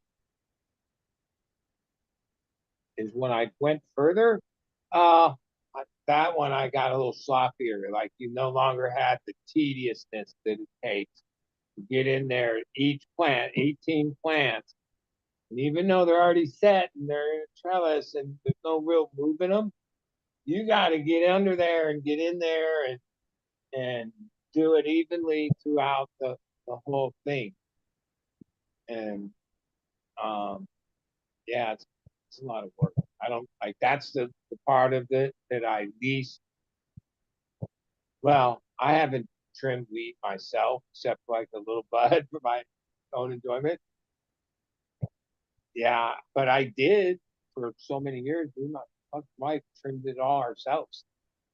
Like I can remember it just being tea. Oh my god, it never ended. It's like so And tedious after like we get done after with you it, and that was the way it was. And then at a certain point, we got bigger and bigger, and things changed. Oh, and then once we started hiring people, then it was like, oh, I never touch scissors again. A couple times I've had to do a small amount, and yeah, I'm good for about 20 minutes. I can do 20 minutes of it good, but yeah, no, I can't do that. I did my share though. I guarantee you that. But yeah, no, that's the hardest work. It really is.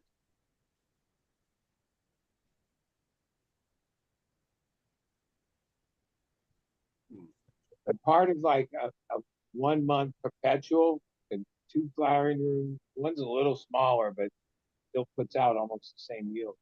Um, yeah, it's the same thing over and over and over. As soon as you get done with one, it's time for the other one, right? Even though things are like time in between, not as much as you think. Like even tonight, I gotta clean. The moms have become like unruly and are too tall. The only way to address that is one plant at a time and knock it back a third of it. Even that, I already did that like a week, maybe 8 days ago. Once a veg plant gets thriving and you keep watering it, holy shit, it's going to turn into like it grows fast. And yeah, like I say, those aren't like it's like part of our. It's just redundancy. Like oh, you just always want to have things backed up, and but then once you have another generation of them, then those are relevant. Like sometimes I wish I could be like, oh yeah, I used to have people and myself that would take some of them and put them outside or whatever, but eventually it's just like more hassle than it's worth, and you just call them. That's it. They've been alive like three cycle like Most of those, if I take like 120 new ones, I put them out, there'll be a few of them that won't quite have taken off as fast as the rest of them. And those ones, which means, yeah, that's why you grow a few extras, right? Will just be left behind. But then within a period of time, those things become these beastie moms. They were just like, they didn't take off as fast. Because like if you only have like a 3-week bed, yeah, not all clones. That's why if we took clones off the old moms, they wouldn't veg as fast as the clones we take off of the fresh ones. Because they're like younger. There's like, I don't know. That's just, I don't have any science. But this is years of doing the same shit. I noticed that. Like there's no transition speed. Like sometimes, oh, the root really fast. So when you move that cube to the next cube, 95% of them are going to take off. Go with older clones, they go, but maybe a little in a little different rhythm.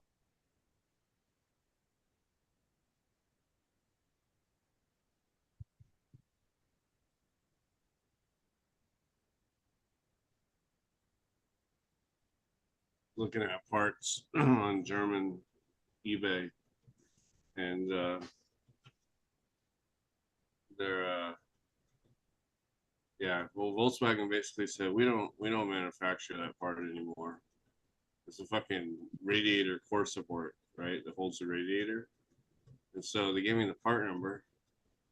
I'm searching for it, but of course, what they call a U.S. model necessarily didn't translate over there for their models, and like they have small ass engines on all their cars, and it's like, yeah. So I'm trying to cross reference this while I'm talking to you. I like bottomed out on a dirt road a while ago, and like a normal car would have like the radiator like attached. It's like a pretty simple method, but Volkswagen like decided that they were going to build this plastic frame that's attached to the car, and the radiator sits on this freaking plastic frame. Well, that plastic frame breaks, and they don't make it anymore. Fucking, I don't know. They do some weird shit. Well, probably some of their logic was, oh, if it's made out of plastic, it won't rust. No, it won't rust, but it doesn't even need to be that designed that way. Like some of the way they design shit is like so overly thought that they could have made it 10 steps simpler. But most of the thought is how to make it as cheap as fucking possible. That's first and foremost goal, right? So then, yeah, okay, they can make a lot of shit way better, but then you're gonna pay for it. okay. And even then, they'll still try to like figure out a way to make it cheaper. That's the nature of manufacturing, right? Now, sometimes, yeah, some of these, like at some point, it probably won't be such a thing because they'll have like, yeah, better plastics or fucking graphites or whatever the fuck. They're capable of building things. I mean, just look at what they can build like an F1 car and its capabilities. Holy shit, they can build that. They can build anything. But those cost like $1 billion a year. I mean, the reality is all this stuff could probably be 3D printed, in worst case scenario. It's just somebody that's smart enough would have to put all the dimensions in or have some kind of file or something. Well, like even at a certain point years ago now, they got to a point with Formula One engines where they did away with any kind of gasket or seal because they manufacture things to the tolerance that you don't need that, right? That's a failure point, right? So like, okay, now hey, that means it costs a hell of a lot of money, right? Because it's all done with lasers and it's a fucking tight fit. But oh, if it's a tight fit, you don't need like basically gaskets and shit like that are just failure points, right? Hmm. One way to look It's at a it. lot cheaper to put a gasket there than to machine it to like zero tolerance or whatever. They have a different term for it. But if things really like meet perfect, then you don't need a sealant or gasket.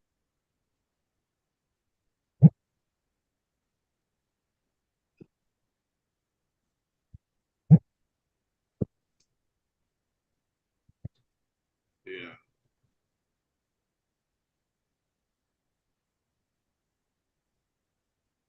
Now, probably at some point it'll get so cheap that yeah, there'll be some incentive to make things that way.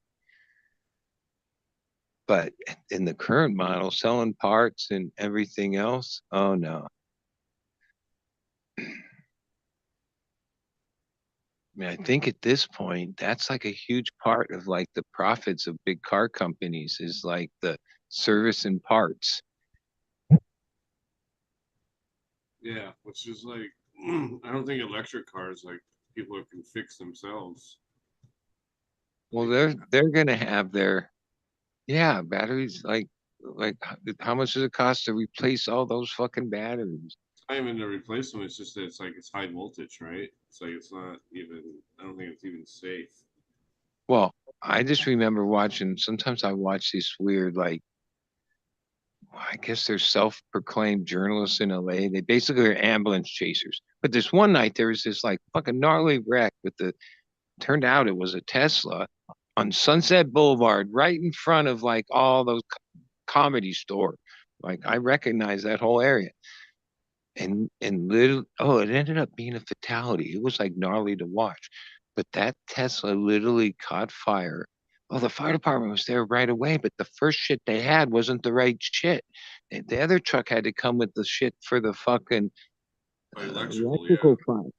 Dude, you couldn't tell what car. There wasn't even a rim or any sign that there was a car there when they finally like got done. But and it turned out, yep, somebody didn't get out of that car, right? Um, yeah, it was like gnarly. It burned down so fucking fast, so furious. So It was bam, it was gone. you've driven the. So, question for you actually, because you've driven the Tesla, right? The more modern one. So the door is like electric, like the door handle and stuff. All that stuff is weird to But get used to. if that shit, It's like, that shit was to like die like in a crash or a fire, is there like an injection button to make the door force open? yeah, I never thought of any of that shit, but like I'll put it to you this way. Where other cars you can tell they've had like decades of design and suspension and like how they fucking drive. The Tesla, even though this thing was pretty nice, it felt like, yeah, they had a long way to go on that, right? Like, it's hard to explain. It wasn't like, yeah, it didn't feel like, oh, really nice cars and cars of that might, yeah, if there's an obstacle, you could grab the steering wheel and fucking drive it. Yeah, I wouldn't have felt no that car. I don't feel that capability, and I like am into cars that way. No, I wouldn't have fucked around in that car because like I don't think it would have had the right reactions that you expect. Or I guess you could get used to that because yeah, it's a whole different animal than like either a front wheel drive car, which is one kind of action, a rear wheel drive car. I don't even know what you call a fucking Tesla. I guess it's all wheel drive with this crazy fucking power and torque and yeah, I don't know what that car would do. If you tried to drive it like that. Now it drives pretty quick. I give it that. Like I imagine you get in like an electric BMW and Volvo, they got them. I don't know. I'm sure they're much more money. And then you would some of the engineering that those companies developed over fucking decades, 50, 60 years, 100 years. Yeah, that Tesla's missing all that.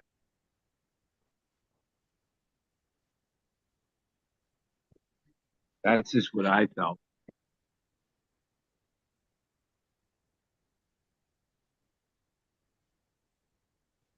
Um, yeah, I think I saw an interview a while ago, and it was like Elon's dream was to make a car, the electric car, is like as fast as a McLaren F1, and then I think that Roadster was supposedly achieve that very first Roadster. But yeah, who knows? Like Car Wizard, I watched this Car Wizard guy on YouTube, and he said like the suspension is fairly this common suspension design. But yeah, I could see how it could be certain things could be cheaper or not stiff or yeah. Because Yeah, I think mean, like I'm sure they spent BMW's had it some for 100 time years. trying to put together pretty engineered. It's not the most complicated thing, but like I say, some of these companies have been, at this for a long time, and 100 years or more BMW and stuff. yeah, and ultimately, yeah, I know you can reverse engineer. No, no, no, that's where it gets complicated because there's a ton of patents on a lot of that shit, dude. Like Tesla had to pretty much design their own shit. And, all right, but that's kind of what it feels like to me for a car in that price range.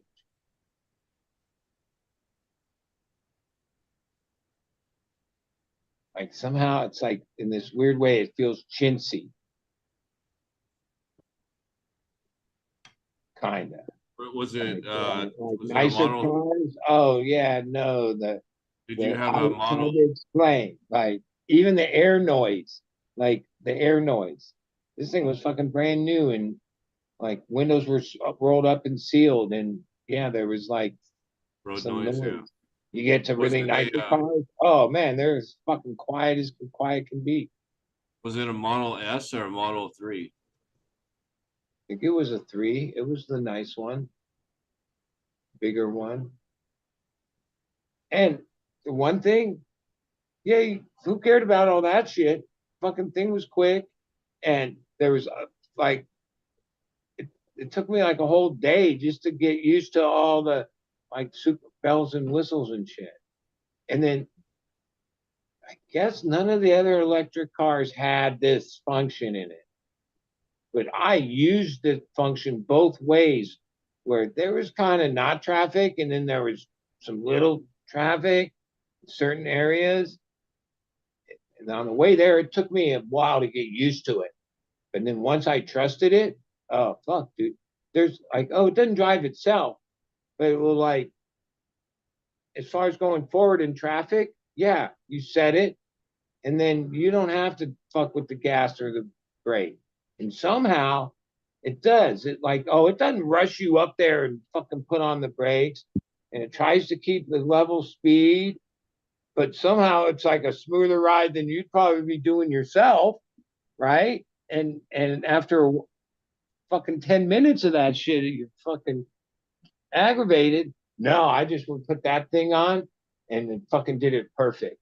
And then once I got used to it and trusted it, I was like, fuck, this thing works good. Like the speed and the way it kind of like projected what was going to happen in front with whatever sensors or whatnot. Like, I was like, next thing I know, they got it. Oh, you won't even have to steer the motherfucker. Okay, well, I'm down with that.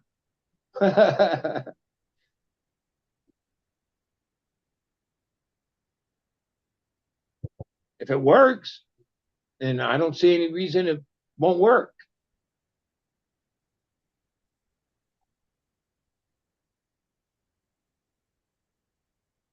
And it's only a matter of time. Like, yeah, like, I don't know, maybe 50 years, maybe less at the rate we go. That, yeah, that like as much as you think, oh, yeah, things change. If we keep going, then things are going to keep changing at rapid speed, especially when it comes to tech shit. Like, and that's what like a Tesla felt like. Oh, now it's like a computer, the whole thing. That's what it felt like. And the other electric cars, they were fucking cool. Like as far as like, oh, one that did drive smooth and was super luxury. Wait, get the company. Uh, I never had heard of it before, but it's Polestar? actually, huh? Polestar? No, Genesis. Genesis. Oh, that's a Yeah. nice one. Yeah. But this one was like sedan with fucking leather and like even all of its electronics was different. Tesla is kind of like advanced when it comes to the tech side, where some of the other ones weren't as much. But, I mean, isn't that what Tesla basically? Yeah, that was part of their whole thing. Some of it seems like it's overthought. Like some of it's stupid. Forget all like there's so many fucking settings and shit and blah blah blah. But yeah, I mean, I heard the Volvo was I haven't nice. needed to, but like if I had to get another rent a car, I did it 3 times in this year for different things I was doing. Um, I got electric, and like the first time it was all right, and then I missed like half of a set of music because the charging time, right? And I was like, oh, you just better account for that, right? Yeah. And then the other times, due to whatever, one, I wasn't in the Tesla networks, and then you're in this other energy supplier thing. Dude, that was a nightmare, dude. And wasn't like, wait, some of those places that are fast, here is the scam that's like, oh yeah, fuck that part, right? Because if you wanted power at whatever speed and didn't want to pay a lot, oh, it's like how fast it charges you is how much they're going to charge you for that kilowatt, right? Which, oh, it's a huge jump. Like, I didn't even figure the percent, but like, oh, you can get the shit for under a quarter at the slow rate, right? Oh, you want it fast? Oh, it's 86 cents. What, It's 91 cents, right? what did Oh, it cost? you over by the airport? Oh, well, wait, it's this amount of money. Okay, they sort of play that with gas for sure. But like, wait, now you're telling me the the faster ones? Because oh, there's these ones that will charge it up fast. Oh, you pay, right? Like difference of oh, okay, so that 200 and whatever amount of miles, or somewhere under 300 miles is what they get, or they seem to all try to get. That was like 30 some bucks in gas. Well, I don't know. Gas is kind of expensive. It depends what kind of car you're driving, but it ain't that much cheaper. Now, if you had it, you owned one and you were supplying the power from your house, which, okay, that's a whole different market. Like I was just a temporary user of it. It would be different. But oh, if you're gonna, but then I heard a guy bitching about it, and because he lives in an apartment or a condo.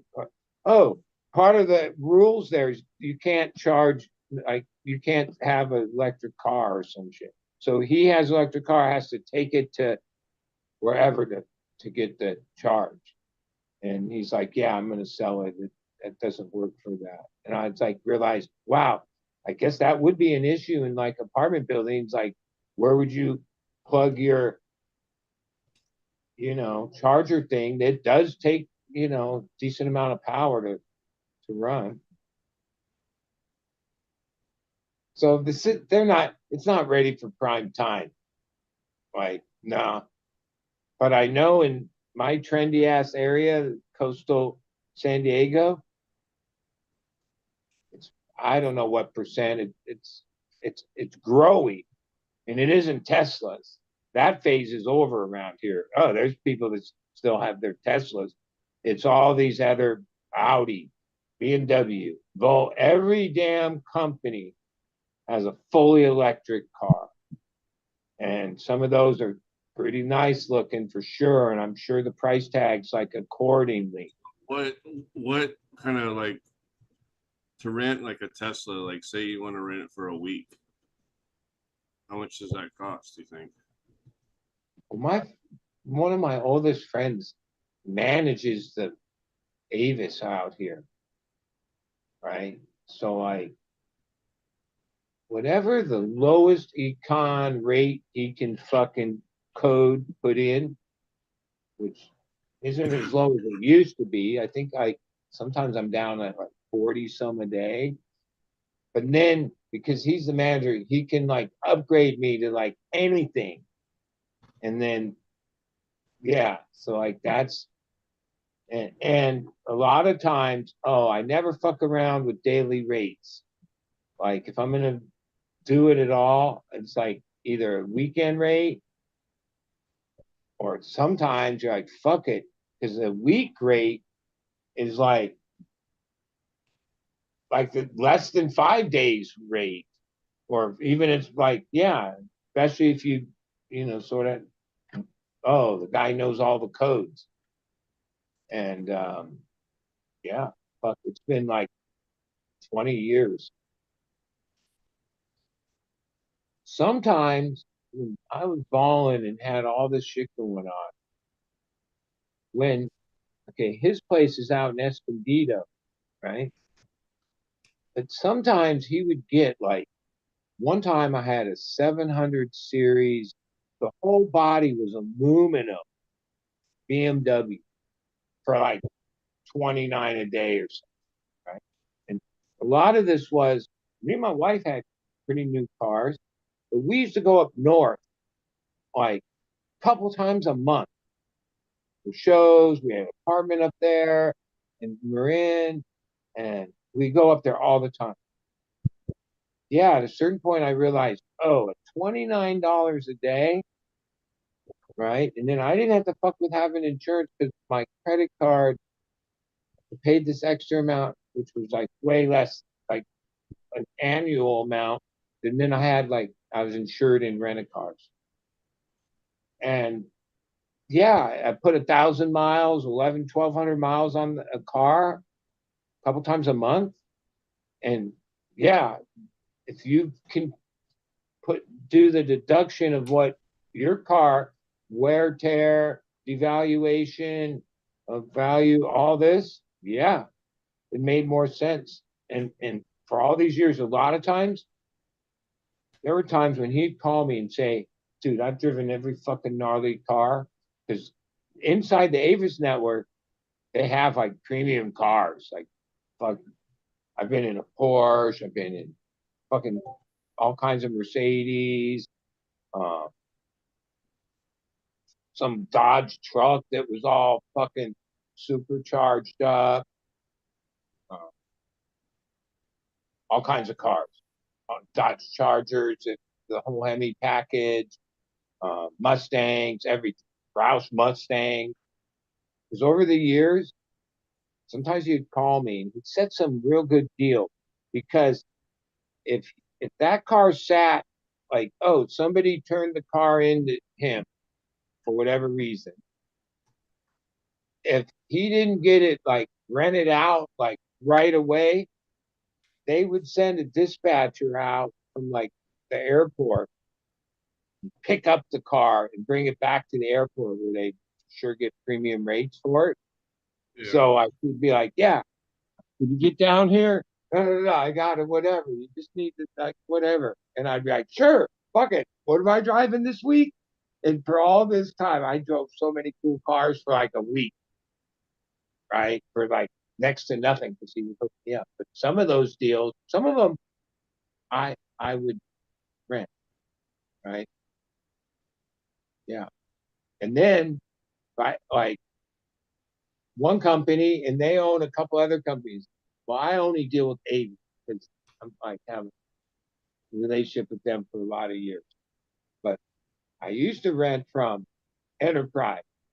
And one time, me and my wife was driving on our windy road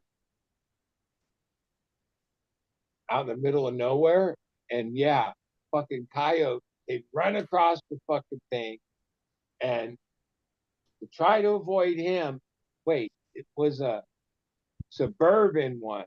So it was like the longer wheelbase Chevy, right? And yeah, I made a real sharp turn and the thing like went boink and rolled. Like it was the quick, like it wasn't even, I had any choice in the matter.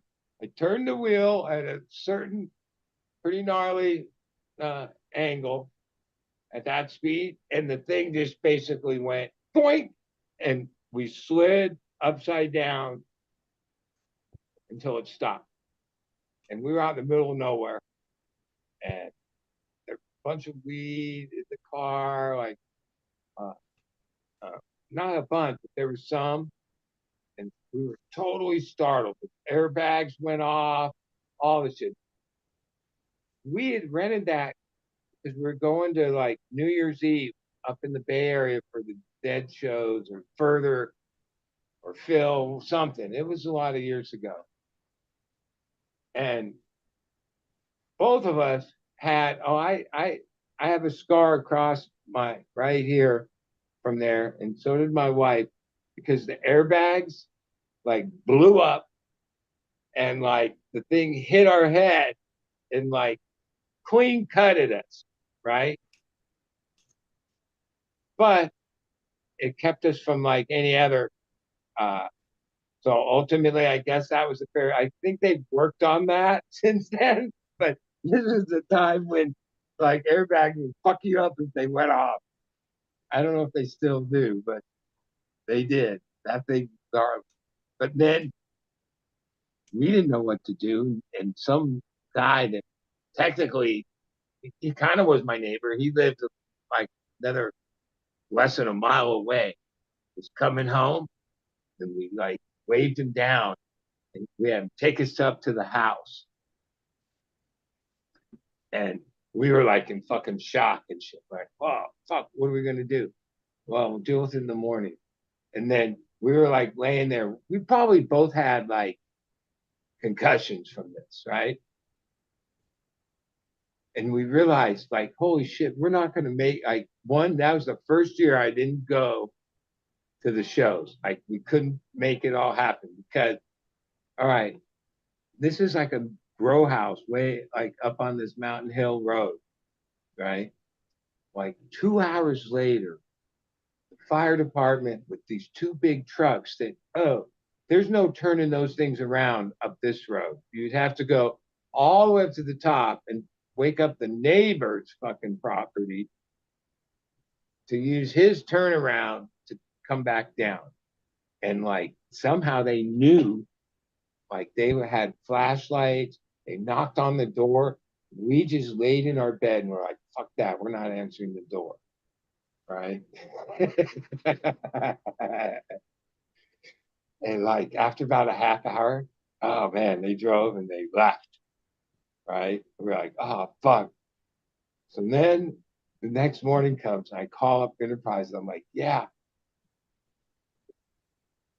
I was driving and this happened and the car's there. Okay. At like 3 in the morning, yeah, my partner, like he's been around. This is way before we were even partners. He worked for me and he lived way at the beach.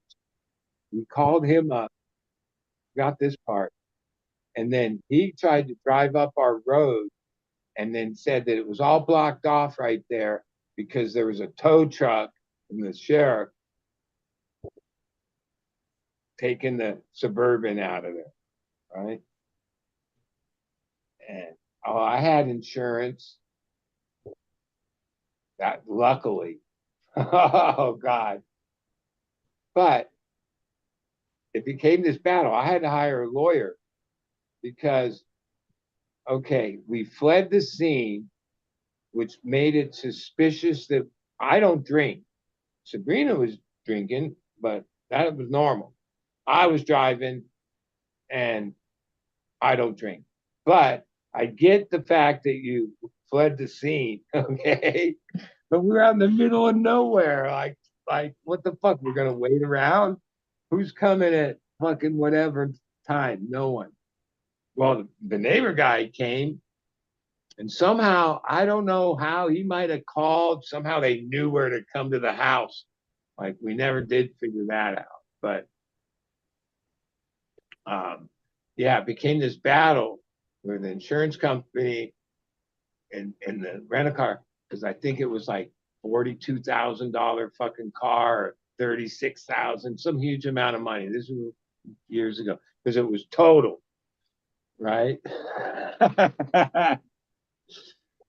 And then it was this battle. I had to get an attorney, and eventually they paid the claim, and then yeah, no way can my name rent a fucking car from Avis or any of their conglomerates. I'm banned for life.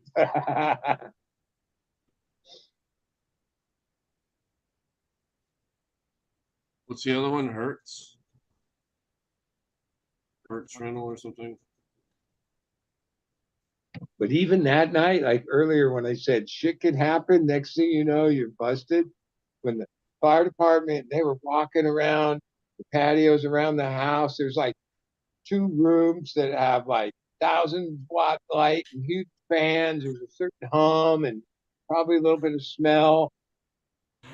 Yeah, we like why we were just like frozen and weren't answering the door or like nothing. Well, that was like the thing to do because yeah, that those kind of things could happen and go like horribly differently, like where you somehow bust yourself. That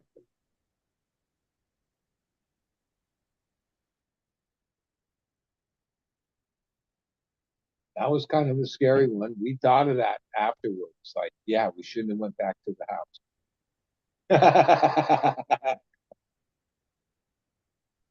On the next expo you're going to?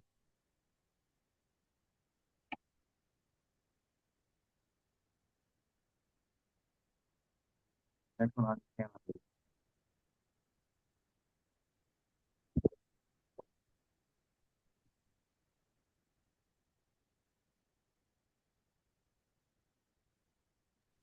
What? Sound like you're on a CB.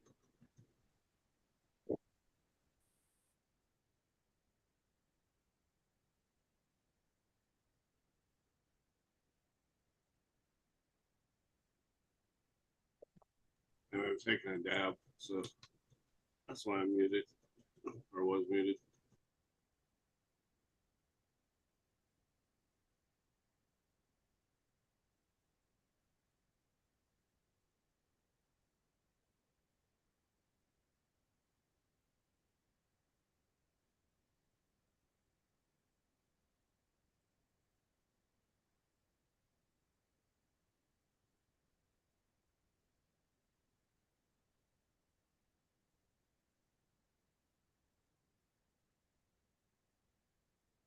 Yeah, like a trend down, like when you get to be like, I don't know, 4, 5, 6, even further, maybe 8 blocks from the beach, Oceanside, Carlsbad, all these neighborhoods. There's a lot of people that have like electric, yes, it's a golf cart. It's a little more than a golf cart, but they got license plates, real license plates.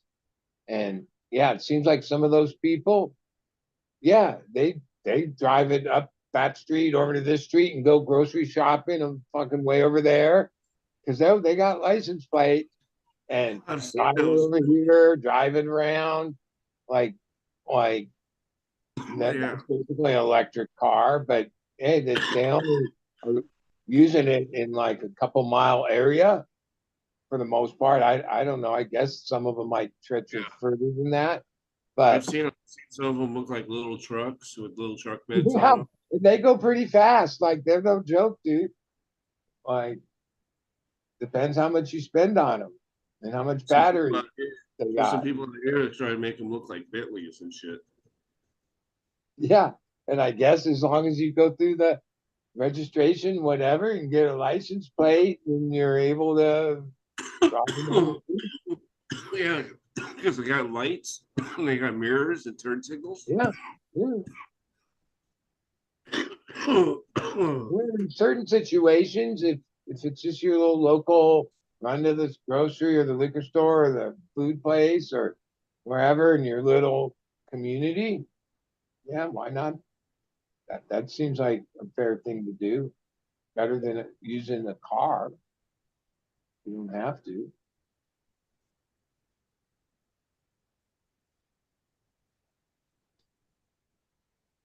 And the cars aren't much different than those things, really. I mean, they are. Most of it's safety. Like if another car hits you at this speed, you need a certain amount of like body work because like at this point, an electric car doesn't need a lot of that. Most of that's just there for safety. Because eventually they could be like, yeah, we just need a capsule.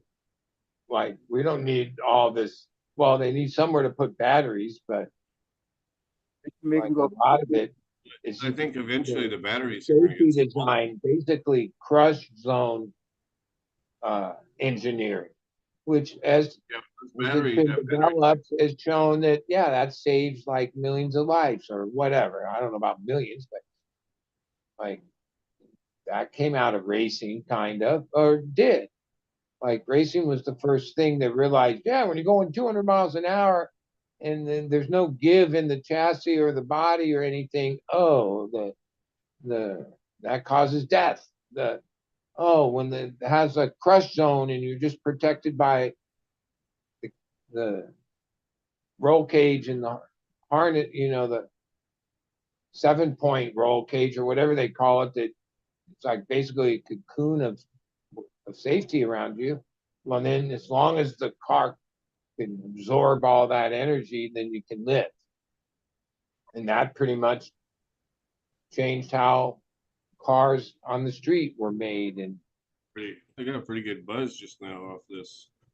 And a lot of things that bug you, like why the bumper has like a plastic nub connector, and they use so many connection pieces that can break so easily that are mainly out of plastic. Well, going 60 miles an hour and you hit something, that's what saves your life rather than like a rigid structure.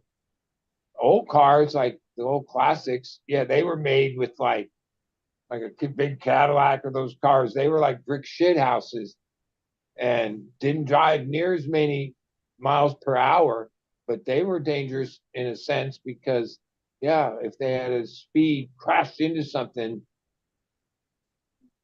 yeah, force meant force, right? Yeah.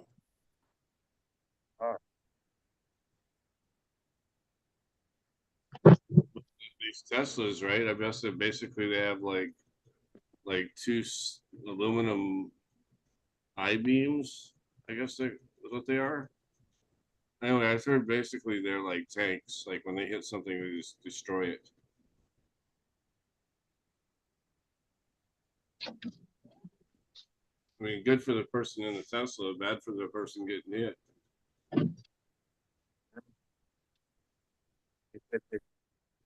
World, I don't know if World War One, World War II.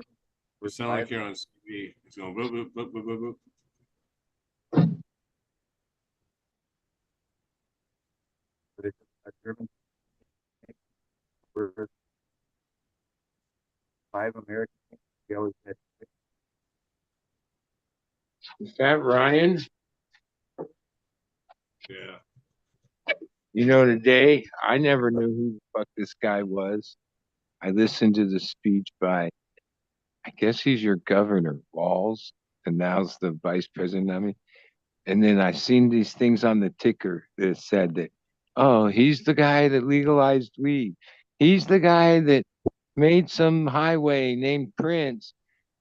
he made some post that Warren Zevon should be in the Hall of Fame. I'm like, wow, they're really trying to make this guy seem cool. How is this guy cool, or is he just another jackass?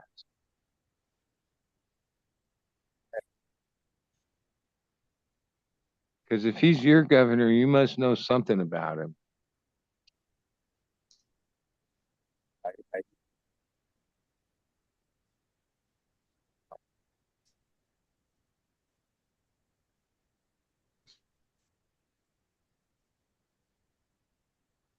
I'm Well, yeah. surprised that she didn't. I'm surprised she didn't pick Newsom. Well, first off, you can't have a president and the vice president from the same state. So that goes back like Oh, you 200 can't. years. No, Okay. that was never an option, and now that wouldn't have served her. Here's the deal: the pick, and even the couple people that she was picking between, it all has to do with trying to bring one of these. What do you call it? Um, Demographics.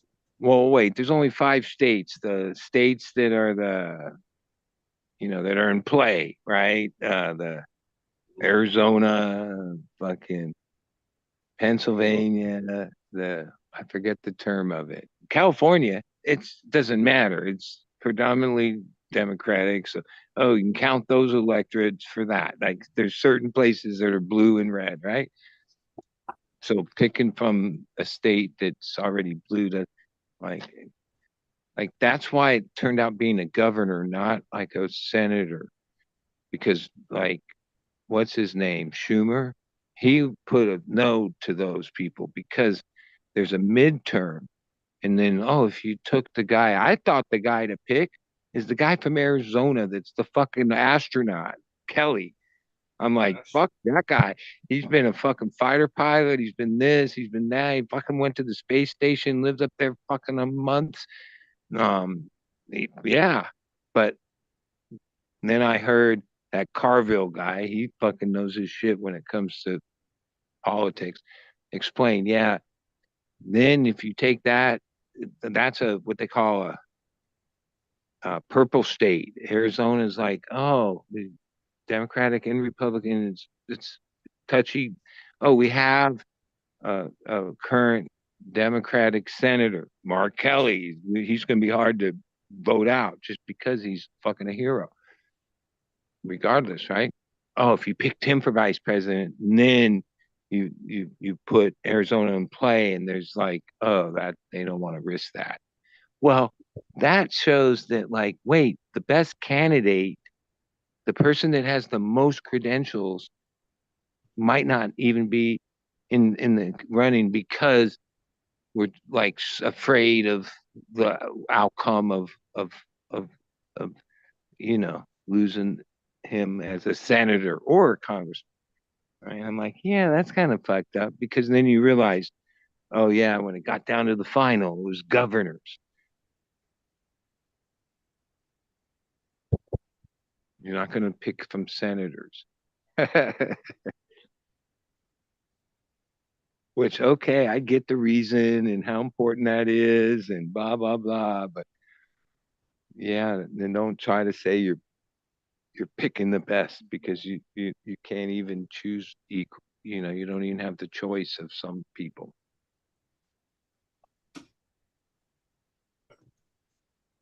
They're picking who they think is going to help them win.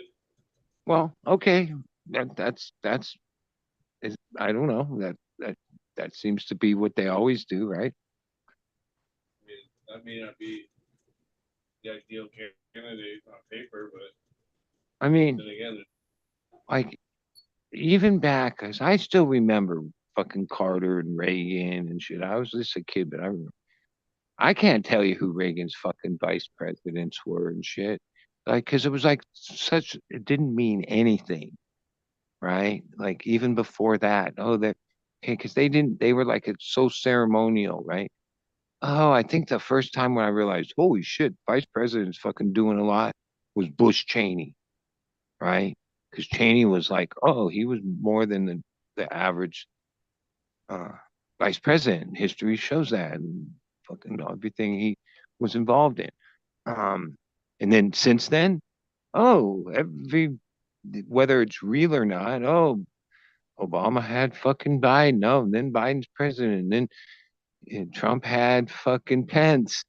Like, you know who the vice president? Pence was in charge of the COVID response. Like he was part of the the stuff going on, right?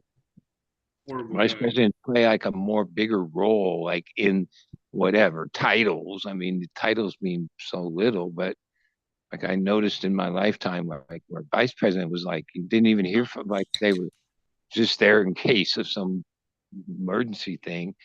Um, to where, oh, vice presidents like fucking really are in there doing shit.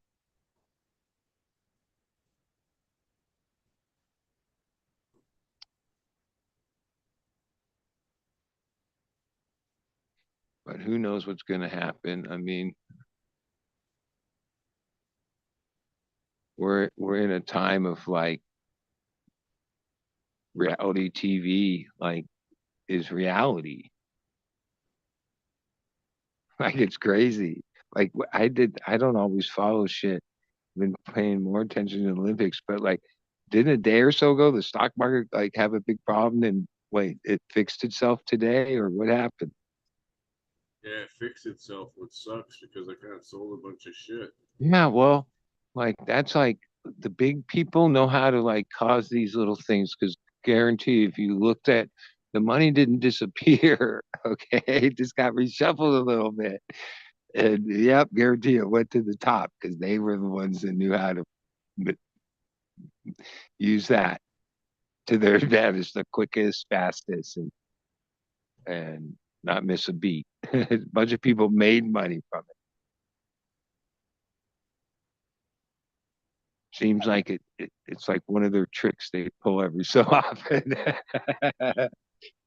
And then they tell you all these indicators, like, oh, there's these indicators. So we all like freaked out for 12 hours. That's not how it goes, but it sounds good. Because at a certain point, those people turn on these computer systems that like just play every fucking angle in milliseconds.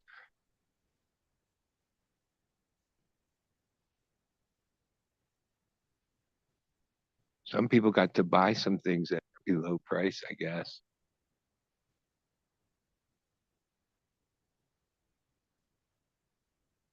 Looking at okay, so they want $91 a day to rent a Tesla Model 3 or similar. It says Yeah, no, I paid like under 50 or some shit. And that was like high because like it's been a while since I needed to do that. My friend's like, oh no, the rates aren't like what they used to be. Like I guess post COVID, rent a car rates are like steady, where there was a time when they were super competitive. But the reality is there's conglomerates, and once there's like enough conglomerates, then that kind of competition goes away from the marketplace. That's that's really like a problem in our world and in our economics.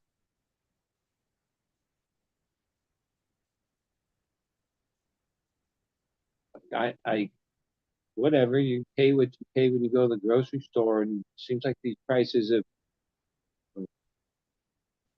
there's no more good sales. I noticed a lot of items like, oh, if you didn't buy it this week, it was like 2 for $5 next week. A lot of that went away in the last so many years. You could say, oh, it's inflation and all that, but one company owns all the grocery stores. Like they just locked in the final pieces. So, okay, Kroger owns all the grocery stores, the major ones, right? At least out here, all the major ones owned by one company. Well, that's it. There's the end of like used to be Vons and Albertsons, Ralphs. They all competed against each other. If one of them was blowing out soda at whatever price or this or that, all of them had to follow suit, right? Yeah, conglomerate, it owns them all. No reason to compete against each other, guys. You know what I'm saying? Like, that's why we've had antitrust laws from ever. Somehow we went in this like last 20 years and just so I mean, yeah, there's a couple cases, but not the real ones that would matter. Like and stopping it from continuing to happen. Because at this point there's only a couple pieces left, and then it, bam, these certain corporations have control of like all of everything, most everything. And then that's not capitalism anymore, right?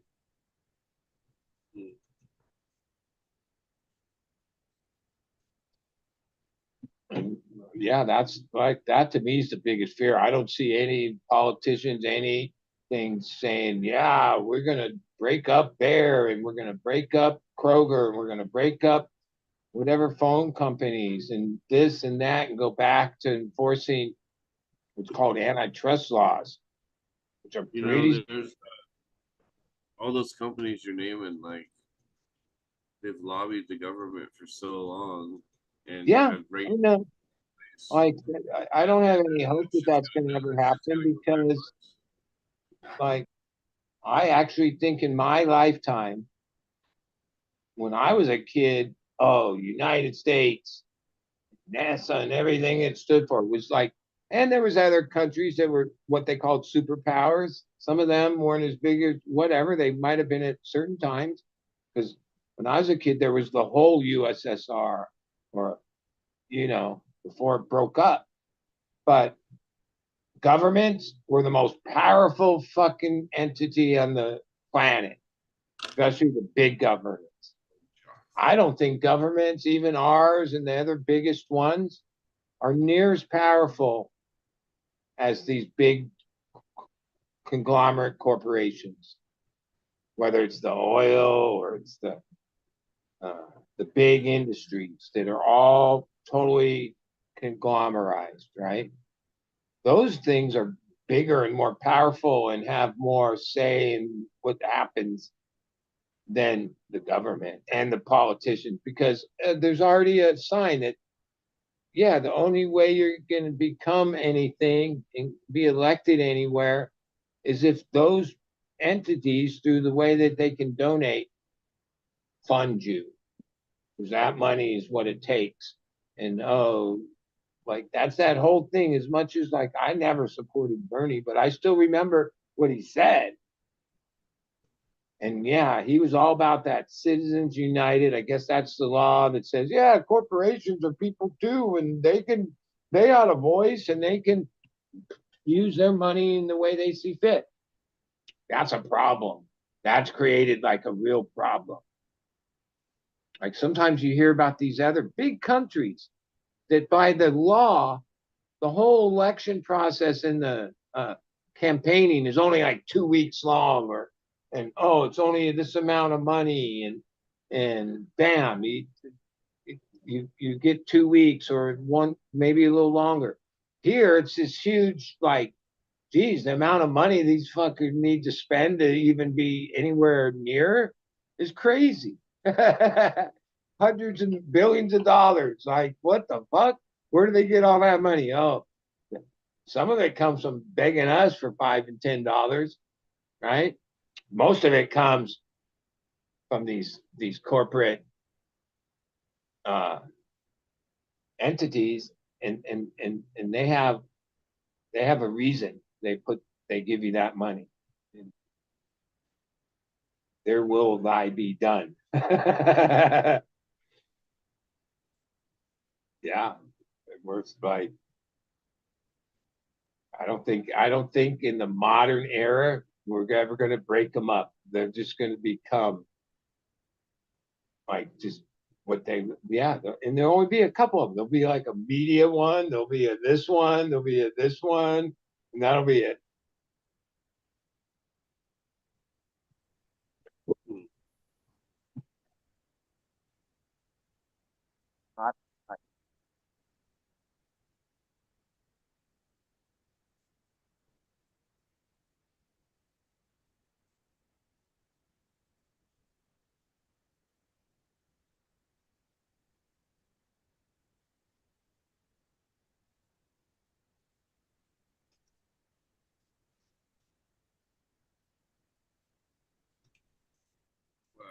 Fucking $376 for a piece of plastic.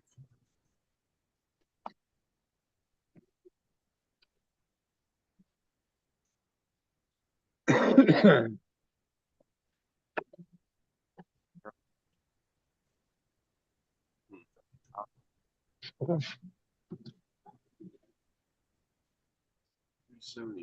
That's so expensive.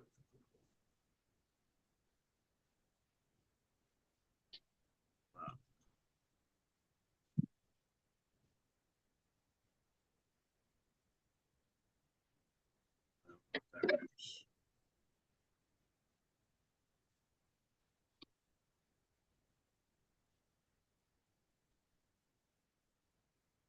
Yeah, I have to learn how to not drive so fast on dirt roads.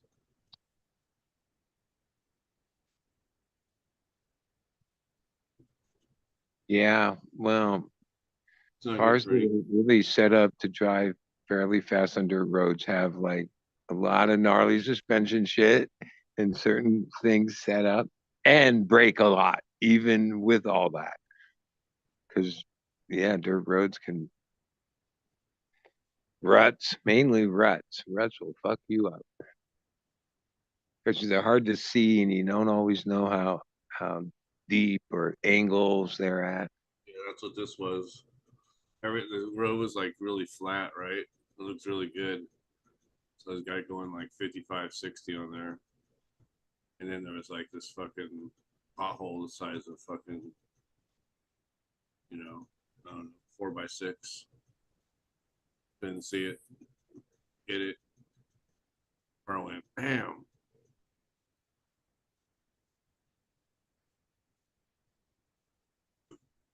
It's no good.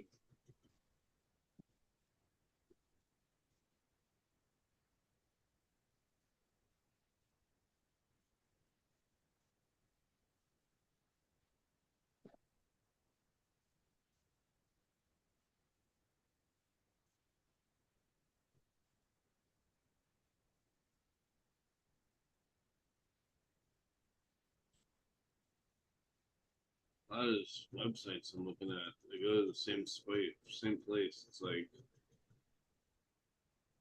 50 different websites, but when you click on them, they're all pointing to the same thing.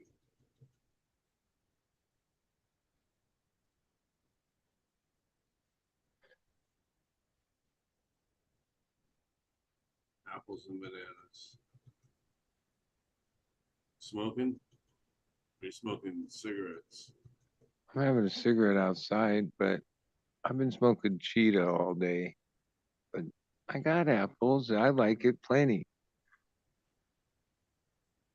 I like cheetah piss more. I don't know why. It's just, like has a really stony high that suits me. Apples taste really funky and super good too. And so slaps. Slaps is good because it's got that monkey, what's it called? Part of its lineage. But yeah, that's good. Grape gas. Yeah, I don't usually smoke it that often, even though it's got its own taste and everything.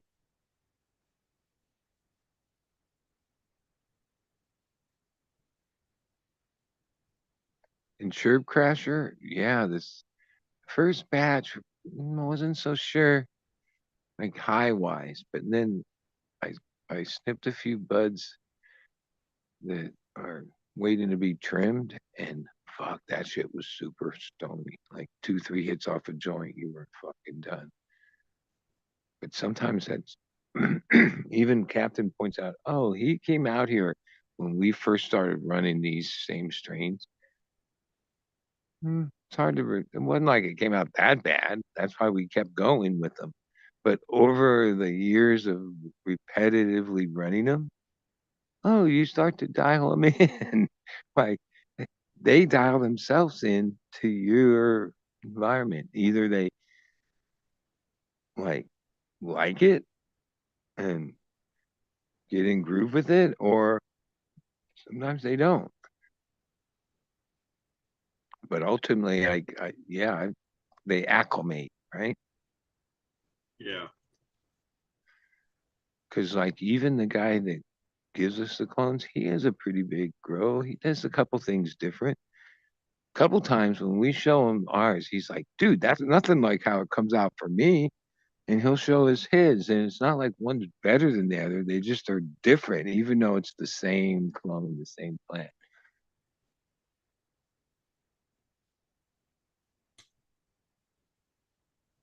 Well, it's kind of hard to replicate your environment in his environment. Maybe it's totally Yeah, different. like even when I used to help people, we used to like kind of do same thing, trying to obtain the same environment, but like, yeah, somebody 2 miles away is different than everything. All those things are all little variables.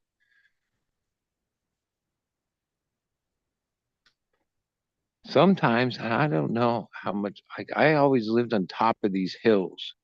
It wasn't that many feet up, but it was more than like some of my friends that were like at the bottom or in the valley, like maybe 1,000 or 1,500 feet higher or something like that. And sometimes we'd think, oh, well, that's why. Like, yeah, your place is up higher. So I don't know.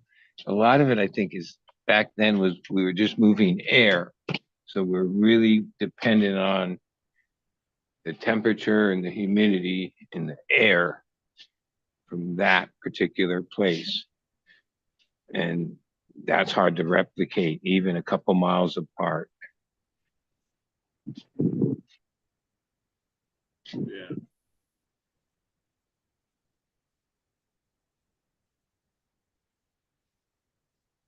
Today, a lot easier in sealed rooms with certain equipment that, yeah, pretty much flatline the environment.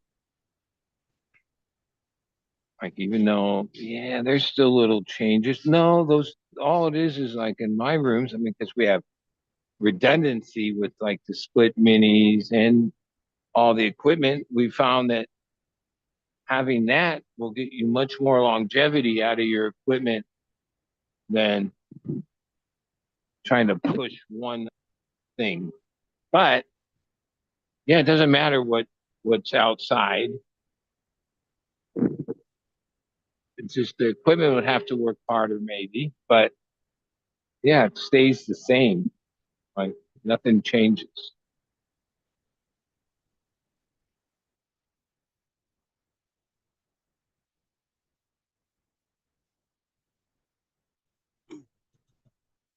Yeah, your system is kind of dialed in a long time ago, so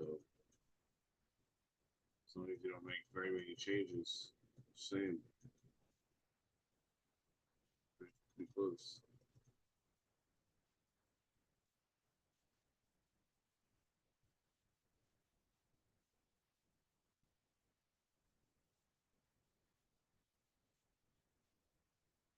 Still there?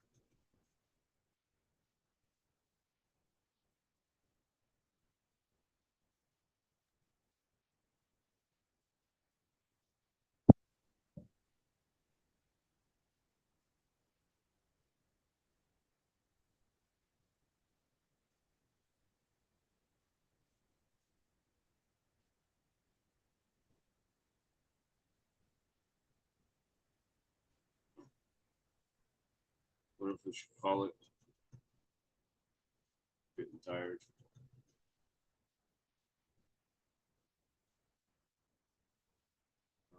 Maybe I'll just log off. Yeah, I'm gonna take off. I'm tired.